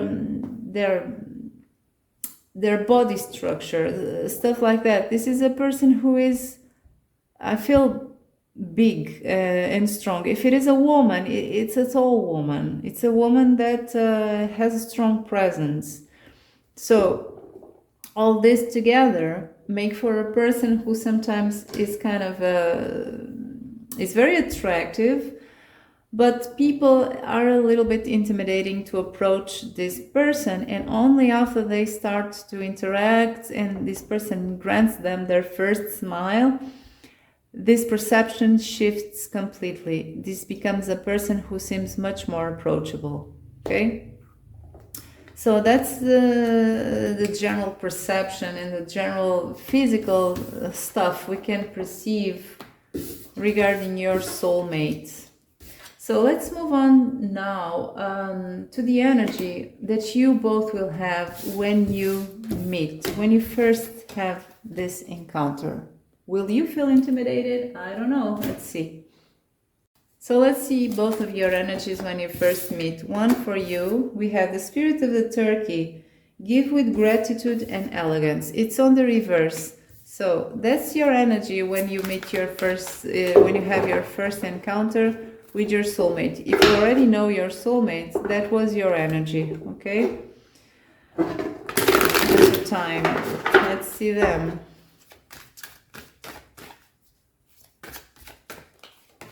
We have spirit of the giraffe. See the big picture. So I feel your person will have an instant general awareness of what is happening there. I don't know about you. Let's see. One for you, please.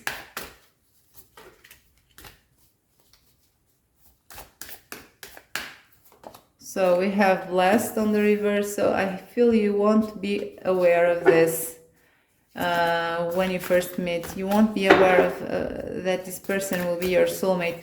I feel you will be defensive, to be honest, and you won't have a perception of this link in your first encounter, at least. Perhaps it is because your person has that intimidating look. So one for you, please. One for the querent. We have swords, so you'll be defensive for sure, my dear querent in this pile. You'll be defensive when you meet this soulmate. They won't. So far, I don't see them defensive. I see them having a general sense of what is there. There's also that winds changing, so there's something that is rustling inside of your soulmate. Let's see. We have isolation, dormant, okay, black moon in water. Oh, it's something very hidden. So that's the sense that I was having. There is something hidden inside your soulmate about this connection, right? About your contract as soul companions, as soulmates. So there is something hidden inside this person that will start to rustle. I don't know if that's the name, the expression, like, you know, a small breeze starts making noise on the leaves, right? As a promise of a big thunder, a big thunderstorm that is coming. So something will kind of start doing, you know, having this effect inside of him or her. They will have a general awareness of it, but they won't be sure, of course. I see this not as isolation. I see this as this black moon in water is something that is dormant. There is inside of them that is, you know, wanting to wake up, and you will be defensive with this person. So that's perhaps why that is because perhaps they have that vibe that is kind of intimidating. So what else? What will be the energy of the querent when they first meet? We have Ace of Cups on the reverse.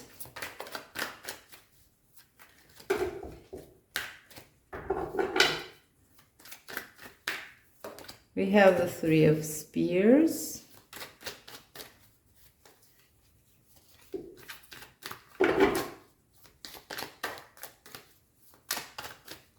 And we have the Hanged Man. And then for them, they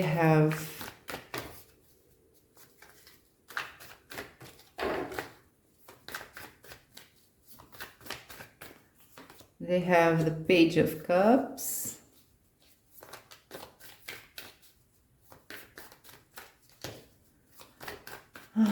They have the Page of Wands on the reverse. And they have the Two of Wands on the reverse.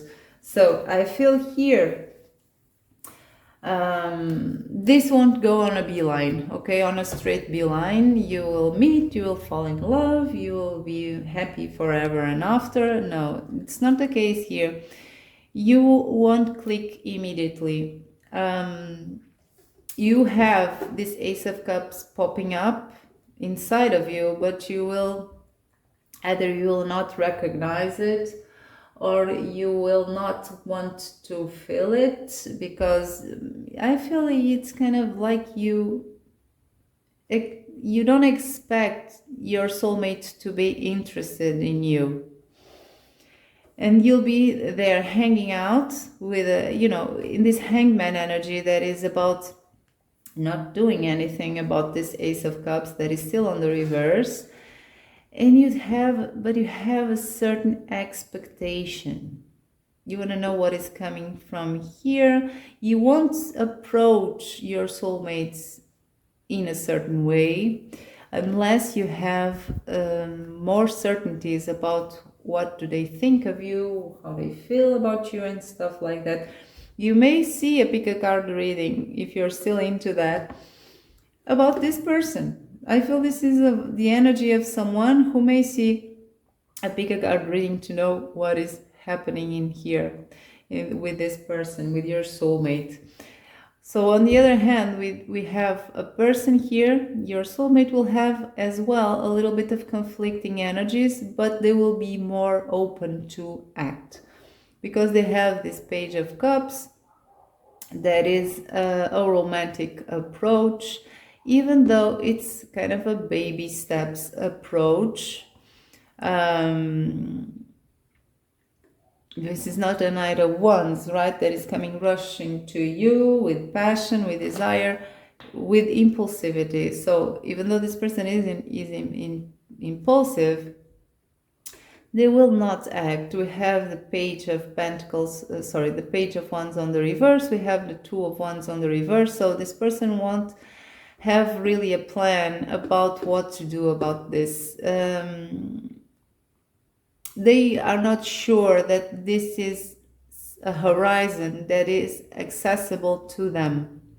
So I feel both of you will be kind of expecting actions from one another to see if you and them should move. But anyway, your person will be with these two pages here. Pages are about being a situation where they feel ill-equipped to handle. So with these two pages here, I feel your person will not feel very well equipped to deal with this. So it will be kind of a stalemate there, for sure you will feel this. You have the Ace of Cups, even though it's on the reverse, it's still there. Oh, we have the Ten of Wands. We also have the Knight of Pentacles with the Eight of Swords. So it's really being stuck, okay? Even though these are I think we're on the reverse. It's about you being stuck, but trying to see through these swords. I'm gonna get this one if this thing comes together. Well, I have this additional messages, but these 10 wands speak to me with even more with that Ace of Cups on the reverse, that the loving energy that you feel will be substantial. So it's not something that is just in the back of your head. You will feel it all over your body, all over your mind, your spirit. And in this case, with this card here, she's trapped right in a fire. She's trapped to these 10 wands. So it's not something that you will leave. I feel you after you meet this person, You will be carrying the thought of this person in your mind in a very substantial way for a long time, okay? So let's see more.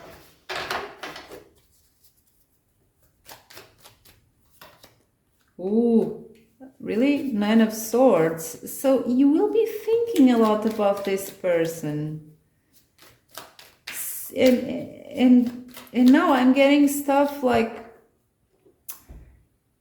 you'll be really intimidated, you'll be really intranquil, you will be really afraid of this feeling because you feel so drawn. Even, I don't know, there's something here in your soulmate that makes you be afraid of being hurt. Perhaps this person reminds you of someone. For some of you, perhaps you feel something very strange and intense inside and you're not well equipped as well to deal with it, so that brings you worry.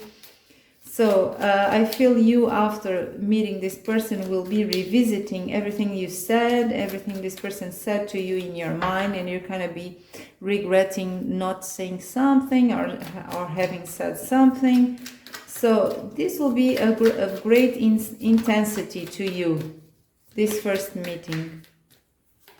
Then we have the 3 of Swords. So this will trigger you a lot. This will trigger your fears, guys. This soulmate will completely trigger your fears. Either this soulmate reminds you of someone that made you suffer in the past, that hurt you, that broke your heart in the past or something like that. And when I say this, it's just a reminding, it's just a memory, right? It doesn't mean your soulmate is not supposed to do that to you, but maybe you fell in love in the past for someone that hurt you, and now this person has a certain vibe or a certain physical trait that reminds you of them or something like that.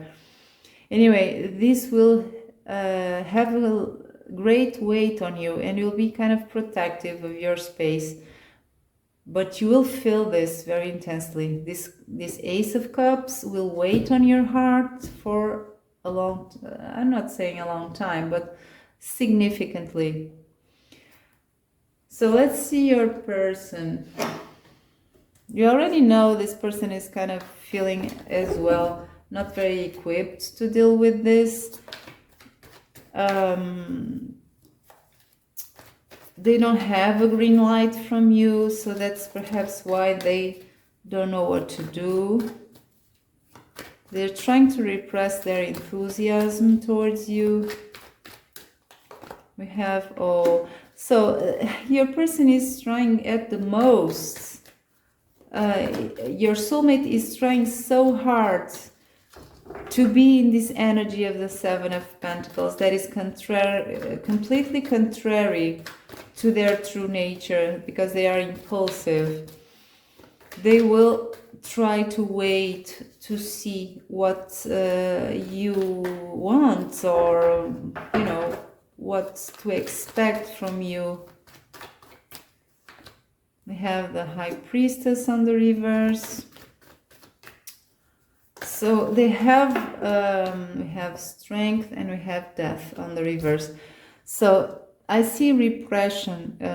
Your person will repress their impulses, their natural urges, and one of those natural urges is to be impulsive in expressing you their love interests. With this Page of Pentacles, they have the the Page of Cups. They have the 7 of Pentacles right on top of it. So they are kind of waiting to see if you would be ready to accept this approach, because what they would like to do would be to turn this High Priestess that is about secrets upside down and revealing everything, right? This veil would be upside down, so we'll see everything that is hidden under the veil of the High Priestess. This person would like to do this, but they are repressing this energy of the Page of Wands because they don't want to be too impulsive. Again, they are repressing with the Strength card. They are repressing their instincts to be go straight to the point, right? Be impulsive, express what they feel. And they have this death card on the reverse that is their attempt to prevent a transformation here. So your person will be kind of stuck in a limbo, the limbo of this death, until they have a green light from you. So because we have this really complicated energy here, kind of a limbo energy here, let's see if we can get a little bit of development after this. So for your connection here with the soulmate, what will be the development of this?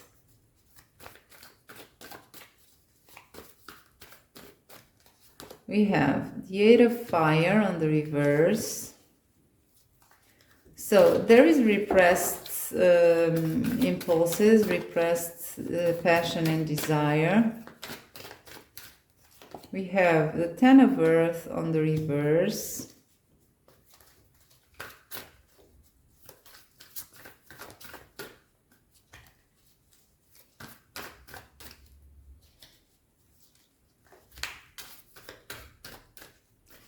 We have the Knight of Water on the reverse. It seems you'll be, both of you will be repressing stuff for some time.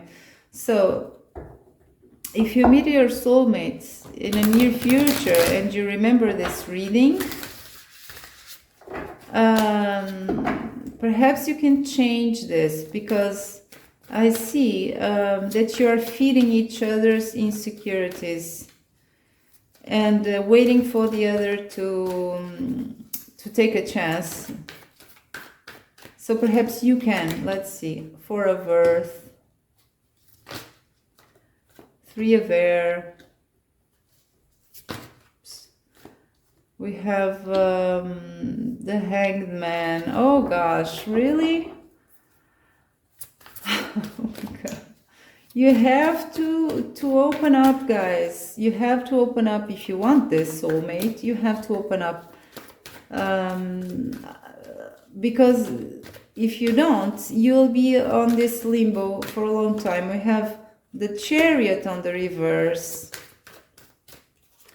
We have the Seven of Water, okay, on the reverse.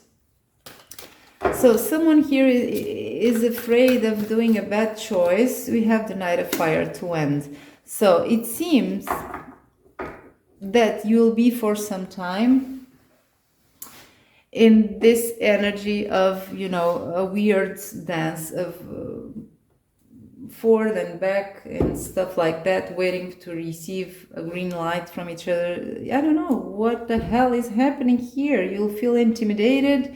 Your soulmate will be needing, will not want to be impulsive and mess things around and mess things up. So you'll be in this stuck energy for some time. This will hurt, guys, for both of you. Three of Air, you have to open up. But then we have a promise here. Then we have a positive card that is about movement. With the Knight of Fire, it's about a sudden event, okay? So it seems, and rushing, and there's no time to waste here. So it seems someone will lost patience here and will finally do something, and that's when things will move forward. So let's see just very quickly cards for that Knight of Fire there. Okay, we have three, that's what I wanted. So we have the Magician on the reverse, we have the King of Air on the reverse, King of Swords, and we have the Tower on the reverse. Oh, okay.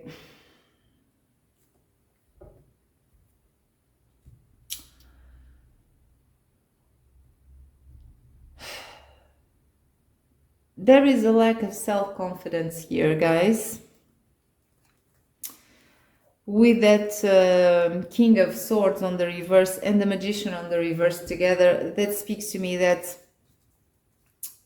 you guys were not ready to meet each other and to have this tower moment. So this tower moment here, instead of aiding you to release stuff from the past and build again, right, with this soulmate, you know, I don't know if it's you, if it's them. I feel this is mostly you, but then that is causing your soulmate to mirror your energy. There is a lot of lack of self-confidence here to accept this change in your life, this tower. So this may also have other causes. Perhaps you're married. I don't know. Perhaps you're hurting from a past connection.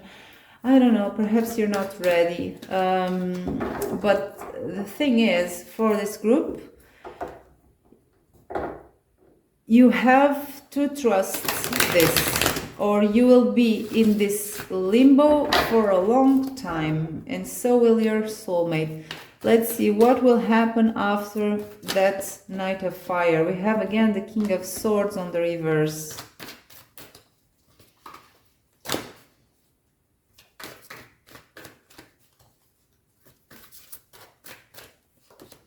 Oh, okay, we have the Two of Cups. Okay. But I think it will take time, guys. It will take time, and it will depend on your capability to open up. We have the Page of Swords on the reverse, and we have the Nine of Swords on the reverse. So you'll have to let go of your anxiety, and you have to let go of the confusion of the Page of Swords. This Page of Swords on the reverse, when it comes like this, it's overthinking. You're overthinking this stuff. And then your soulmate will be as well, because they will mirror your energy. Clarity, King of Swords, go straight to the point. Don't overthink things. We have a Two of Cups here that is telling me, yes, there is a chance here for you to connect to your soulmate in a very, as a relationship, but you have to let go of this energy that I already said. So that's it. These three piles are usually, I don't know why piles three are like this, but it's the story here for this pile. So we have here the Two of Cups. So there is a connection in the horizon for both of you. Let's see now, when you finally connect, when you finally have something happening, right? Accepting this connection or something like that. How will be your first sexual encounter? I hope better than this, right? Let's see. So pile 3, let's see your first sexual encounter. How will it go? I'm gonna pull one card for you, one card for your person. How will be this pile's first sexual intimate encounter with their soulmate? We have the Spirit of the Wombat. Feel yourself at home. It's on the reverse. Let's see them.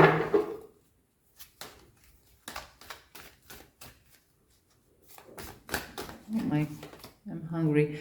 Spirit of the Badger. I don't know if that's the name.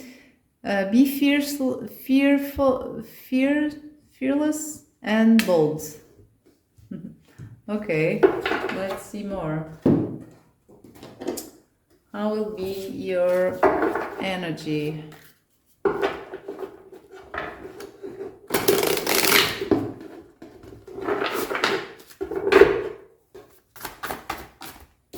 We have investment on the reverse. Okay.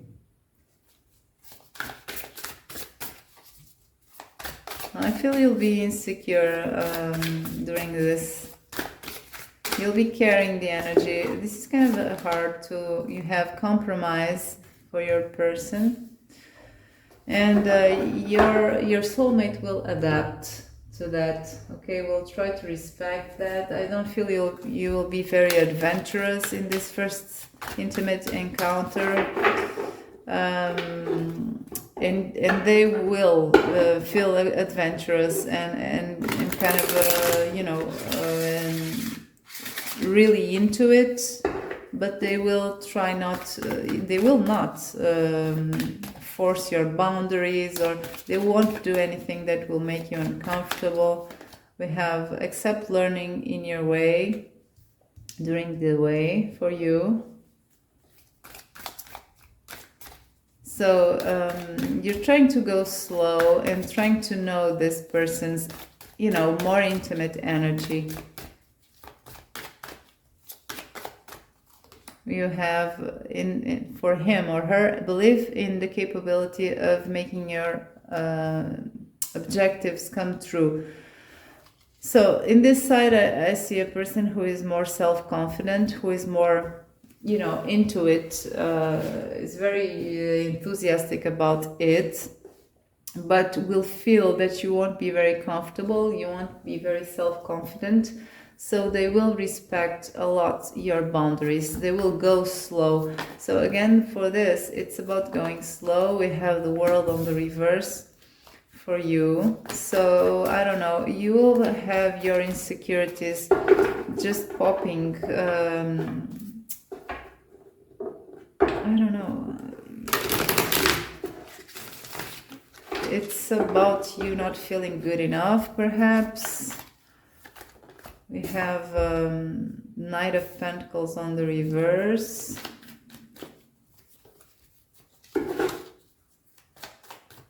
So you're taking the trait of the nature of this Knight of Pentacles to the extreme. You're too careful. You're too even too slow. Of course, there's no such thing as being too slow, right? In this scenario, but perhaps you would like to not go too slow, but you cannot avoid it. Then we have the Wheel of Fortune. That is you feeling with your feet not in the ground, right? You're unstable of how you feel, and so and so. Let's see them. They have the Hierophant. So we have complete opposing energies here. We have an energy that is a little bit all over the place, not feeling sure of oneself, trying to go slow, but going perhaps too slow, not feeling good enough, and feeling something weird and strange that is not familiar. And when we speak about soulmate, perhaps we expect that we would feel right at home, right? When it comes to an intimate encounter with our soulmate, that's not the case. You'll take this as something that you never felt before, so you won't be in control of it. And you'll be kind of guarded and insecure. That's your energy. Your person so far, your soulmate, I see a complete opposing energy. I feel a person who is very bold, who is very stable, is not, is very stable of how they feel. They know how they feel, but they will respect your own energy.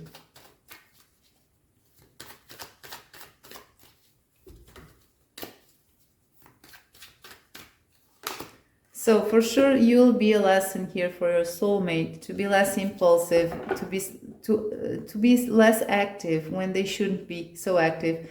Now we have the Ace of Swords that was present in their energy in the last spreads, but it's on the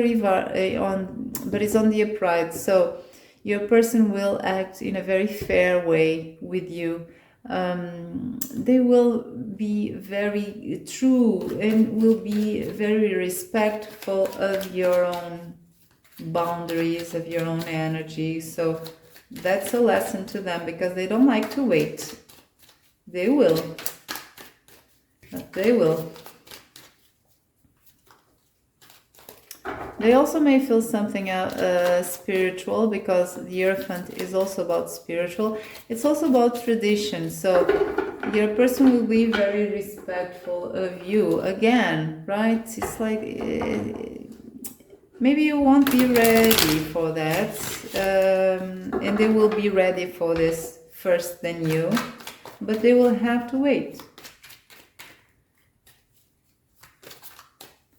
We have the devil on the reverse. So again, we have here a devil that is released. Your person will have a beautiful attitude towards you guys. This is so meaningful for your soulmate, and I feel when this moment will come, you already know something of each other, and your person, your soulmate, will have a tremendous respect, and this person will care for you very much. So they're fighting whatever devil they have here, and the devil, this is very interesting, because the devil came in other spreads with the Ace of Swords as well, and they were up, the Ace of Swords was on the reverse and the devil was on the upright. So now they are in the complete opposite ways. So you will have a big influence in your person. Your person won't be impulsive at all. This devil will not dictate, and I see this devil here as something that your person will control, okay? An impulse. They will control for the sake of you, of respecting you, and because they care about you. So that's the vibe I have here. Let's see what else we can get. This is about your first sexual encounter. Let's see a little bit further. If you can challenge the cards a bit. What else can we know about this, please?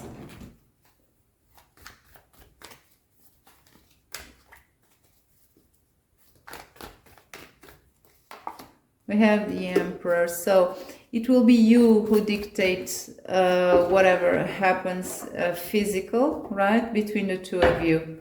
Your soulmate will follow your lead, will do whatever you want, or won't do whatever. We have the Five of Pentacles. So I feel here you will be afraid of being let down, okay? We have, okay, then you will give something, okay? Seven of Pentacles. You will give something, right? At your own pace. You'll give what you want to give, and not what you think you should, or something like that. What is expected. We have the Five of Wands. So it's you being conflicted. It's you being, it's kind of the same energy of the Wheel of Fortune. You will be conflicted, but you have desire, because those Five Wands are about desire. We have the World on the reverse for your person. So they are waiting to be complete with you, okay? To have full reciprocity in this encounter, in this intimate encounter. They are waiting for that. We have the Page of Swords. We have the Two of Cups on the reverse and the King of Swords. So your person will be feeling a little bit rejected, but they will handle that. They will try to handle that by not overthinking it, but by not analyzing it too much. So I feel your person will kind of go with the flow, with your flow. They will feel very intrigued by you. They can't let go of the thought of you and of the reasons you have for being so careful when it comes to something more intimate with them. So let's see. if this takes off with your soulmate, what will you most like about this person, and what will your person most like about you? And then we'll see your union and your sex life in general. So let's see what you will love the most about your soulmate. Perhaps we can know more about their traits, and so, you know, we have Spirit of the Lion. Have a generous spirit.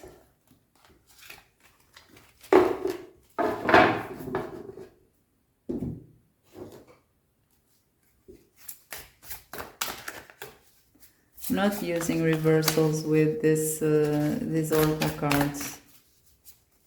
Only the tarot. We have impulse. So it seems you will like this impulsive nature of your soulmate. After all, you will accept your soulmate as he or she is. You will love that.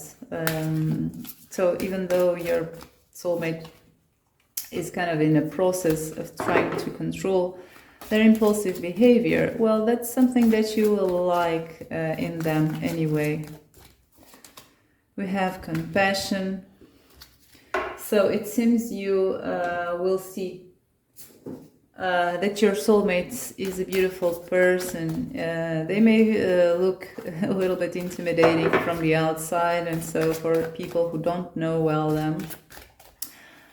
But on the inside, they have a beautiful soul. They are a beautiful soul. They are generous. They have compassion. This is a sensitive person, as I told you, and as I was feeling with this Spirit of the Frog, this is someone who is very sensitive inside. So you'll have a very clear view of your person's, your soulmate's inner world, and you will love it. This is a person who is true to themselves, so to himself or herself, and you will love that about your soulmate. I think you'll have a strong pillar beside you, because people who are true to themselves make very good pillars, right? Very strong pillars to others. They serve as inspiration as well. So no matter the case, no matter the improvements that your soulmate feels they need to do, you will love them with all their flaws, with all their limitations. We have the Eight of Wands on the reverse.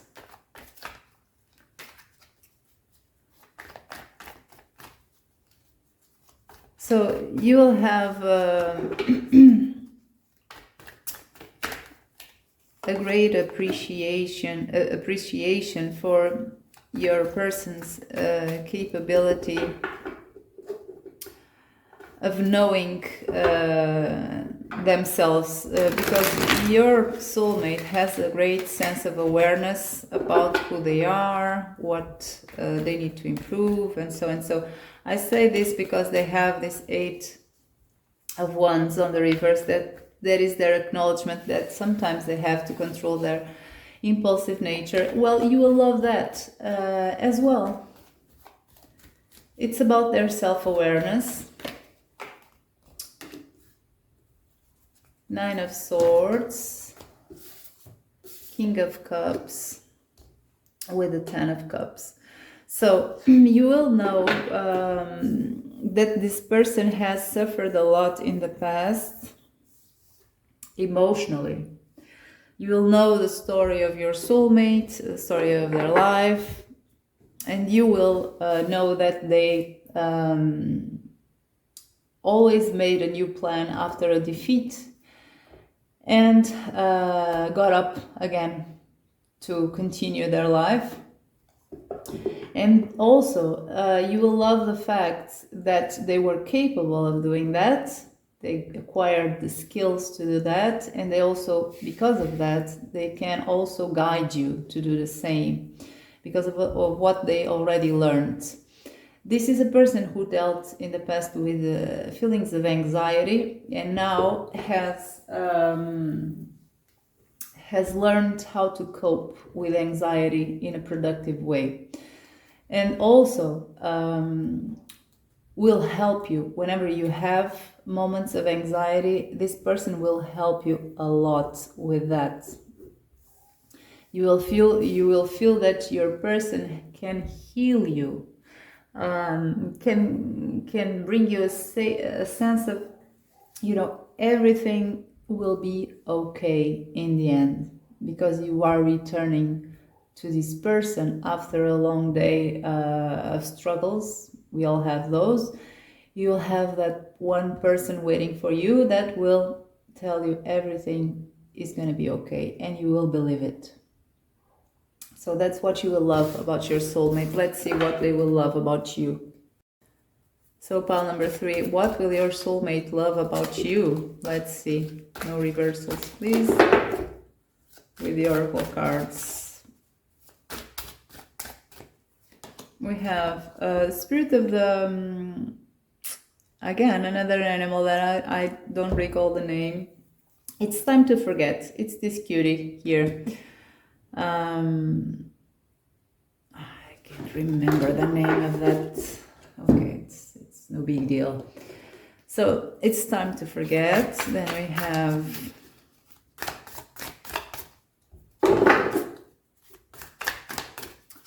we have manipulation. Then we will have one of this. What will they love about you? Pile number 3. We have the fates.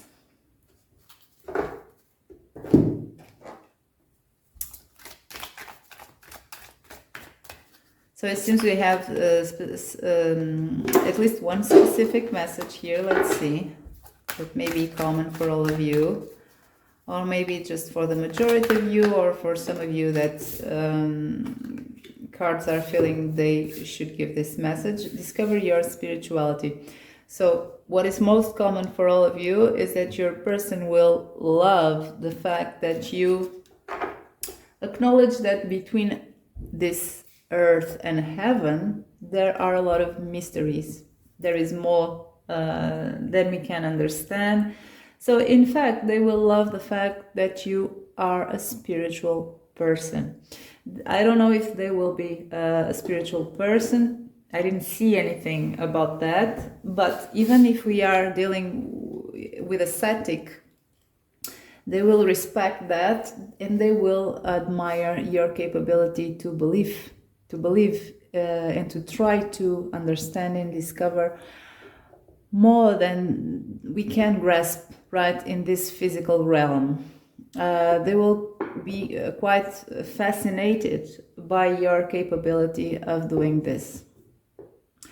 So they will see it as something that will complement the couple in case they are not as spiritual as you, or not spiritual at all. They will see this as an add to your couples, to your connection. Synergy, right? Energy. They will see it as something that is good, right? One of you being like this, in this case you. Then we have the spirit of this cutie animal here. Let's pull just a little clarification for that, because it says that it's time to forget. I feel for most of you, it's about forgetting and forgiving, right? Or if not being capable of forgiving, it's about not being so affected by the past, affected by things that we have to let go. If you're not like that now, you will be or they will see this in you. Because you will be in kind of a different energy when we meet our soulmate, when we have a connection with our soulmate. A lot of things that we have that we are not aware of and they are dormant inside of us will wake up. So that's why soulmates are very healing, because they wake parts of us that are there but are not being used, or are not being acknowledged, or even these things exist, start to exist, even if they were not there before. So we have a clarification card that is the Empress on the reverse. And it's about you having the capability of sowing your seeds where the ground is fertile, and not wasting your seeds in stuff that has no chance to grow. In this case, it is about that. You, with this Time to Forget card, is about you having had that experience, and now you know exactly what you don't want to nurture, what you don't want to put energy in, because it's pointless, right? You have that knowledge, at least when you are in union with this person, or when this person starts to know you better. So let's see that manipulation card. What is that about? It's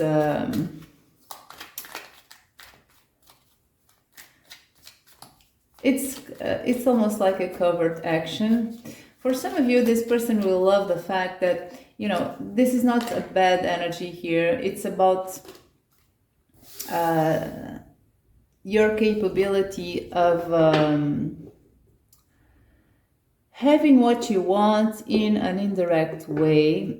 So it's kind of manipulation, but not in an unhealthy way. This person will be admire your wits to do this, to navigate very turbulent waters in productive ways, and not being like water. Water just doesn't really go against strong obstacles. It just makes a turn and finds a weaker spot, and that's how water find their flow, and they will admire this in you. So your soulmate has an impulsive nature, right? When we see that this person doesn't like to wait, doesn't like unclear situations. Sometimes they act too soon because they don't like this. They don't have patience to be like water. They want to be more like a boulder falling, like Indiana Jones. I don't know if you recall that boulder, that big rock rolling and smashing the obstacles. That's more of your person's energy. You are more like water. You just go around the obstacles and find a weaker spot in order to achieve your goals. So they will look at you as an example. I can be like this, right? If they don't think they can be like this, I feel they will want to be a little bit more like this, because that's what they want. They don't want to be so impulsive, and you're not, at least not when you're with them. Okay, so let's see more. What will they most love about you?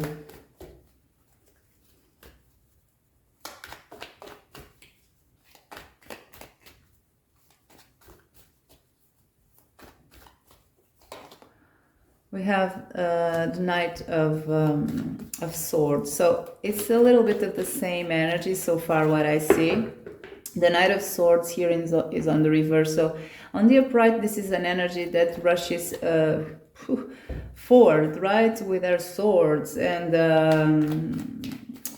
it's kind of an aggressive energy. It's not your case. The fact that you're kind of the opposite of this, and you're more like more like what I described, with the behaving like water, they will love that in you.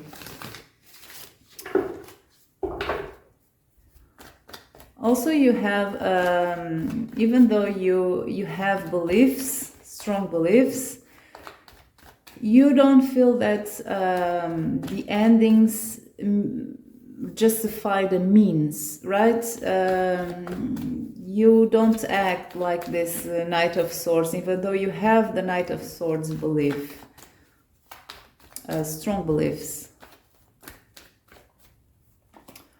We have the Eight of Cups on the reverse.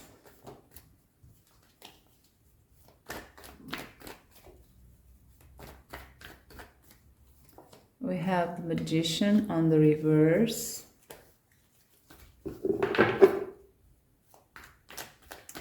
So guys, this is not meant to be a triggering, but I have to say, and this may only apply to some of you, or every one of you may have a little bit of this to greater or lesser extent.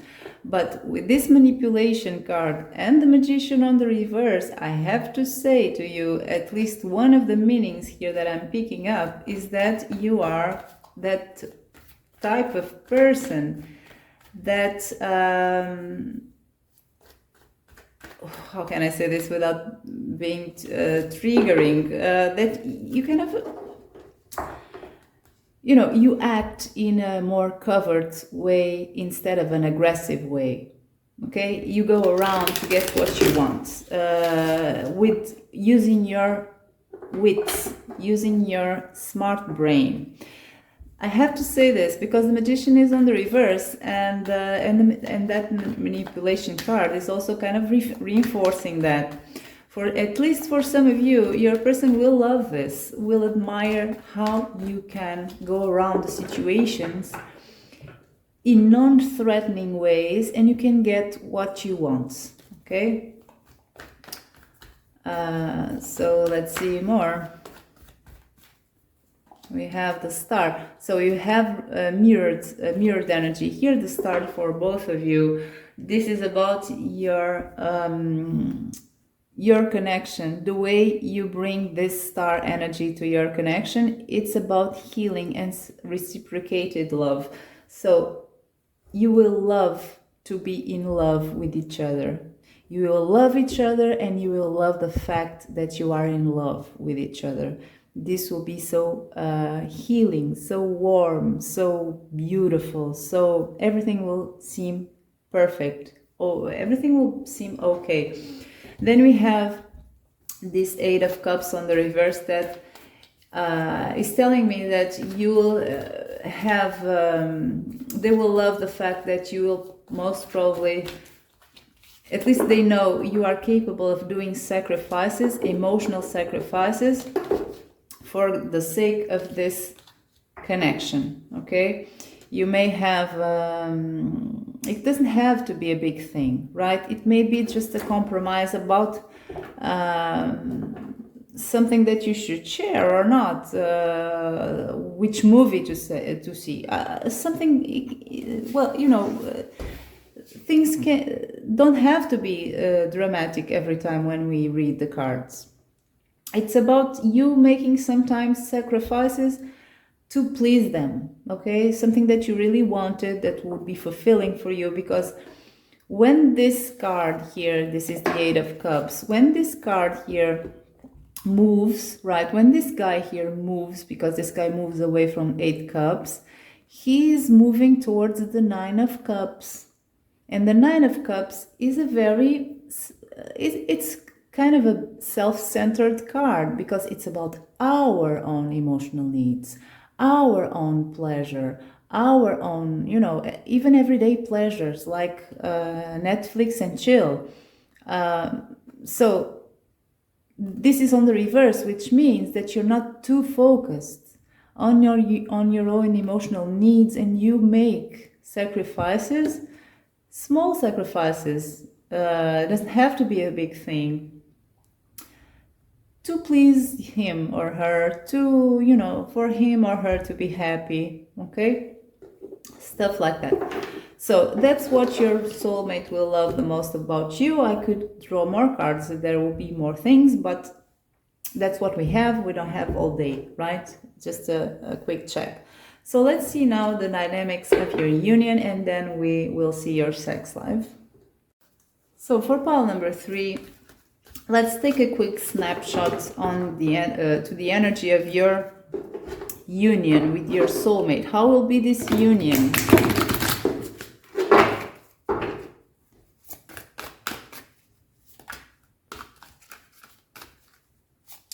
I'm using reversals here. How will be this union? Spirit of the flamingo. In the middle, there is virtue. There's probably, that's not how it's said, but I think you got the message. One more with reversals. How will be the energy of this union for pile number 3? We have isolation, dormant, black moon in water.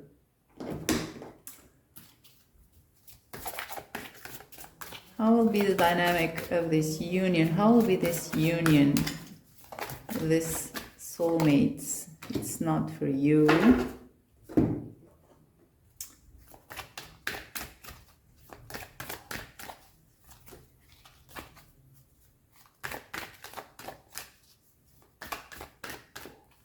And then we have, it doesn't matter. So there is here a very chilled out energy, right? Very, very chilled energy with it. With that, it's not for you. It doesn't matter. Even the bit, this bit of isolation here. I feel you will have a very strong connection, a very strong relationship where other people, other influences will not easily interfere, because you will just don't care, right? You have this isolation card. That means that you are pretty in your bubble, in your bliss bubble. So any interference that is kind of this card here that I'm picking up the energy of this card here, this fortune cookie, really directed to this side here. I feel this is the stuff that are sometimes circling around, but they cannot enter your safe bubble. So this is a very cozy, strong, with big boundaries connection. Boundaries towards other people, other influences that may kind of sometimes try to interfere here. You're like this, right? This girl here riding the bike, it doesn't matter. She's smiling. She doesn't care at all. So that's your the first vibe I get with this union. Then we have the spirit of the flamingo that speaks of moderation. To me, this is kind of the temperance card, and the temperance card is one of the best cards to get in a relationship because it's drama free. It's very balanced. There is a very good dynamic. Everything works perfectly, like an old, very tuned clock. So everything fits in place. There's no drama. There is understanding, mutual understanding. So this is a very cozy place to be, and clean, with fresh energy, fresh, clean energy. No drama at all. So let's see a little bit more the dynamic of this connection here, you and your soulmate. We have the Fool. So the Fool so far brings me a sense of light, of lightness, of light-hearted energy. There will be a lot of play here. You will play a lot with each other. You will have you'll trust very much each other, like almost like a child trusts a parent, right? It's an innocent trust, an unconditional trust almost. so look at these cards here. It's very playful and light-hearted. This is your energy. Let's see more. We have the Eight of Swords on the reverse. So I feel this is here, okay? This goes well with the Not For You card, because the Eight of Swords is about mental illusions, a mental prison. Thoughts that are keeping us imprisoned because, well, and they're not real, right? They're not real. It's we all have those thoughts. So in this case, it's you keeping away all these eight swords, all types of swords, all types of thoughts that are not real. There will be no mental prison, no confusion, no doubts in this connection. Then we have the Page of Swords on the reverse. Oops. How will be this connection?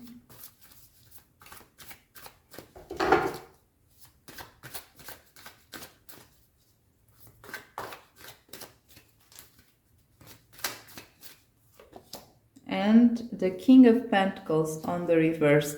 So let's see what is that about, because this may be a little challenge here. Oops, sorry.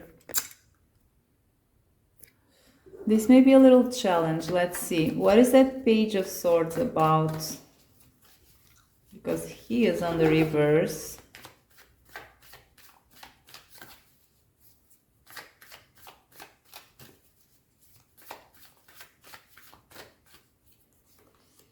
We have the Page of Wands on the reverse. We have two pages on the reverse.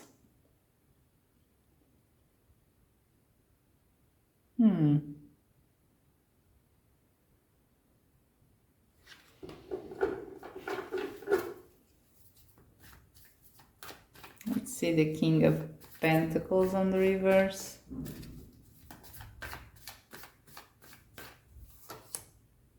Ten of Swords.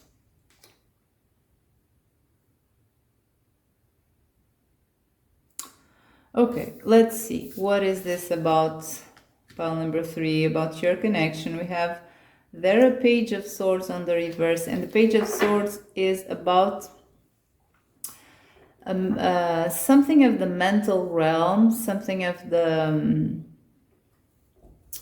rational realm that is not working. Let's see, what is that?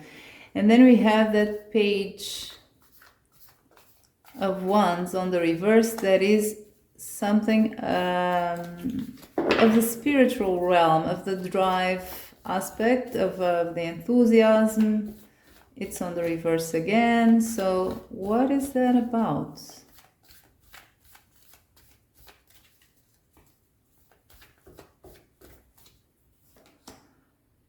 Another page on the reverse, Page of Coins on the reverse. So this is about pages. This may be about children. Maybe one of you, if you have children, you may have, if one of you has children, you may have something challenging in this area. Of course, take this as lightly as you can, because this is a general pick a card reading. I may not be on spot at all for all of you, or for none of you, but with all those pages, I feel that it's something about children that you'll have to manage, okay?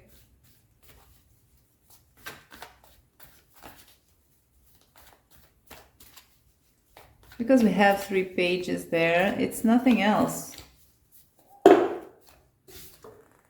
We have the World on the reverse, so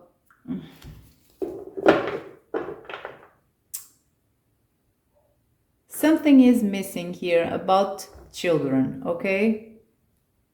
Maybe one of you doesn't want to have children. I don't know. It's something like that, like this. Let's see this King of Pentacles. And maybe your person, maybe your soulmate cannot have children, or they don't want to, because we have this King of Pentacles on the reverse with the Ten of Swords. So the King of Pentacles sometimes is a father figure. We have a Ten of Swords. That's kind of a bad closure here. So it's about your soulmate. Perhaps they don't want children. They can't have, or or they have children and they have to deal with this, to handle this. So, of course, take this lightly, because it's just a general pick a card reading from the YouTube. It's something that is coming as a story here with the cards that is coming to mind. It doesn't have to be your story or anyone's story. So let's see now your sex life, okay? So how will be the sex life for pile number 3 with their soulmates? In general, what is common for all of them? We have 2. We have Spirit of the Dog, be loyal to the ones you love, and you have the Spirit of the Cow on the reverse. Miracles never end. So it's on the reverse. Let's see more. We have love there with the love and respect with the dog's energy, the spirit of the dog. And we have something else with that cow. I will address that in a moment. So let's see one of this. We have accept reality even if you don't understand it. So for this pile here, I feel you will have a lot of conventional sex, if I can call it that way.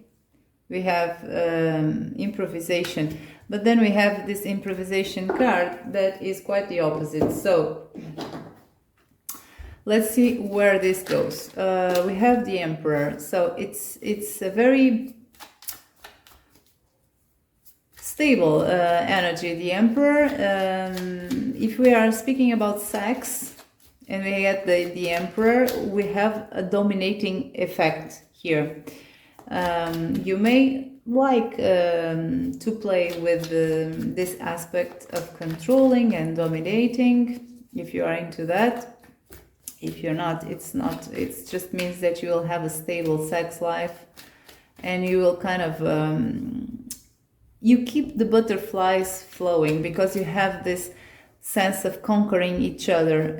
You don't act like if the other one is taken for granted. Okay, so there's a sense of conquer, right, each other in this case in your sex life. So in this case, that's what I said with the cow card. That says that miracles never cease to happen. It's on the reverse. What it says to me is that it's not that kind of vibe where the others expect where someone takes the other for granted. Like this cow, every time we have a miracle, I don't have to make an effort here. So it's on the reverse with that Emperor that is a very conquering energy. I feel that you will be always or oftentimes winning each other's heart and seducing each other. Okay, so then we have the King of Swords on the reverse, which means that for sure you'll have a very instinctive sex. Okay, it's not something that you can you won't have that. You won't be those couples that speak while have sex. I'm glad, because that may be quite annoying if it's done too much. If you like that, I'm not trying to trigger you, but you won't have that type of sex there. It's something more emotional and passionate. You will do, and I don't feel you'll talk more. You won't speak much about that. You'll do it instead.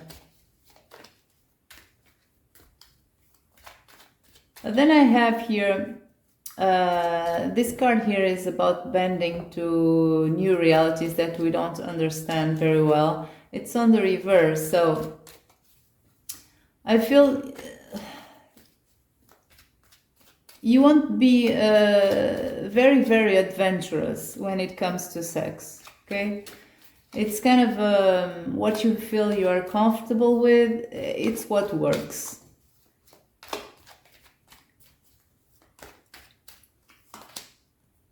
We have the Four of Swords on the reverse. So this is a detail here. You'll have a lot of sex that is initiated when one is asleep. You'll have a lot of that sex, guys. It's coming here, so it's for you. Then we have improvisation, and that's sex, last minute sex. So you'll have sex as well when things are not, when the conditions are not perfect to have sex. You'll still have it. Five of Wands. So you'll have playful sex as well. This is very everyone has these types of sex. Can I have more interesting specific messages? How will be this pile's sex life? How will they feel and stuff like that? Because this is details that almost everyone with a sex life has. Let's see. We have Six of Earth on the reverse. Ace of Wands, Ace of Air on the reverse. Oh, okay. So this is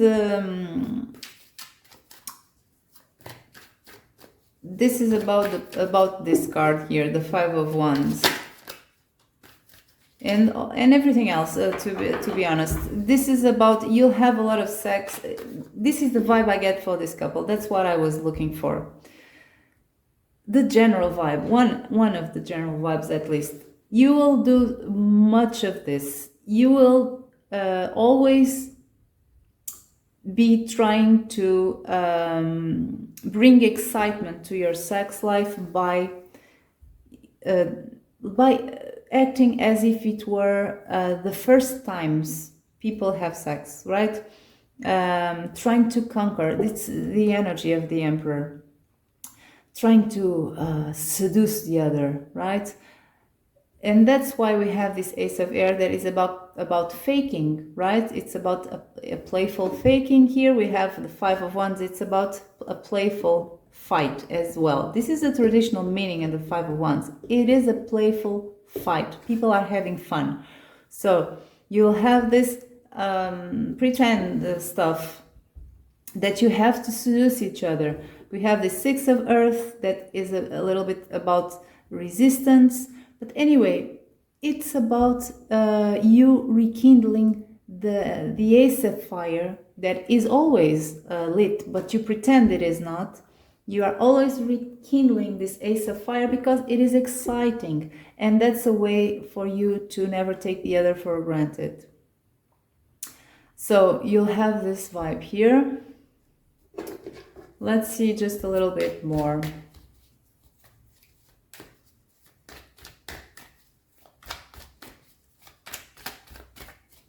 What is this, the energy of their sex life for people in pile number 3 with their soulmate?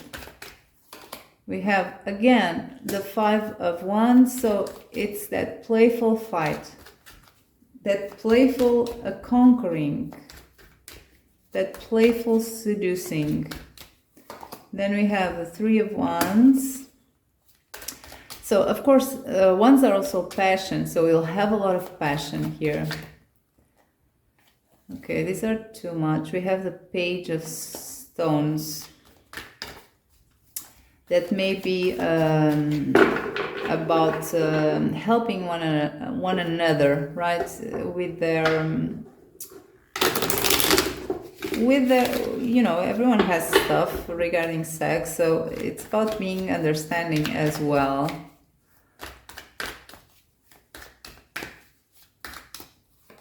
We have the King of Cups on the reverse. Ace of Wands, Six of Cauldrons. It's not telling me anything. So let's see. What is that King of Cups on the reverse?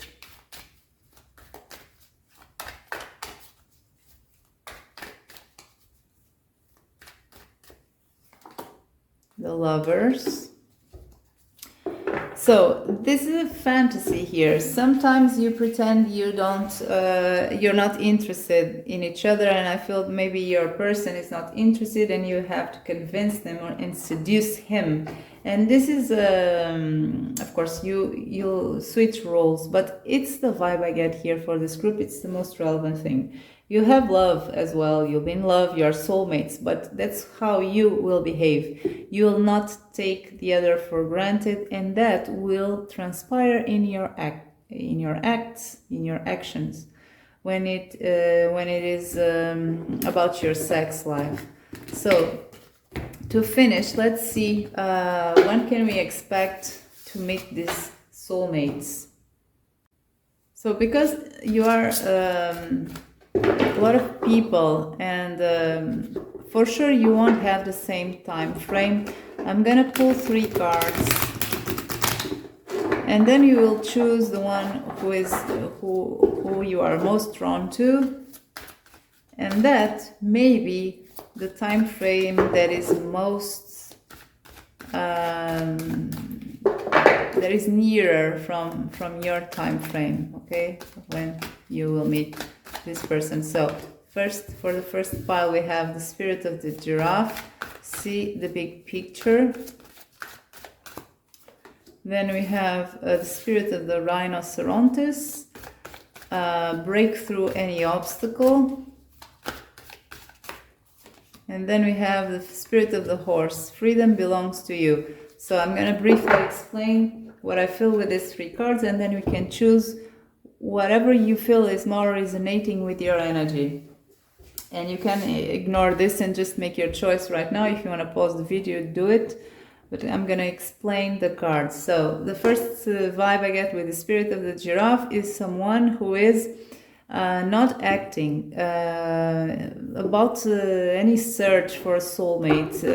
This is a person who is scanning the horizon from afar, observing, not getting lost in details, not overthinking it too much, and it's just scanning the surrounding area to see what may be there, right? What opportunities may be there. This is not a person who is very anxious to find their soulmate. It's just alert, but not very anxious and not taking actions.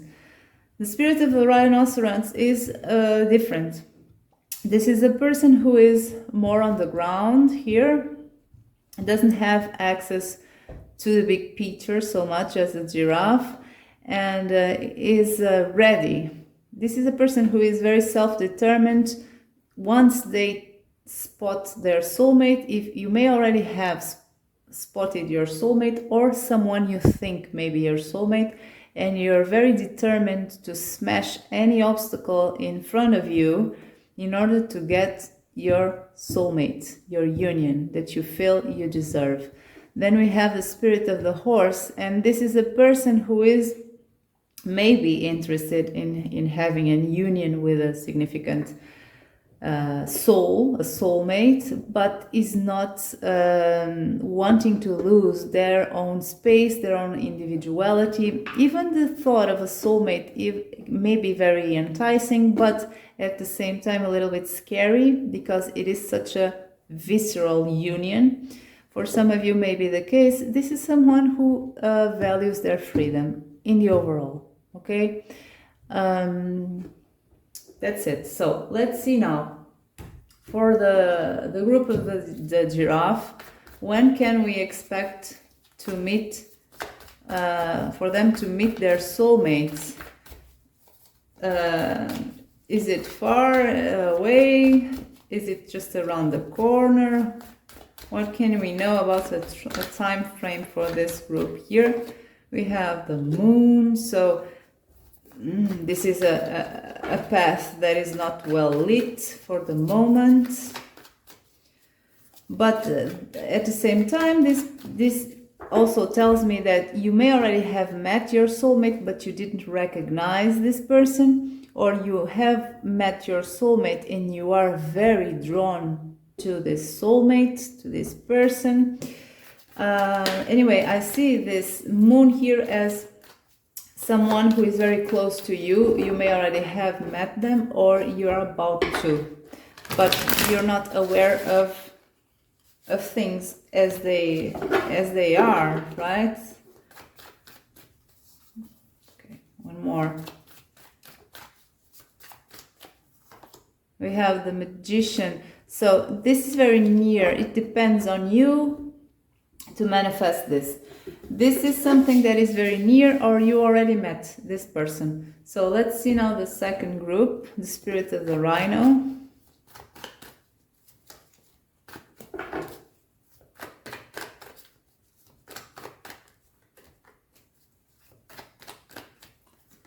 We have the Three of Cups.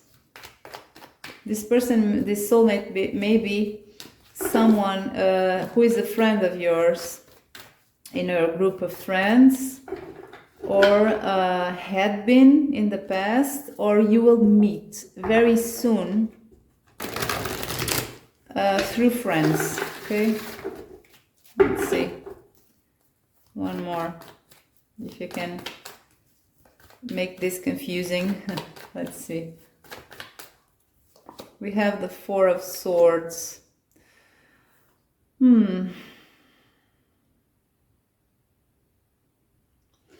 This may be an additional message here.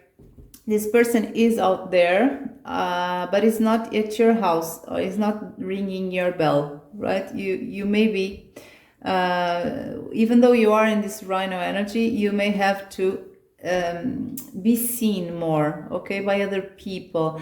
I feel this is a person who is very near you, is not far away. This is not taking a long time to happen, but you have to go to the right places, and the right places are where people are happy, where you have friends, stuff like that, okay? Let's see the Spirit of the Horse. For the group of the Spirit of the Horse, we have two. We have the Three of Wands, and we have the King of Swords. So with the Three of Wands, there is, for this pile here, it's not taking long, guys, for you to meet your soulmate, and some of you may have already met your soulmate. This here is telling me, this Three of Swords, this Three of Wands is telling me that this is already in the oven, okay? As a plan is already being drawn, about your soulmate. So it speaks about something near. We have the we have the King of Swords on the reverse with the Temperance card. So there may be an interference here of a masculine energy in your aura, in your energy, that is, that has to be released here. And this is also addressing the fact that you may, for some of you, you may have been listening to poor advice.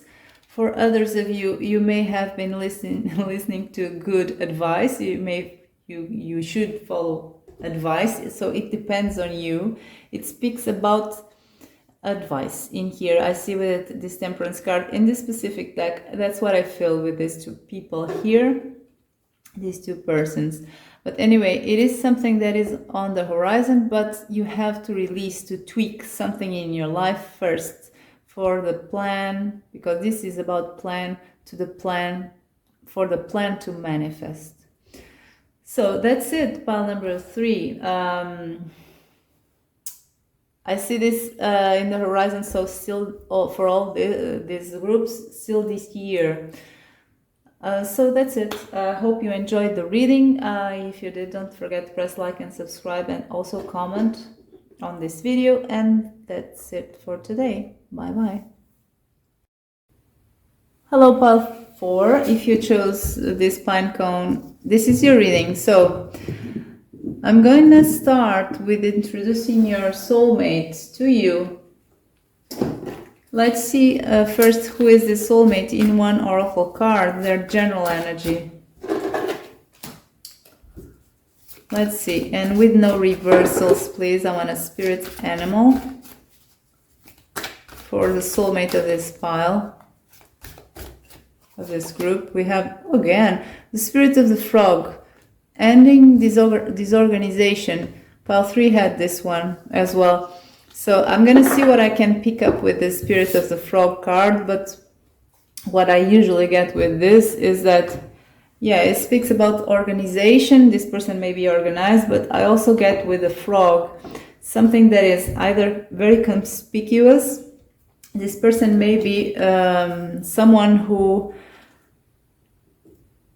is noticed a lot, okay? Makes a lot of noise. It may be visual noise. It may be just, you know, may speak, maybe heard a lot. Anyway, it's that either this person may be quite sensitive. This person may work in the medical field, because the frogs are used as medicine and stuff like that traditionally. And it's about also being very sensible and sensitive. They feel, they have a thin skin, but they also feel others' emotions with a lot of intensity. So I'll know more as I pull more cards, but that's what I get in general with the spirit of the frog. So let's now pull an oracle card. I'm starting with this. Where does this soulmate usually spends their time? And I don't want reversals with this, okay? I just want a straight answer. What is the energy of... Okay, we have spirit of the squirrel, believe in yourself. So more and more I feel that this person usually spends time in a certain place, and in that certain place there are... Your soulmate is heard by other people, heard. They are heard for sure, and they're not ashamed. So they make a lot of noise, and they are not ashamed about that. This person may be a musician, okay? For some of you, they may spend a lot of time in places where they play music. Let's see more. It's not for all of you, but for a lot it may be. So no reversals with this one. We have a challenge. So this is again the same vibe. This is your person showing them off and showing themselves, and in a place where they are challenged, their image is challenged, their skills are challenged. This person is a performer. More and more I feel with this part, with these cards. I pulled for a place, but I get a vibe. So it's a place where this happens. This person may be a performer. For a lot of you, at least. Let's see more. Let's see one of these.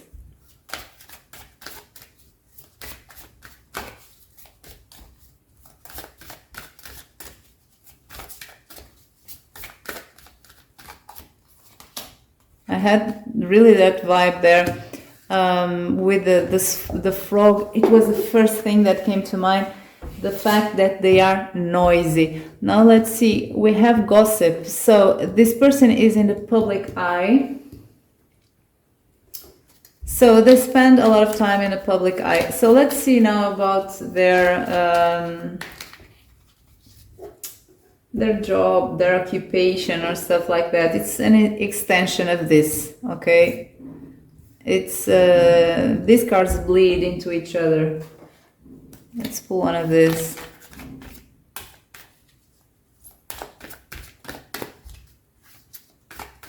No reversals. Oh, this one I want reversals. I don't know why. I feel it. Oh, we have transform your karma. It's on the reverse. So I feel this is a person who works on a field. It can be a performer, as I told you, in the public eye and so, but it works on a field where they kind of go out of the norm. This is not a conventional person for sure. These soulmates, the soulmates in this group. What is this? Okay, it's not this one.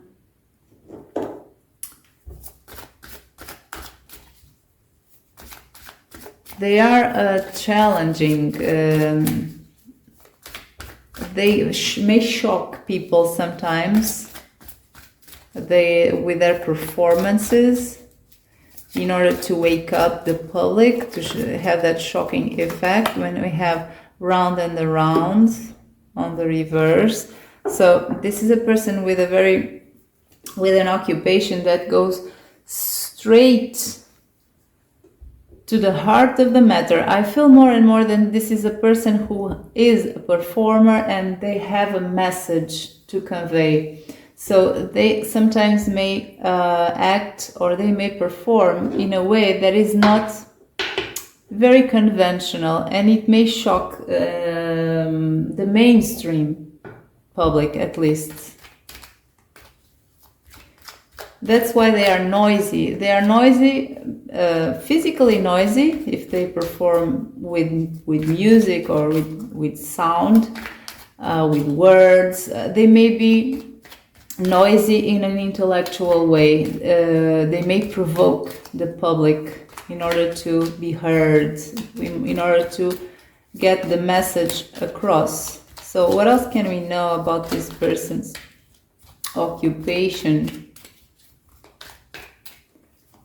We have the Two of Wands on the reverse.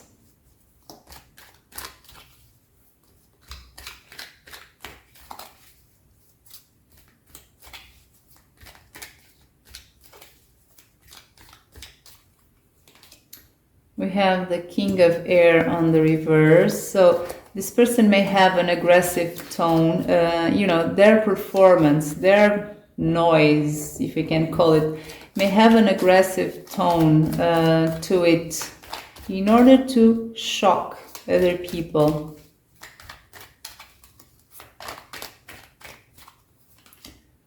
King of Cups. So this is an occupation where your person is very emotionally involved. That's why they are so noisy, because they are emotionally involved with their message, with what they want to convey.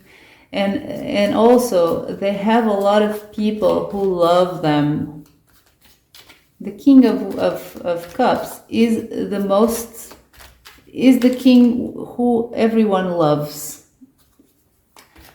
So all the people in the kingdom love this King of Cups. So your person is pretty loved in this scenario here, in this occupation, by the public. They are loved by the public. Then they have the Eight of Wands on the reverse. Sorry, the Eight of Pentacles on the reverse. So I'm going to clarify that Two of Wands there.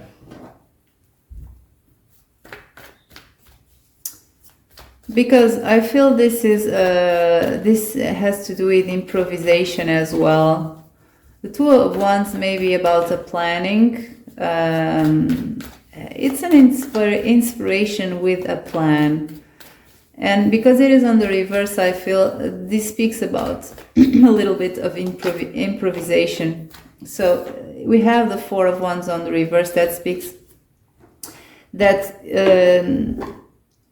it's about improvisation. The Four of Wands is a stable energy. So when it is on the reverse, it's kind of something that is stable, but is manifesting in something that doesn't appear stable. So it's improvisation. It's kind of what I'm doing here. I have my knowledge of the cards, my intuition, but I didn't plan this. So whatever comes. I'm improvising. I'm saying what it comes to mind, what I feel. Your person has the same vibe here. That Two of Wands with the Four of Wands on the reverse. It's what it's telling me. So let's clarify the Eight of Pentacles on the reverse. This may be something that is kind of messy. It's an occupation, an art, a performance, whatever your person is doing with this type of energy that is messy, that is improvised, that is, but at the same time, it is stable because the Four of Wands is still here. It doesn't mean this is instability. It is stable, fundamentally stable, but it is manifested in an improvisation form and in a messy form. It's like that people that have a very messy desk, but they know where everything is. So that's the thing that I get with that. Oh, okay, we have the King of Wands. So it's inspiration. Okay, it's not about detail. It's about inspiration. This Eight of Pentacles is about meticulous work that is very on the spot, like fixing an old clock. It's not the case. It's something that is not this energy. It's about inspiration. Your person is for sure some kind of performer here, guys, and it's in a public eye. So this is the first glimpse of your soulmate. Let's see now, what can we know about their personality and their physical traits, and then we go from there. So now that we know a little bit about your soulmate, let's see a little further. Let's go a little bit deeper and try to get some of their personality traits. So for this pile number 4, what can we know about their soulmate's personality traits with reversals? Please, one card. We have the Spirit of the Porcupine again. We have this little guy coming out a lot. Have an open mind. It's on the reverse. Let's pull another one. We have Karma. Karma is gonna get you, right? That big rabbit there. It's the Karma. Then we have Instinct. And to close, for now, what is this? It's this one.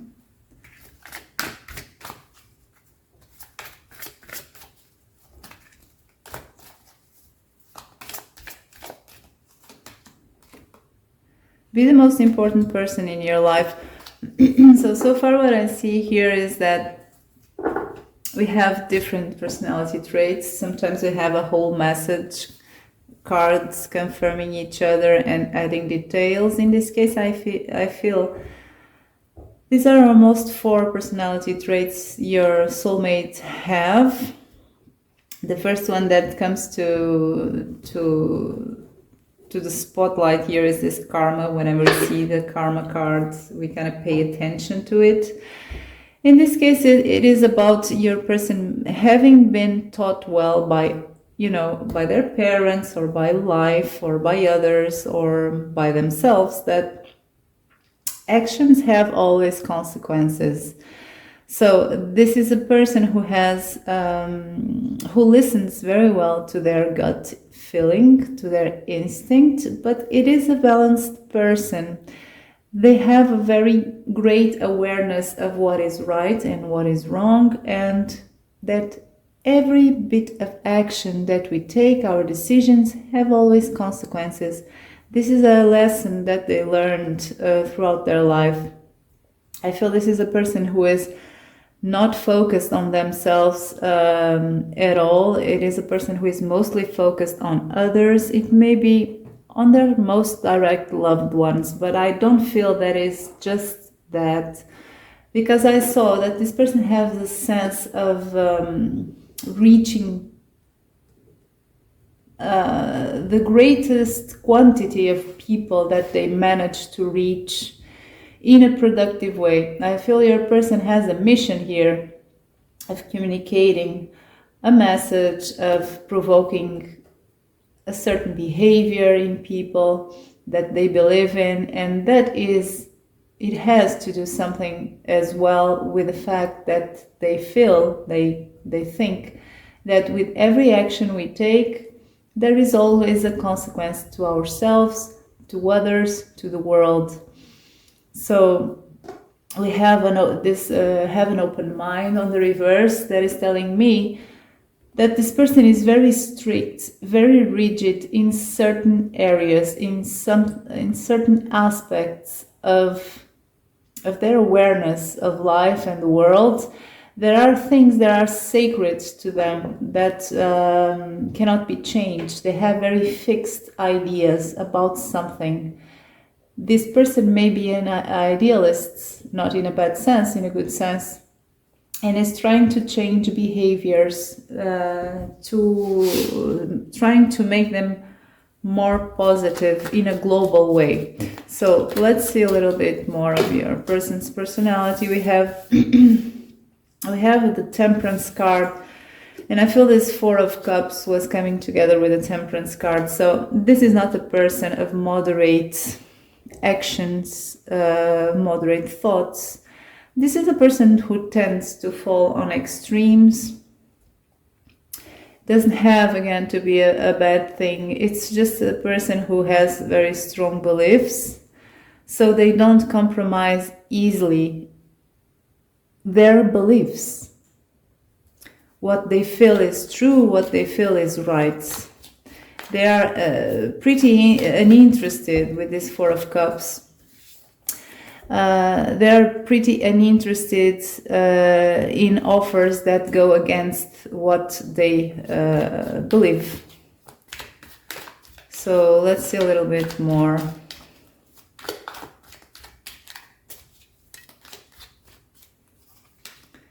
We have the Five of Pentacles.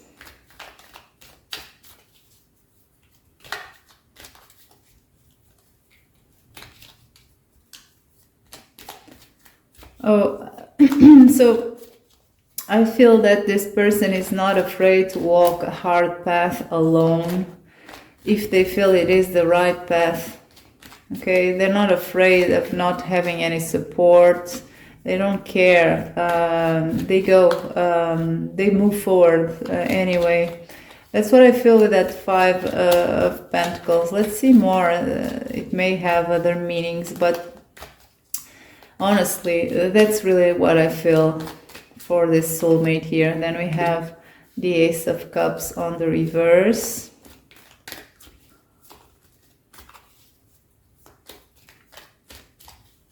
I feel your soulmate is very emotionally independent. This is a person who is very, very focused on this, on all this that I said to you. So they have not been, at least not for now, very emotionally open to connection. Okay, I'm not saying they're closed to humanity or to their family or to their friends. I'm not saying that. I'm speaking about a romantic connection. This person has been closed for a while, not focused on that. That's not their priority. Then they have the Judgment card on the reverse. So let's just clarify that Ace of Cups first.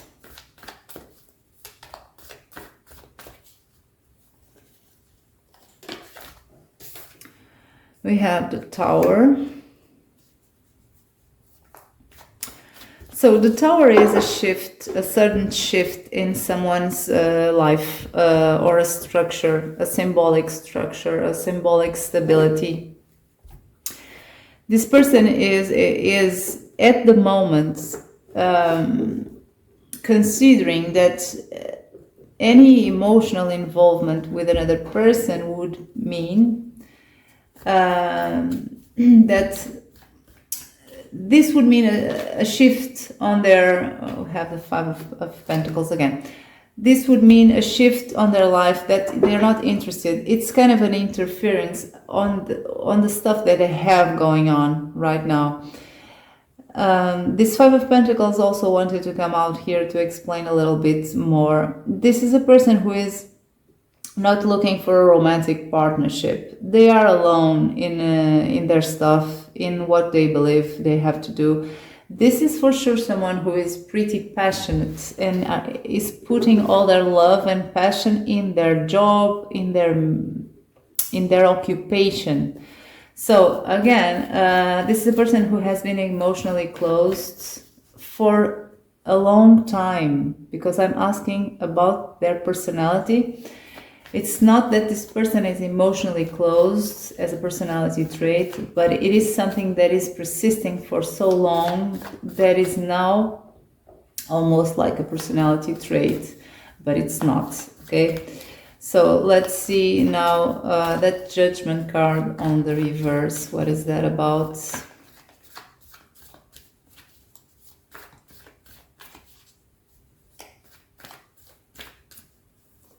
We have the Ace of Pentacles.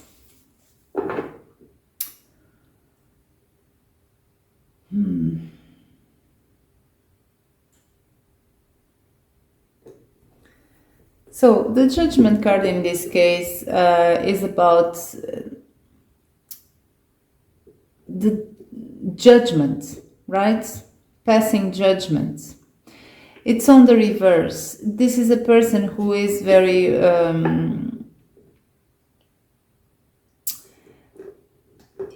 open to try things, to build things. In a very non-judgmental way. This is almost the improvisation vibe. This person for sure turns instinct into material actions, okay? Turns instinct into building stuff. They build with instinct. And that Judgment card is on the reverse there because there is no analysis, there is no you don't judge your gut, right? You just feel it. What judges is the brain, right? Is our rational thoughts. Usually the instinct, we don't judge it. We just feel it, or you don't feel it. So that's what I feel with that combination of cards. Because we have an Ace of Pentacles there, that means that this person builds with instinct. Builds whatever. It can build, it creates, okay? Creates stuff. Consistent stuff, substantial stuff with instinct. So that's it for a little bit of your, let's see a little bit more of your soulmate's personality. Just pull, oh my god, I'm feeling kind of sick today, I don't know. That's why I have a little bit of low energy. But let's see a little bit more of your person's personality. We have the Page of Fire on the reverse. So this person has a downside here, a challenge, that because they function so much with instinct and belief and stuff that is not very rational, sometimes they can act before they are truly well equipped to handle a situation. They act by pure inspiration, pure instinct, pure enthusiasm, and Pages on the reverse are situations that are gravely affected by a non-preparation. Okay, sometimes this person acts without being prepared for doing it. Most of the times things go well, but sometimes it has a downside. Sometimes don't go so well. Then we have the Nine of Water. This person is very, your soulmate is quite focused on what gives them pleasure and is also thankful. This is a person who exercises gratitude for the things they have. But I see again, this person is not very interested in a romantic connection for now. Your soulmate is not looking for that, at least. Then we have the Three of Water on the reverse. Sometimes this person needs a time out from exposure. Sometimes they need some solitary time for them. This is not someone who can keep going and going with the same energy. They have this kind of energy, they have a lot of it, but sometimes they have to withdraw to recharge. This energy of being noisy, okay? Of being conspicuous. Sometimes they have to recharge into their safe, cozy bubble. Even with the Nine of Water there, they have to just, you know, chill out and don't worry about anything. Don't speak to anyone. What else we have? We have the Queen of Wands over there. That is someone that is confirming this. I was pulling clarification for the Three of Water, Three of Cups on the reverse. So Three of Wands, the Queen of Wands is a very popular queen. She's on a spotlight oftentimes. So they have to take a break from this from time to time. This is a person who needs their own space to recharge and silence themselves for a while. So these were their a few of their personality traits. Let's see their physical appearance, their looks. So physical appearances are even more variable than personality traits, but I just found here a method that is working. So I'm gonna pull 3 animal spirits with no reversals. We have the spirit of the turkey, give with gratitude and elegance.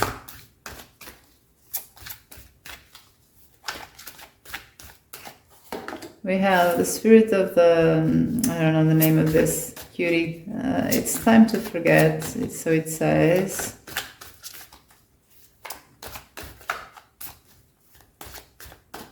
And we have the spirit of the spider. Have your dreams, make your dreams come true. So I have already here a sense with the spirit of the spider that this person has a very intricate look and has a very good sense of fashion. This is a person who dresses well and with details, with a lot of details that match very well. Even if they seem disorganized at first, well, everything falls into place. This person has a great sense of about fashion, it has a good taste, right? And it isn't something Very simple. It's something that is intricate and thought. This person may take a little bit of time dressing up and fixing whatever they need to fix before going out, and then they have almost like a royal presence here. They have elegance, and they have a good posture. I feel this is a person who is very have a good posture, and they can handle it. Contrarily to almost all of us, perhaps. This is a person who also always sits straight on their chair. I don't know. I have this feeling that this person had childhood where that it was a little bit rigid. I don't know. And then I have this sense of a certain rebellious moment in this person's life, perhaps, and adolescence, where they became a little bit or a lot more rebellious. And then we have the spirit of the spider here. They may have a lot of piercings. They may have, details. Then we have the spirit of this little guy here, and this is a cute person, guys, with this this animal here. This is a very cute person. Even if it's a guy, guys can be cute, right? Don't have to be macho. It's a cute guy if it is a guy, and looks young, even younger than their age. So let's see what the tarot has to say about your person's physical traits. I feel they inherited this elegance, this pose, this straight back when they sit from years of childhood where they were, made to be straight, to have this certain pose. So it's something that they still have. They will for at least for how long they can maintain that posture.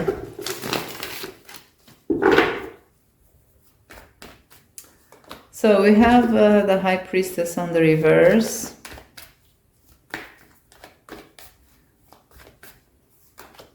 They have the Ten of Pentacles. So this person has, I feel this person has money. I didn't ask for a financial aspect. I don't think I asked that in any pile, but this person has, either they have money and they have expensive clothes, expensive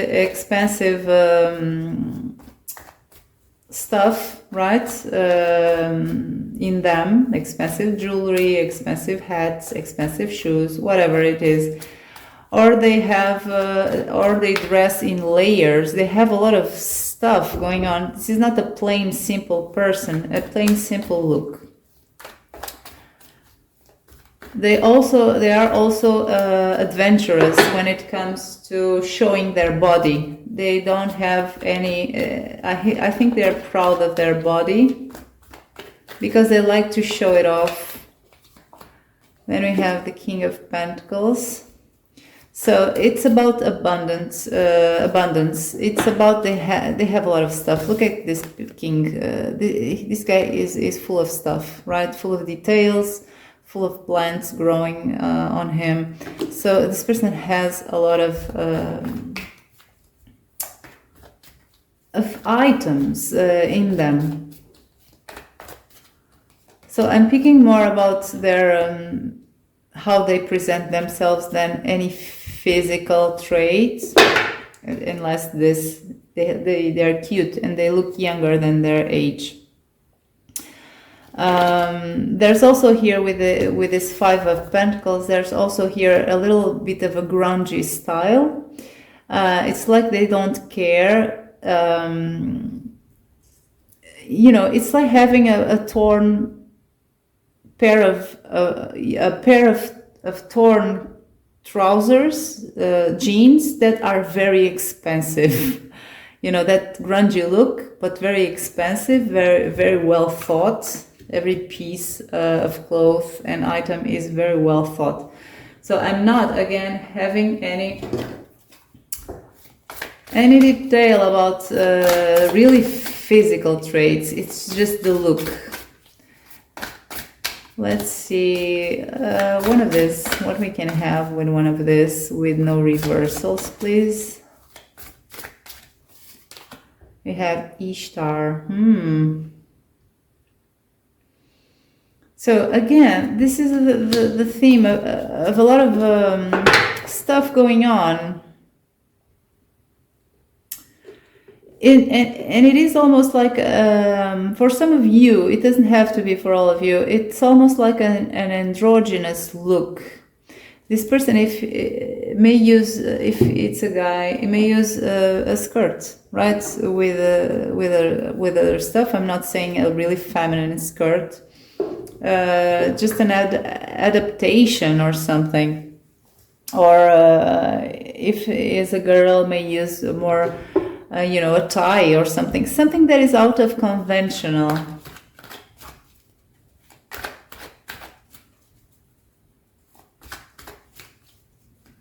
It's for sure sometimes an androgynous look. They have the Emperor. So now we have a little bit of, you know, the Emperor always speaks to me about having a lot of presence in a room. People bound to the Emperor, so the people respect the Emperor a lot. So it's about this presence in a room that this person will have for sure. So that's what I can get for your person's physical traits or appearance, or, you know, how others perceive them. Let's see now, let's put you in the equation. And now we are moving to your first encounter. How will this go? So for this spread, I'm going to pull you side by side. I'm going to see your dynamic. What is the vibe in the room?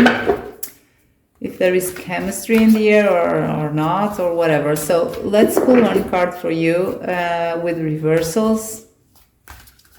What will be your energy towards your soulmate when you first meet? We have Spirit of the Cow. Miracles never cease to exist.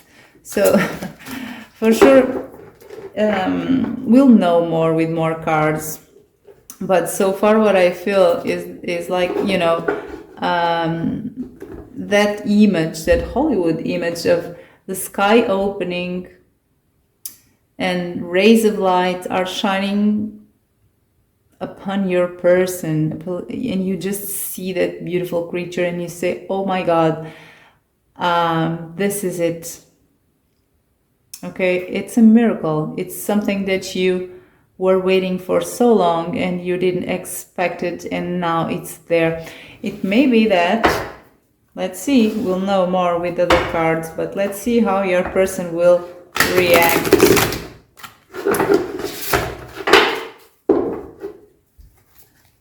What is the energy of their person? We have, the Spirit of the, okay, I never know the name of these little guys. You're never alone, but it's on the reverse. So there is love here, right? We have a little heart here, but it's on the reverse. And when I see cups on the reverse, when I see loving cards on the reverse, I always, or, well, depends, but oftentimes I see that there are emotions there is something there, but it's not being recognized, or is something wrong with this. So your person for sure, well, I don't know if he or she will see beams of light upon you, showering you with light. I don't know. I know that won't be the same as you. You will just, with only this card, I feel that you will feel that this is a miracle come true, a dream come true. I don't feel them feeling the same right away, but let's see. Let's pull another one for you, the quarantine pile number 4. We have instinct. So you have your gut screaming at you that this is a person that is for you, and you are listening to this calling. But well, that's it so far. Let's see your person.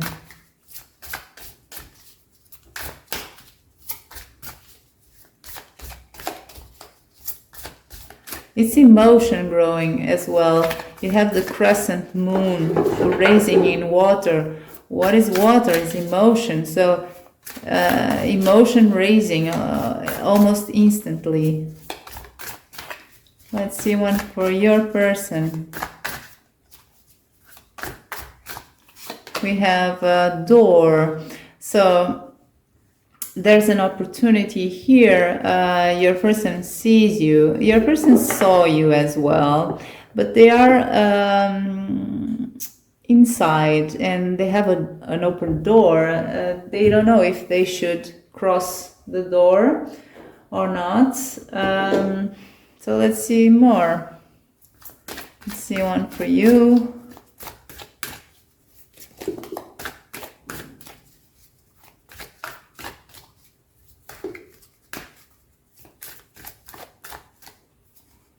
We have ready on the reverse. So it seems you're staring at this person.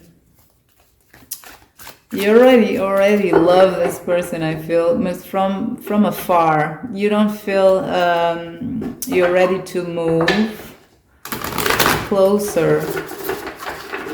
And it's like you're watching a little animal there, and you're not sure if you approach this animal, he will run away.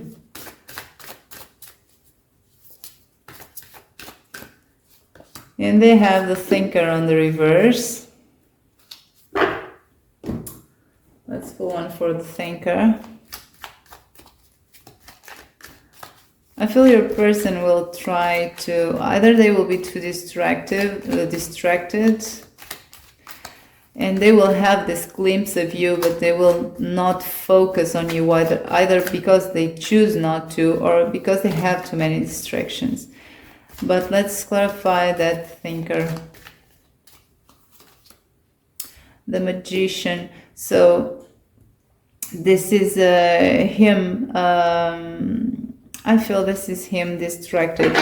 This is his inability. This person will be at first too distracted to, they saw a door opening amongst all other stuff that was happening there. They saw you. They felt something, but they didn't really acknowledge it. They didn't pay attention to it. It's like they didn't pay attention to this magician's, to this magical act. So let's see more with the tarot now. Let's see you.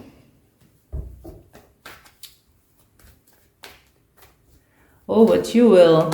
Okay, you will be right away. You're not ready because you're not feeling invited.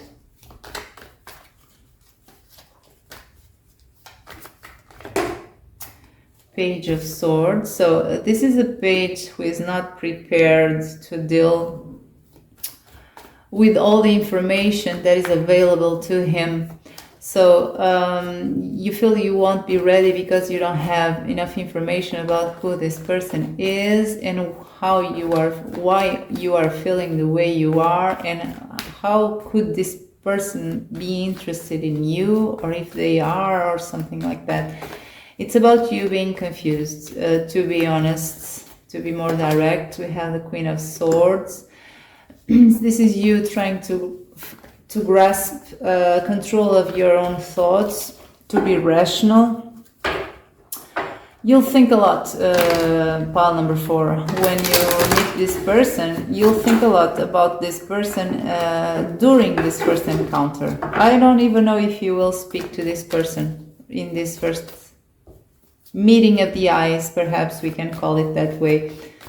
So you also want to make, you don't want to make a fool of yourself. You don't want to make any decision that, you know, that you feel maybe irrational or not good for you. Then you have the Ace of Cups on the reverse, and I feel this is a little bit of mirrored energy. You both will have this cup here.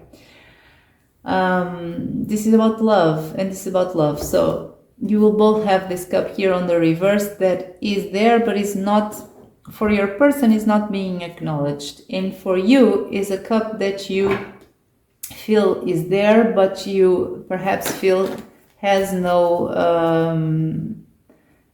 doesn't have to be there, right? Doesn't have a reason to be there or something like that. So let's see your person a little bit into depth, their energy towards you. We already know that they are just, you know, they are distracted.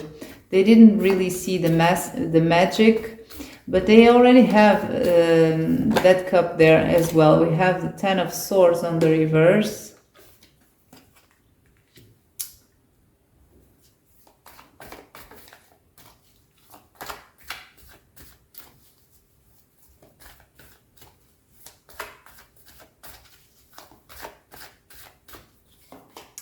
We have the 4 of Wands.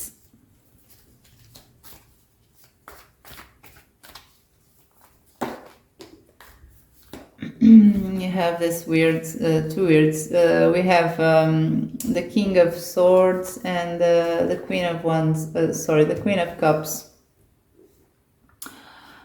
So what can I say with this weird energy here, my friends?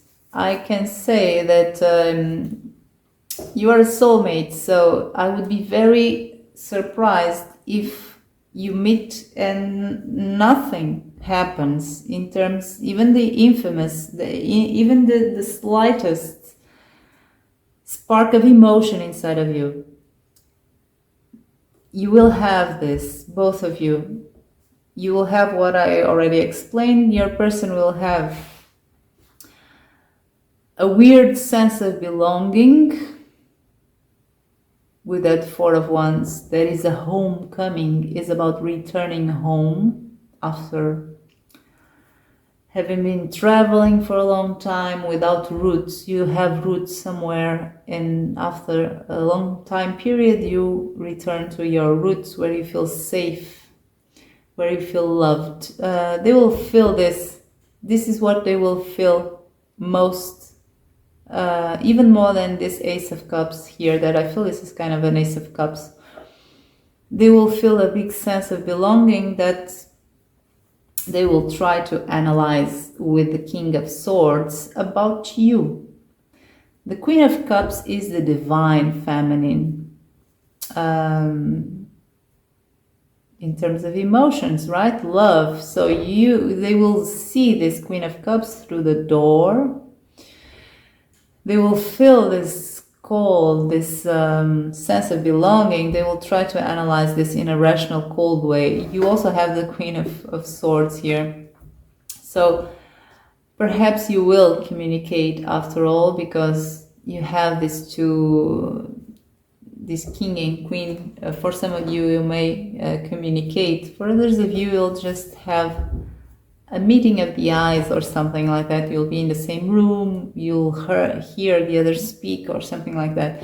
Then we have this Ace of Swords on the reverse. This is a negative energy, even if it is on the reverse. I'm gonna check what is that about, but I feel this is what I feel here in my gut is that this person, it's almost like he doesn't want to try anything, or doesn't want to give it too much attention. He doesn't want to try it. Let's see. What is that? Ten of Swords on the reverse for your soulmate.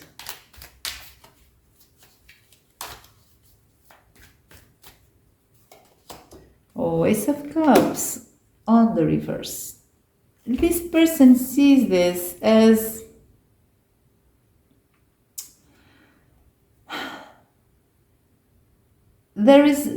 it's like this person doesn't see this as something possible.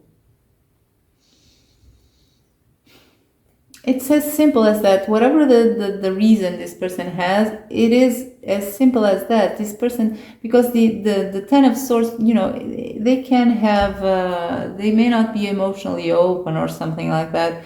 They may already know you. For some of you, they may already know you or know of you, and something in you makes them think that this is not possible. For others, it is just this person doesn't want a connection. Maybe they tried in the past and it didn't work, so now they have this Ten of Swords on the reverse. That means that there is no new dawn after, after having felt defeated or something. I feel this person sees this as something that cannot happen, or, it's not possible. It doesn't matter. I'm not going to bother. I'm not going to listen to this. So, can I know a little bit more? Because this is, this is not a straight thing. We have a straight thing. We have the Seven of Earth.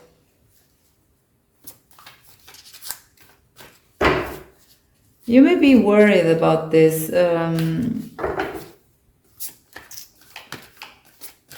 You're not acting because you feel you're not ready. Again, the Seven of Earth, and you still have this card here, ready on the reverse. You're not ready. You don't feel very welcomed here from this side. Then we have the Sun on the reverse. So this is kind of a frustrating energy. It's like you have the sun, but it's not warm. It's like it is expected, right? That the sun can warm you. The sun is about happiness and gratification. It's there, but it's too far away. It's not warming you. We have the Nine of Air. And I was speaking about you being worried. We have the Nine of Air. So you have this in your mind. You're afraid that you become obsessed by this person, and then we have the Six of Fire on the reverse. So you feel like a failure. You'll have insecurities with the Moon, and then we have the Death card. So you will remove yourself from this situation. So you'll give up on this in the first instances of your connection with your soulmate, guys. So let's see your person. So this is just the first thing. It doesn't matter if you want to be in union. So they have the Three of Swords on the reverse. So you will trigger something in your soulmate that they want to avoid at all costs. Either you remind them of someone, either your soulmate already knows you, and they fear they will have emotional pain if they get too close to you.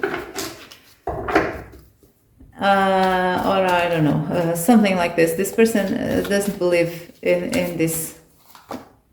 We have the Seven of Cups on the reverse. So they are afraid of making a bad decision, okay, of making a bad choice. And we have the Queen of Pentacles.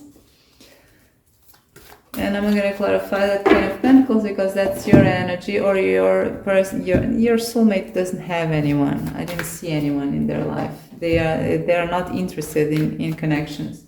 I don't have any more decks. I'm going to use this one. Can I clarify that Queen of Pentacles, please? It's your energy. I feel maybe your soulmate is not ready for something stable. when you first meet. Four of Wands on the reverse. This is the inability to rest. This is the inability to restore. Okay, your soulmate may have had in the past someone that had a significant importance in their love life, and they didn't heal from this. And you remind them of, you may have something that reminds them of this other person, or this may be you in the past if they already know you, or you don't have anything that reminds you, that reminds them of this other person, if this is another person, but they are not healed, okay? They don't want a connection. So the general most common thing is that you will feel very pulled to this person, but you will give up because you won't feel they are receptive. And they are not receptive at first because they are afraid, they don't believe in this connection, and they fear this will bring them emotional pain. So that's it in the gist for you. I'm sorry, take this lightly. So let's see how this may unfold so you don't get discouraged, okay? May unfold very badly, okay? Sometimes we don't achieve union with our soulmates. Sometimes we don't, but let's see how can this unfold. So how will this thing, if I can call it that way, unfold between these people and their soulmates after their first meeting? Will this have a development, a significant development? What will be this development? We have Spirit of the Koi. There is always enough, but it is on the reverse.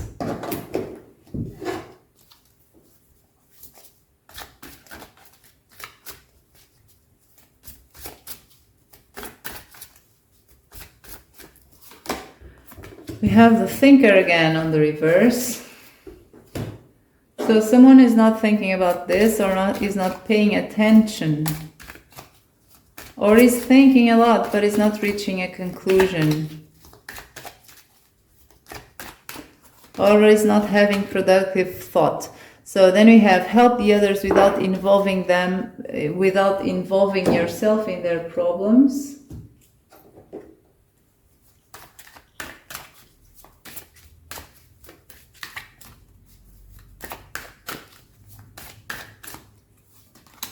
And then we have intimidation. So far the development I see here is not very favorable. There will be always something lacking. You'll have something. You'll have interactions and stuff like that, but it will not be to its full potential. Perhaps you'll help. It's not necessarily helping. You will interact, but you will not be involved to the full potential as you should as soulmates. So you'll have a fairly moderate interaction after this first encounter, and there is also this sense of someone being intimidated, and I feel it's both of you, because you will not feel fully welcomed and your person will not feel fully at ease with you because they have fear of something. So let's see. I don't want to go deep into this. I want to see what is the potential for this connection. Okay, will this develop into something with potential or not? Because I don't want to waste your time. So we have more than one soulmate. I believe in that. I don't know if you do, but I do believe. So if you do, and you I don't want to skip this one. Let's see, what is the potential for this after all? We have the Spirit of the Mouse, dedication to the small things. It's on the reverse. Okay. What else do we have? What is the potential for this? Will this develop into something, into a union or something? And we have round and around. Oh my God. Okay.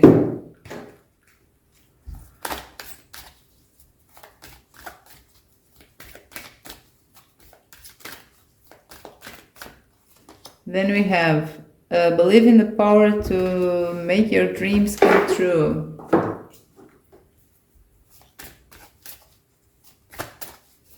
So we have a tricky one here, guys. This is a situation that will take a lot of turns and will have a lot of the same cycles before it may settle. Because someone here is not putting enough dedication in this connection, and there's also a certain lack of belief. And I feel this is you. You will not dedicate very much to this because you don't have an incentive. How do I say this in English? You don't have an incentive. Is that the word, incentive? And your person will not believe in this connection very much at first. Then we have the call. You still have the call. So you have a horn. A horn. Is that a horn? Hornet? Horn? Something like that. That's stuff that makes a lot of noise. Both of you will have this noise in your ears, this calling.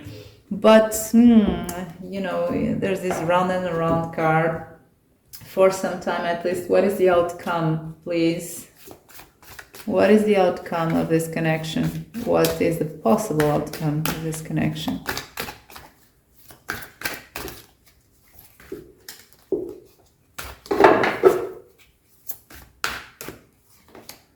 Spirit of the Spider, make your dreams come true. So it seems this will have a happy ending here after you are having this weird round and around dance, maybe frustrating dance.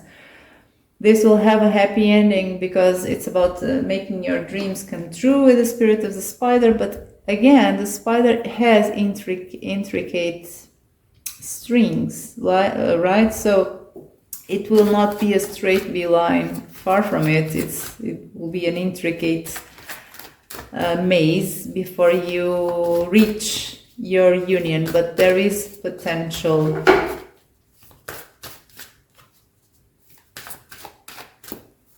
Then we have ready on the reverse.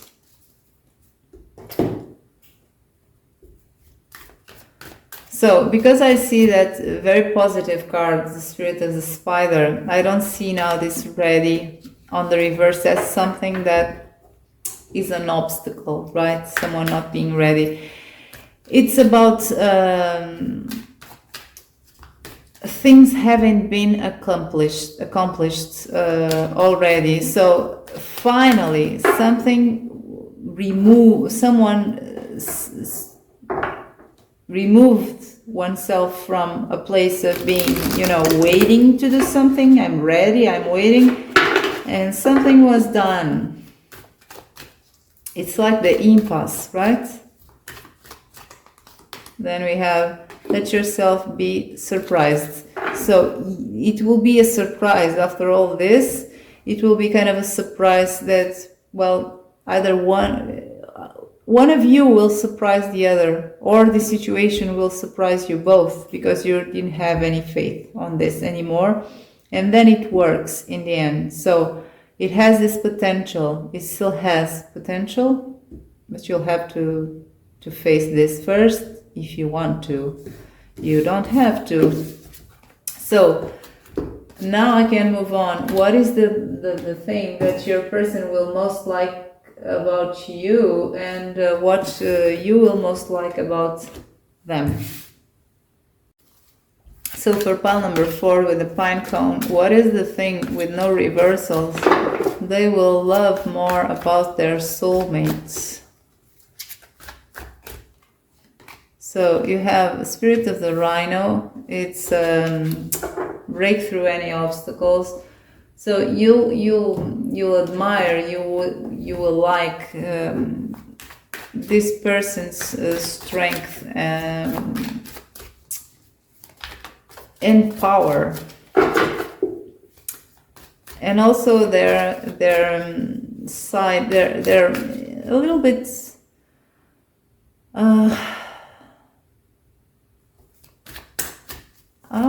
How do I say this in English? rebel side, I feel.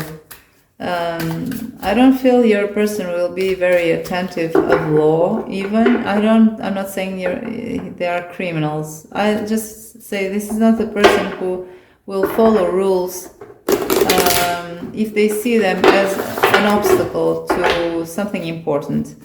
Not to the extreme, but to some extent, and you will like that about them. Then you have regeneration, so you will know this person, and you will know that they faced a lot of crap, a lot of hurts in the past, and now they're a completely different and more and richer person, right? And healthier person than in the past, and you will admire and like that about them.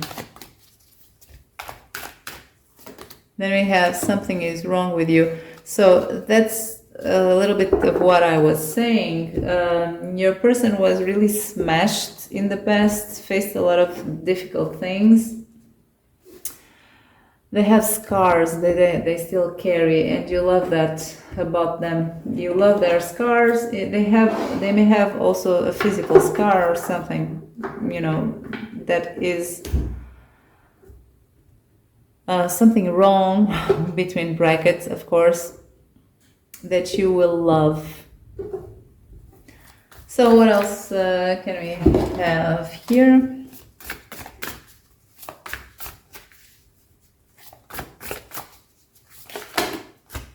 We have Knight, and we have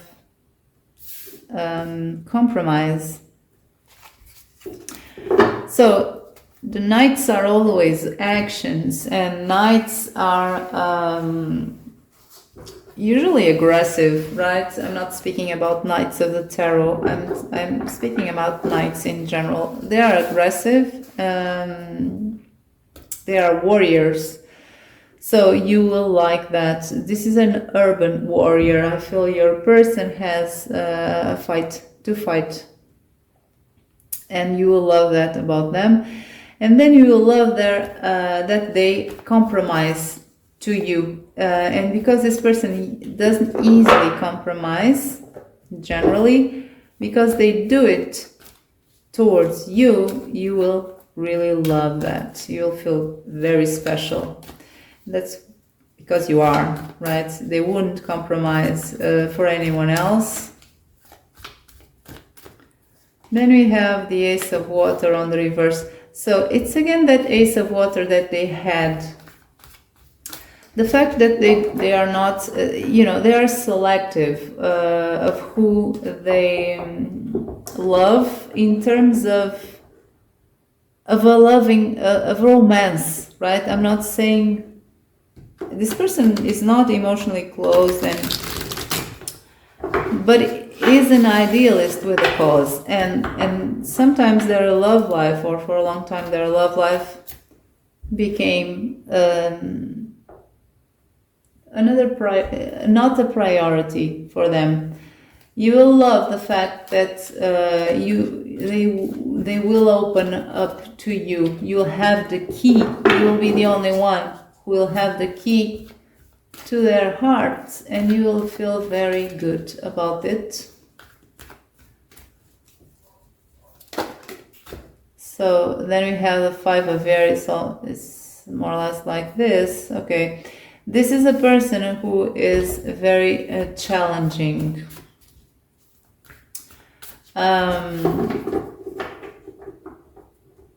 You will have verbal fights, okay? The Five of Aries is not exactly a productive energy, right? In terms of productive conflicts, it's not. Someone will always win at all costs, and there's no win-win situation. Someone will always lose.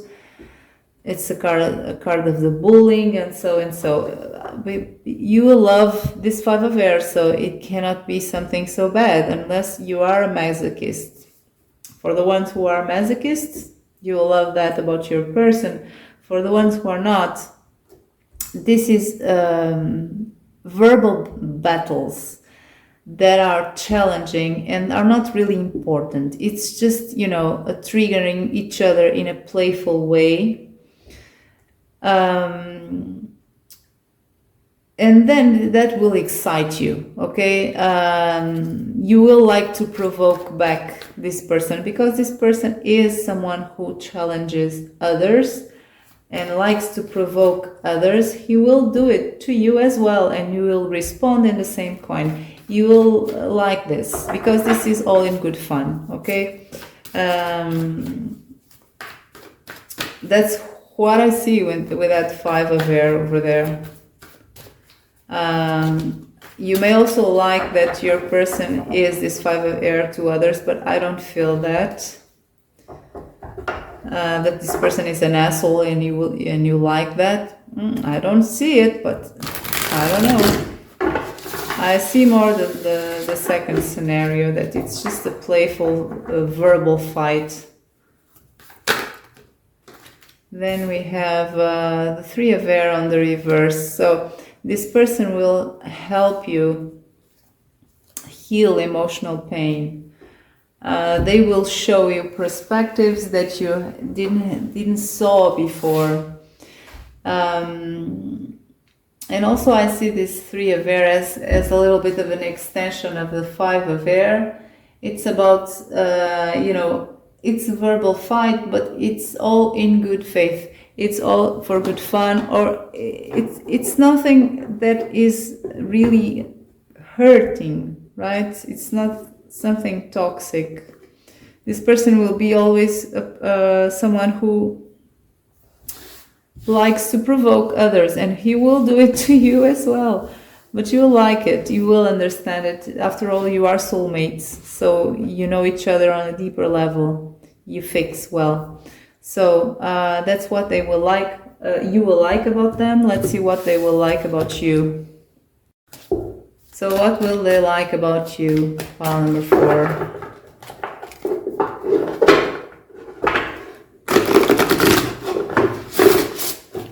What will they like about you? Pile number 4. No reversals, please. We have the spirit of the parrot. Pay attention to what you say, something like this. Okay. The parrots usually repeat what we say to them.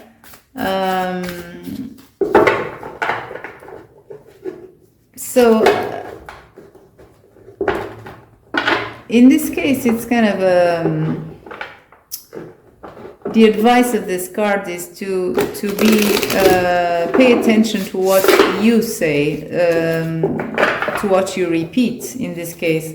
So I feel that you'll have a filter here. You'll have good judgment of what you say. You don't just eat whatever you are fed in terms of what people say to you. You will have your own opinion, right? You will analyze things. You will not repeat something that is preached to you. Of course, for someone who is like your soulmate, this will be gold. They will really love that about you, even if when you go against them, that you will, because you have a mind of your own. Then we have adaptability.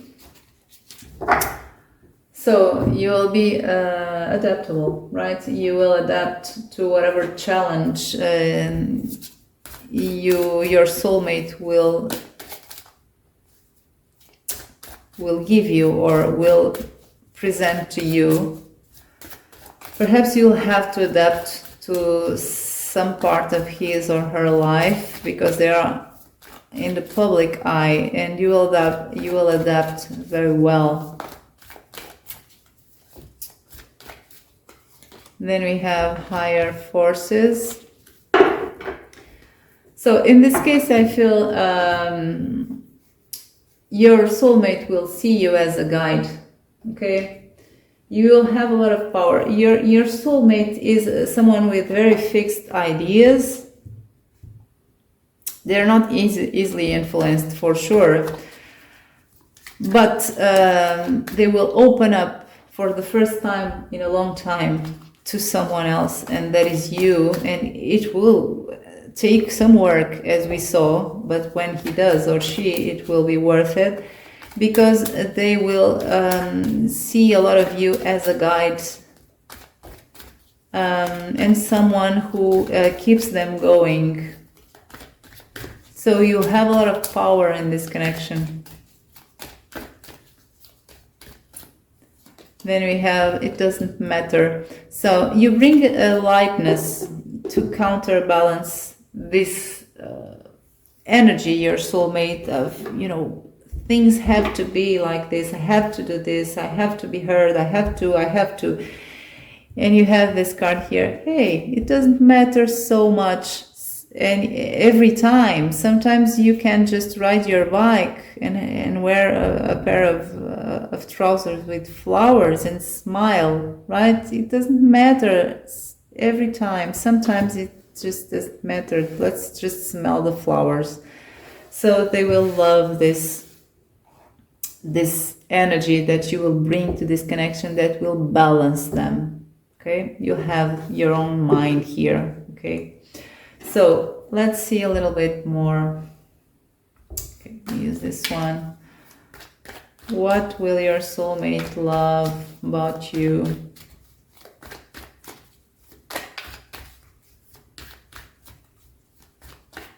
I like your energy here. I have a glimpse of it now. I like it. We have Seven of Swords on the reverse. So you have an ability, a capability to see through masks.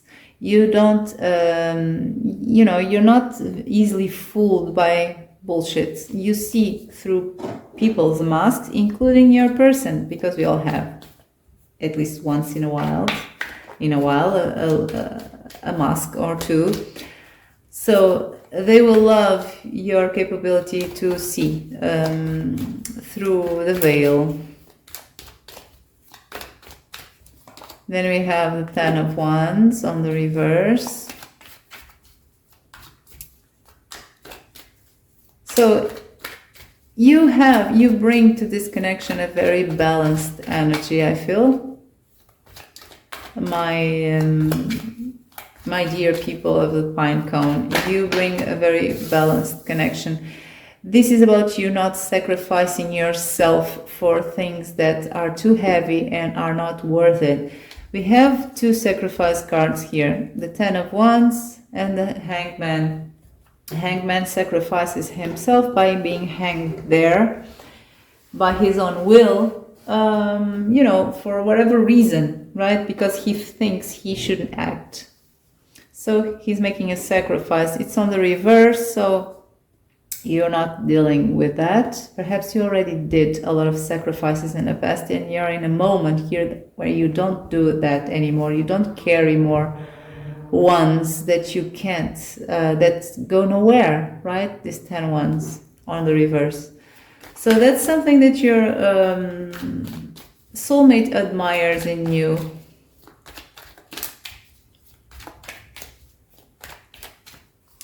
And then we have the Knight of Spears.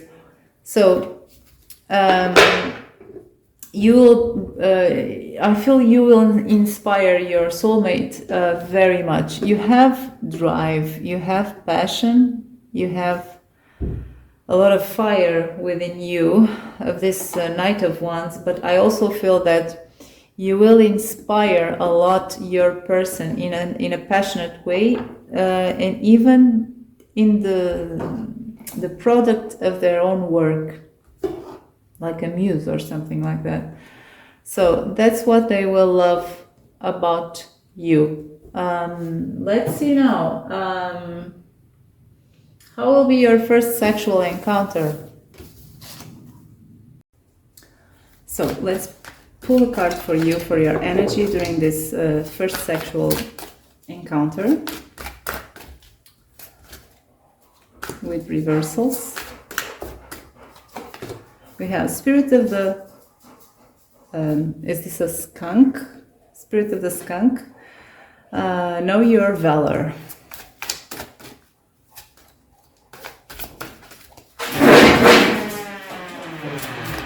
This was my dog, I'm sorry. It just freaked me out. Okay, let's pull one for your soulmate. Spirit of this, again, this little guy here, this little fellow, time to forget. So let's pull more.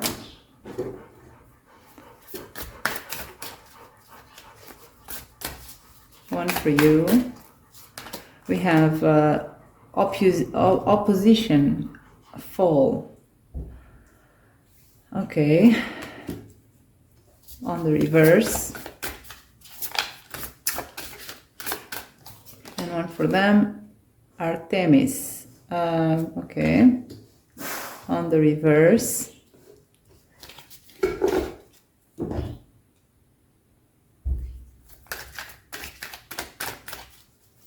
One for you.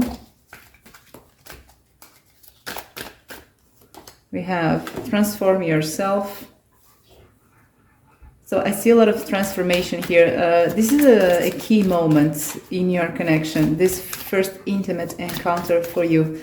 You will change. Then they have time to work on the reverse. So they will change, you will change, and they will relax. That's the main energy here, the summary of energies here that I'm finding with these cards. You will change and they will relax. Passivity on the reverse. So you have for sure an interesting energy here. It's like you bloom. It's like you really transform. I was forgetting about this card. You really bloom here. You really wake up. You wake up here during this. And they have gossip on the reverse. So only by these cards here I see that this will go very well. Not the case for every pile, I can tell you, but in your pile, this will go very, very well. This will have a good influence in your dynamic, in your connection. This is where you will,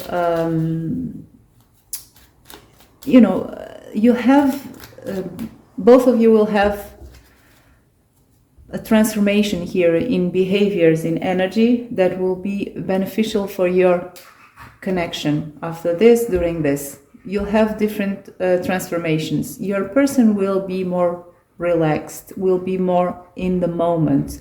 This is a person, your soulmate, that I feel has a lot of trouble staying in the moment. So this is when they will release, okay? And they will just exist there in that moment. It would be kind of a revelation, a life revelation to your soulmate, because they are not used to just be. So this person will forget about everything and will be just in that moment. This person will forget about what they want to accomplish, what defines this person. Your soulmate is doing, right? And in this case, this is a moment where they forget about wanting anything, right? They are so in this going with the flow moment and being there that they even don't have an objective. They don't have anything in their head. They have an empty mind. They're just there. It's not an effort. It's something perfectly natural to them. They will forget about everything. I feel your person will be worried about something before this encounter that is related to other people. Well, they will forget about that. in your side here, on your side here, I see you waking up in full power. It's almost like a volcano. It's almost like a dormant goddess, a dormant god that was very still, very defensive even, but in this moment, that's when you will show your valor, you will show and know who you are in this connection, right? You will know who you are in this connection, in this moment. So every opposition that you had before will be released, you will transform, and you will be active for the first time. So your person will not be expecting this, but they will neither think anything about that, okay? They will just be there and they will enjoy the moment. So for this group, it is when you first have your first intimate encounter that you will know the importance of this and who you are in this duo, right? In this connection. So let's pull one of the tarot for you. We have the Page of Pentacles.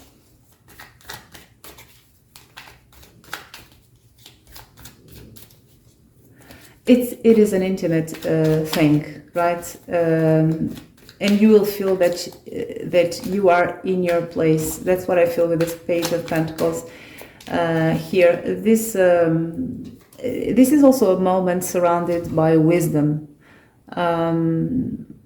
by natural things, by the wisdom of the world, the wisdom of nature. Everything that is natural is in this moment.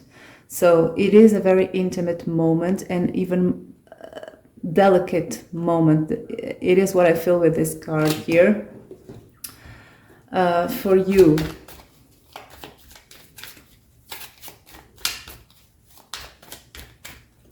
Then we have the Chariot on the reverse. It is a moment of being active, right? You'll be active, you won't be passive anymore, but you will. But it is a moment for you of stillness, there is no need to go anywhere. I see that Chariot on the reverse like that. There is no need to go anywhere else. It is a moment of stillness, like that perfect moment between day and night, when the day is ending. There's a moment of stillness. Everything seems to be asleep. Everything seems to be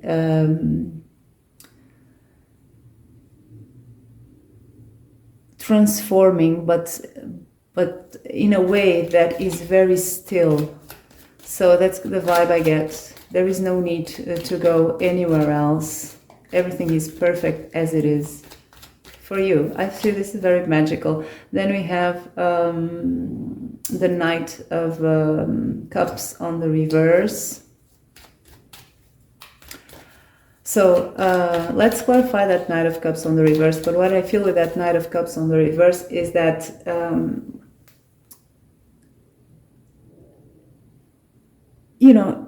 it's nothing dramatic. It's nothing that can be expressed or imagined in a movie. It's nothing like that. It's something that is, it's out of the cliche. That's what I want to say. Romantic actions, having sex by the fireplace. No, it's nothing like that. That's a cliche. So what I get with that Knight of Cups on the reverse is that this is more than that. This is something out of the earthly realm. So there are no cliches here, no romantic cliches here. It's something more than that for you. We have the Five of Swords on the reverse. So it's about a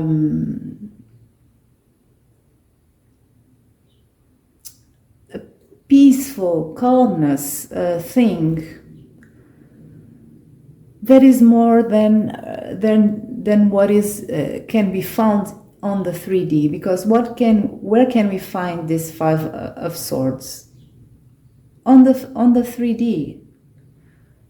The Five of Swords is that card of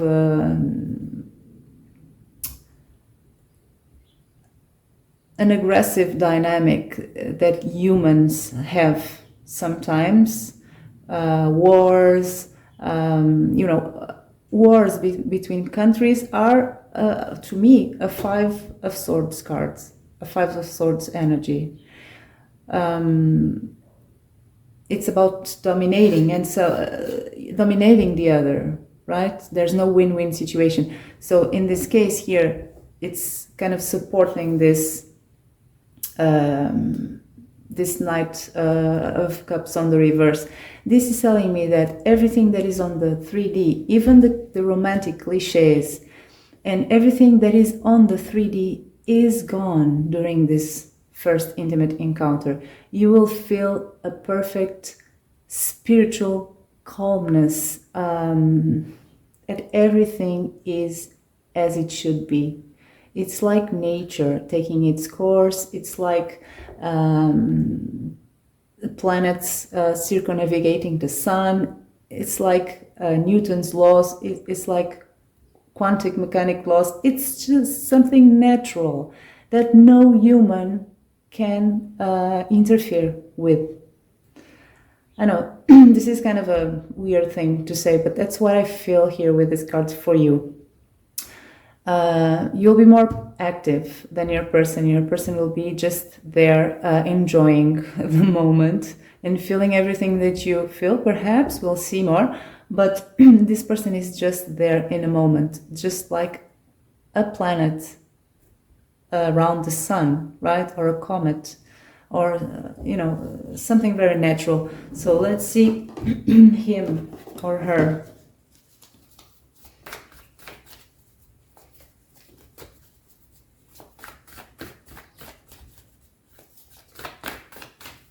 We have the Tower. Ooh, this will be really a life moment of awakening, of an epiphany. As I told you before, I feel that this person never experienced this before, just being there. So with that Tower, that's the acknowledgement of that. They will have a Tower moment. Then they have the Wheel of Fortune on the reverse. That means everything is still, everything is in place. There is no movement, okay? This person is just there, is not trying to control anything. The Wheel of Fortune is still, has stopped. There's nothing more. Then we have Seven of Pentacles on the reverse. So I feel this is an additional message. I feel your person, your soulmate, had been waiting for this for some time, and now the wait is has ended. And with that, let's see one more. There is also here, because the Seven of Pentacles speaks about time, it's again the confirmation that time has stopped. When you have this first intimate encounter. Oh my god, this is really out of this world, I have to say to you. I would like to have this with my soulmate as well, but for you who chose this pile, well, I really like this. I think it's not something that most people have experienced. So let's see just a little bit more.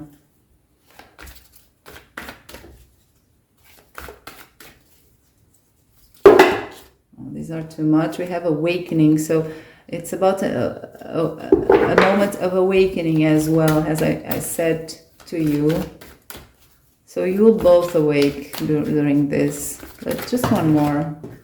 Okay, we have 3. Okay, so we have the Knight of Fire, we have Justice, we have the Star on the reverse. So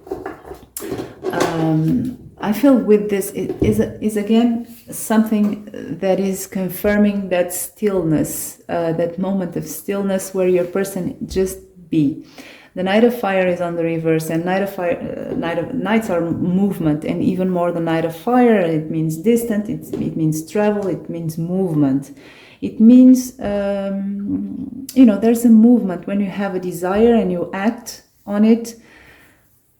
This implies movement. So it's on the reverse. So everything is still. Knights are still. The Wheel of Fortune is still.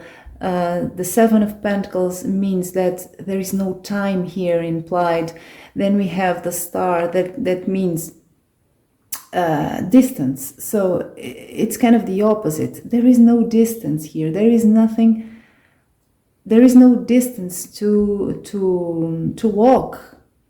Everything is where it should be.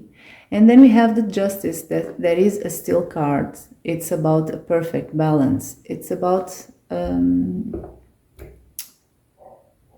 everything is right as it is. So that's your first intimate encounter. Let's see more. The next question is, how will be your union? So when you unite with this soulmate, how will be this connection? How will be this union? How will be this relationship? I want one card with reversal. How will be this union? We have Spirit of the Rabbit. These are favorable times. So the rabbits are also about fertility. There may be kids if you are in a childbearing age, or you may have kids already, and then we'll have your person may have kids as well, and then you'll have a bigger family. But anyway, for some of you it can be this, for others can be adding, or as another scenario, that everything you will create a lot together. You'll have the ability to create a lot of abundance together. And then you have also a lucky star together. This couple will be a couple with a lucky star. So it's you have a better life with this person when you unite with your soulmate. Because we are the ones who create our own lives, because you will feel so happy, so supported, so in balance, you'll have a better capability of creating a better life. So then we have a challenge on the reverse.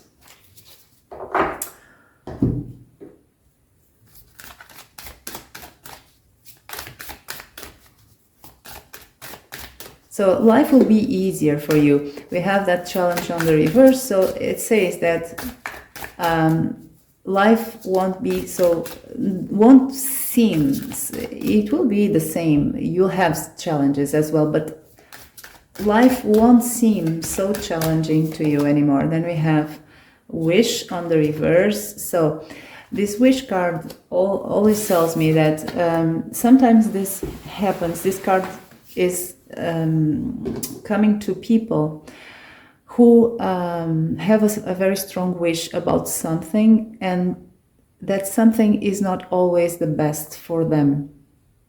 And I feel in the past you may have had a situation like this, or more situations like this, that you wanted something very badly, you suffered for it, but you didn't know that,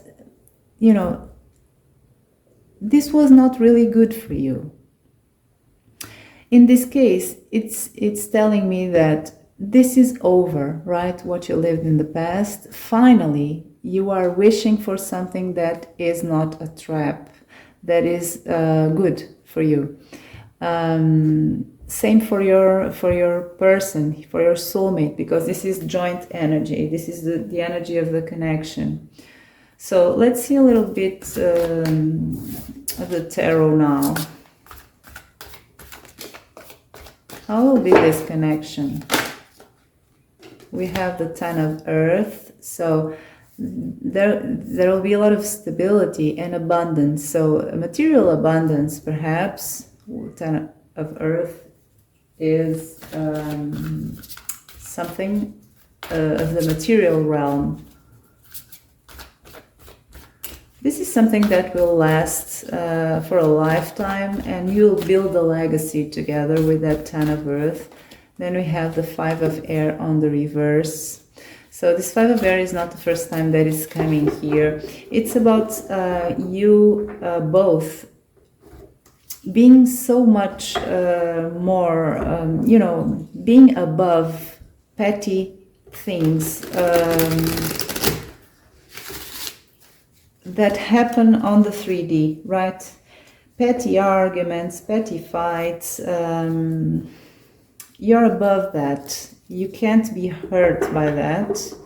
That's not the kind of connection you have. And also everything that comes from the outside with this nature of the Five of Air will not reach you. When we have the Seven of Earth on the reverse, that means the waiting is over. So you're not waiting for anything else in life when it comes to romantic connections, because you are already with the one. So any Seven of Pentacles that you have been experiencing in the past are not here anymore, okay? This energy is not here anymore. You're not waiting for anything else because you already have what you want. One more. We have Strength. So I feel you will be a power couple here, where you fuel each other's strength. That's it, guys. This is your connection. It will be a pretty good one if you endure the first stages of this connection before you have that intimate encounter. This will have a very good potential. So now we are going to see your sex life, and then we end by asking cards, when can we expect to meet this soulmate? But now let's see your sex life. So how will be the sex life of these people in pile number 4 with their soulmate in general? So we have the Spirit of the Grasshopper, take a leap of faith, and then we have the Spirit of the Badger, be fearless and bold. So this is telling me that you will try a lot of new stuff with your soulmate that you haven't tried before. You'll have a different sex life than you have right now, or you had in the past, because you feel safe with each other, so you can have these types of adventures. You feel brave to try things that you haven't tried before. Then we have Scepter in the reverse. So this is something that is unconventional. You will try unconventional stuff, of course.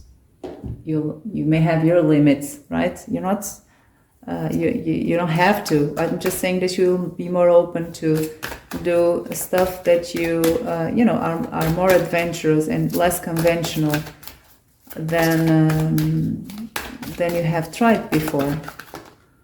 Then we have how much time do you dedicate to yourself? So you'll have a lot of you will please each other, okay? Your own sexual needs. You will please each other. And you also,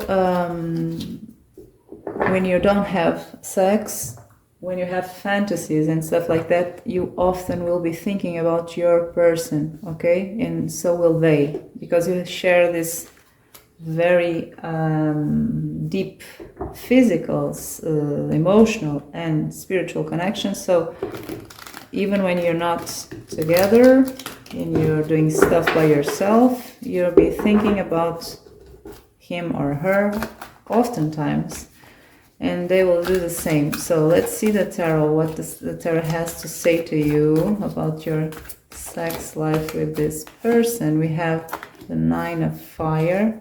So there's a lot of passion, because wands are passion, and you'll be protective of your own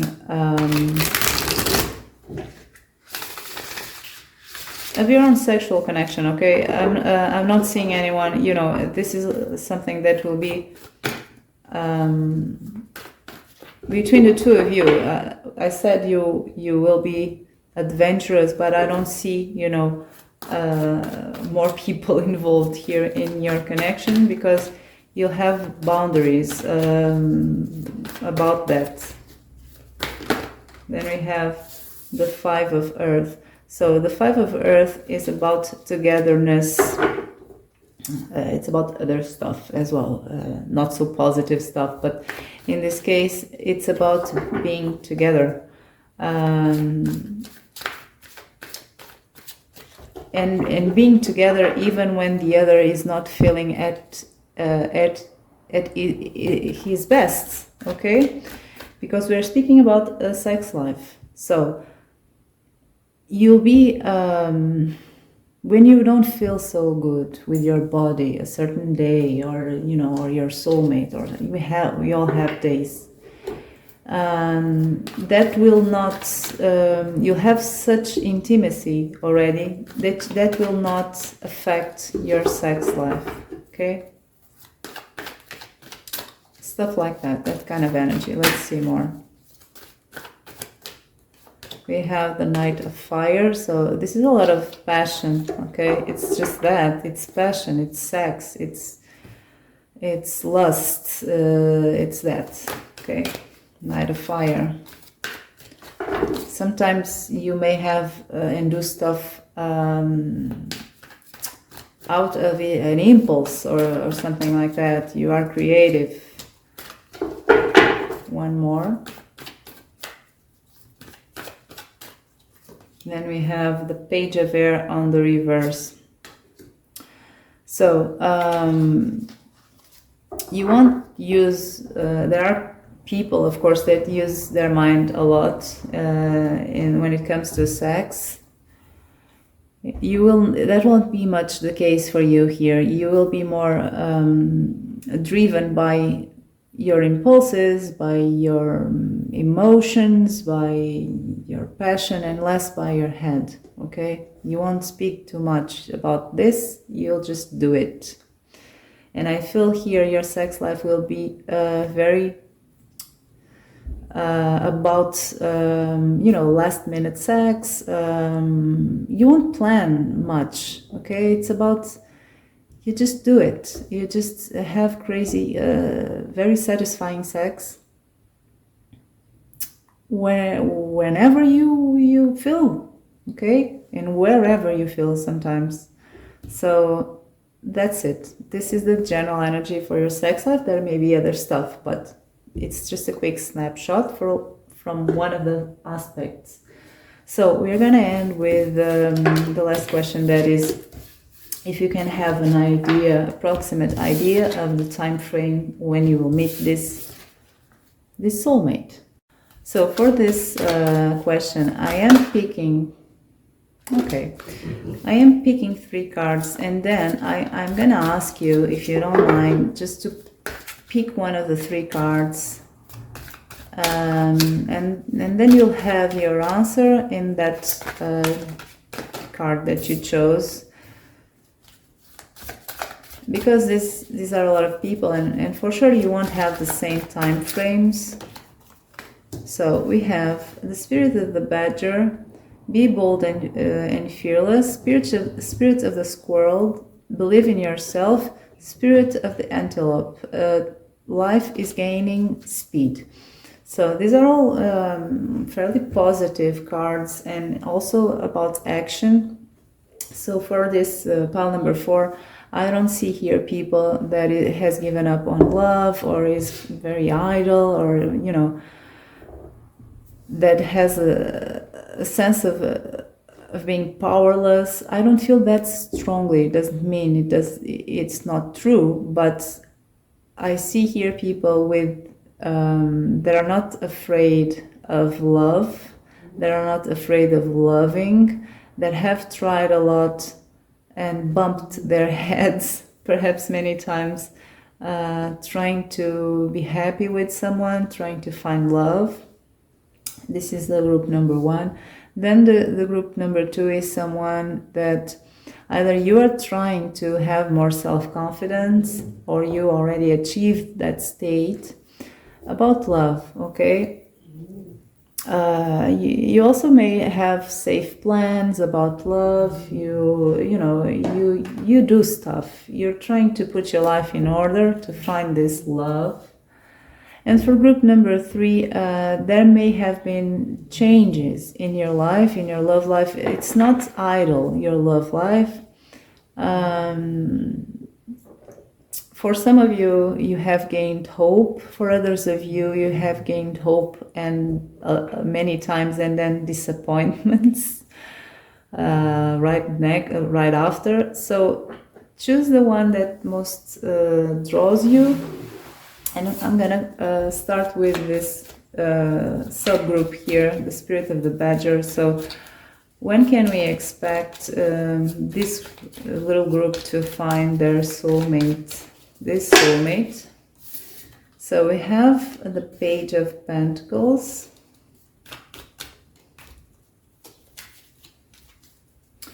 For some of you, you may have, because I'm doing sometimes correspondences, and this Page of Pentacles really spoke to me when you had, in the spread about your first intimate encounter. This means that for some of you, you already have met this soulmate. It's not for all, for sure, but for some of you it is. And you even may have already had sex with this person or not, but let's see.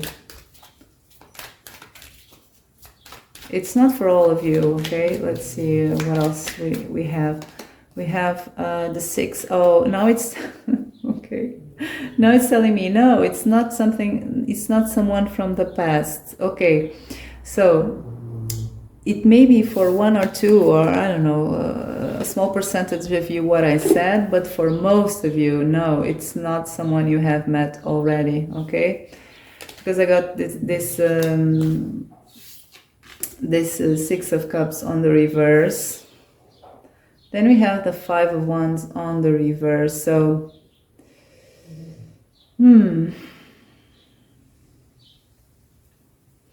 I see here something about avoiding competition. So for others of you, it seems you have been avoiding competition, or you're not very... so what I see here with the Spirit of the Badger, for some of you, you are already here more brave about love, but for others of you, you're trying to gather courage to compete in the dating scene. Sorry. Oh. Is this rolling yet? In the dating scene, or competing with someone else or something like that. So it's just giving me a snapshot. I want one card, please. Okay, straight answer. When will this person appear, the soulmate? We have the King of Swords. It's keep telling me that you know who this person is. So it's going back again to that 1 or 2 people that already met this person. We have Temperance. So it's not right around the corner, but it's not far away as well. So it's telling us to, for most of you, to be patient. That it's not very far away, but it's not very near as well.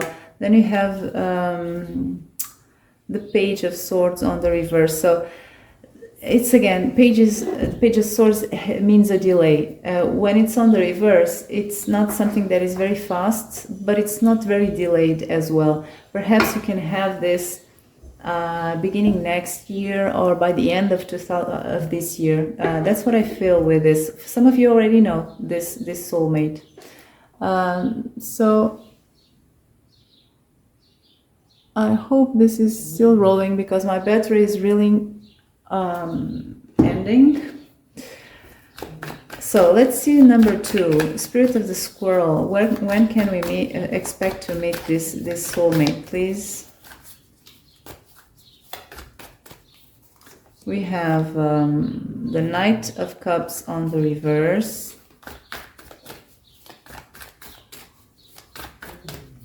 And then we have the Five of Wands on the reverse.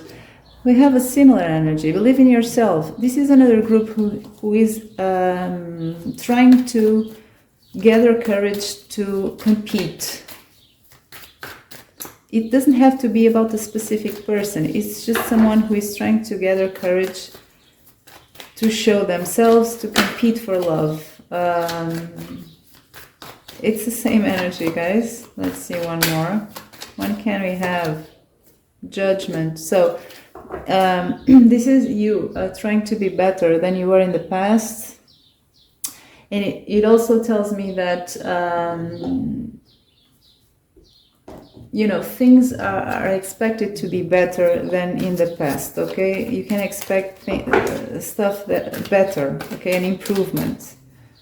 So please tell me, for this group, when can we expect this soulmate to appear in a straight answer, please, more or less, at least, best you can.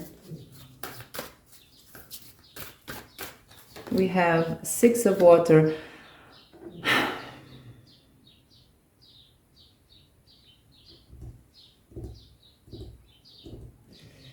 Some of you already know this soulmate as well. This is really weird.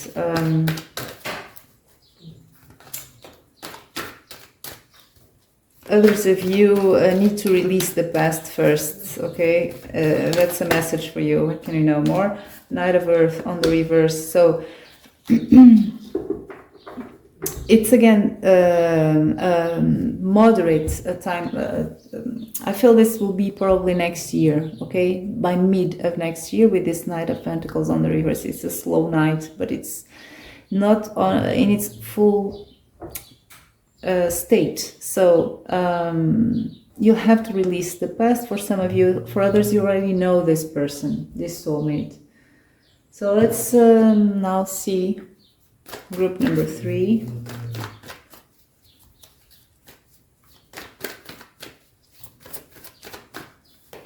We have the Knight of Swords on the reverse.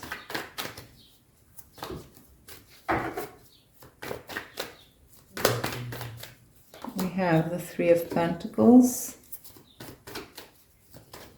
Okay. We have one jumping to the floor. We have the Page of Cups. So this is coming out of the blue. You won't be expecting this. And you really won't believe it as well. This person will offer you something, okay? This person will appear, this life will offer you this opportunity, not it's not far away from here, but it seems it will be in a moment where you have built something already. It can be anything, right? Your grounding, when you will be more grounded, okay? You're in a moment in your life where you're facing changes, I feel. It's when you'll be more grounded and stable that this thing will appear to you. So it depends. It shouldn't be long. I don't know. I feel your life is already gaining momentum. So it shouldn't be long, but it's when you already have some grounding energy in your life. So that's it, pile number 4. I hope you enjoyed the reading. If you did, don't forget to press like and subscribe to this channel and to comment. And I hope to see you next time. Bye bye.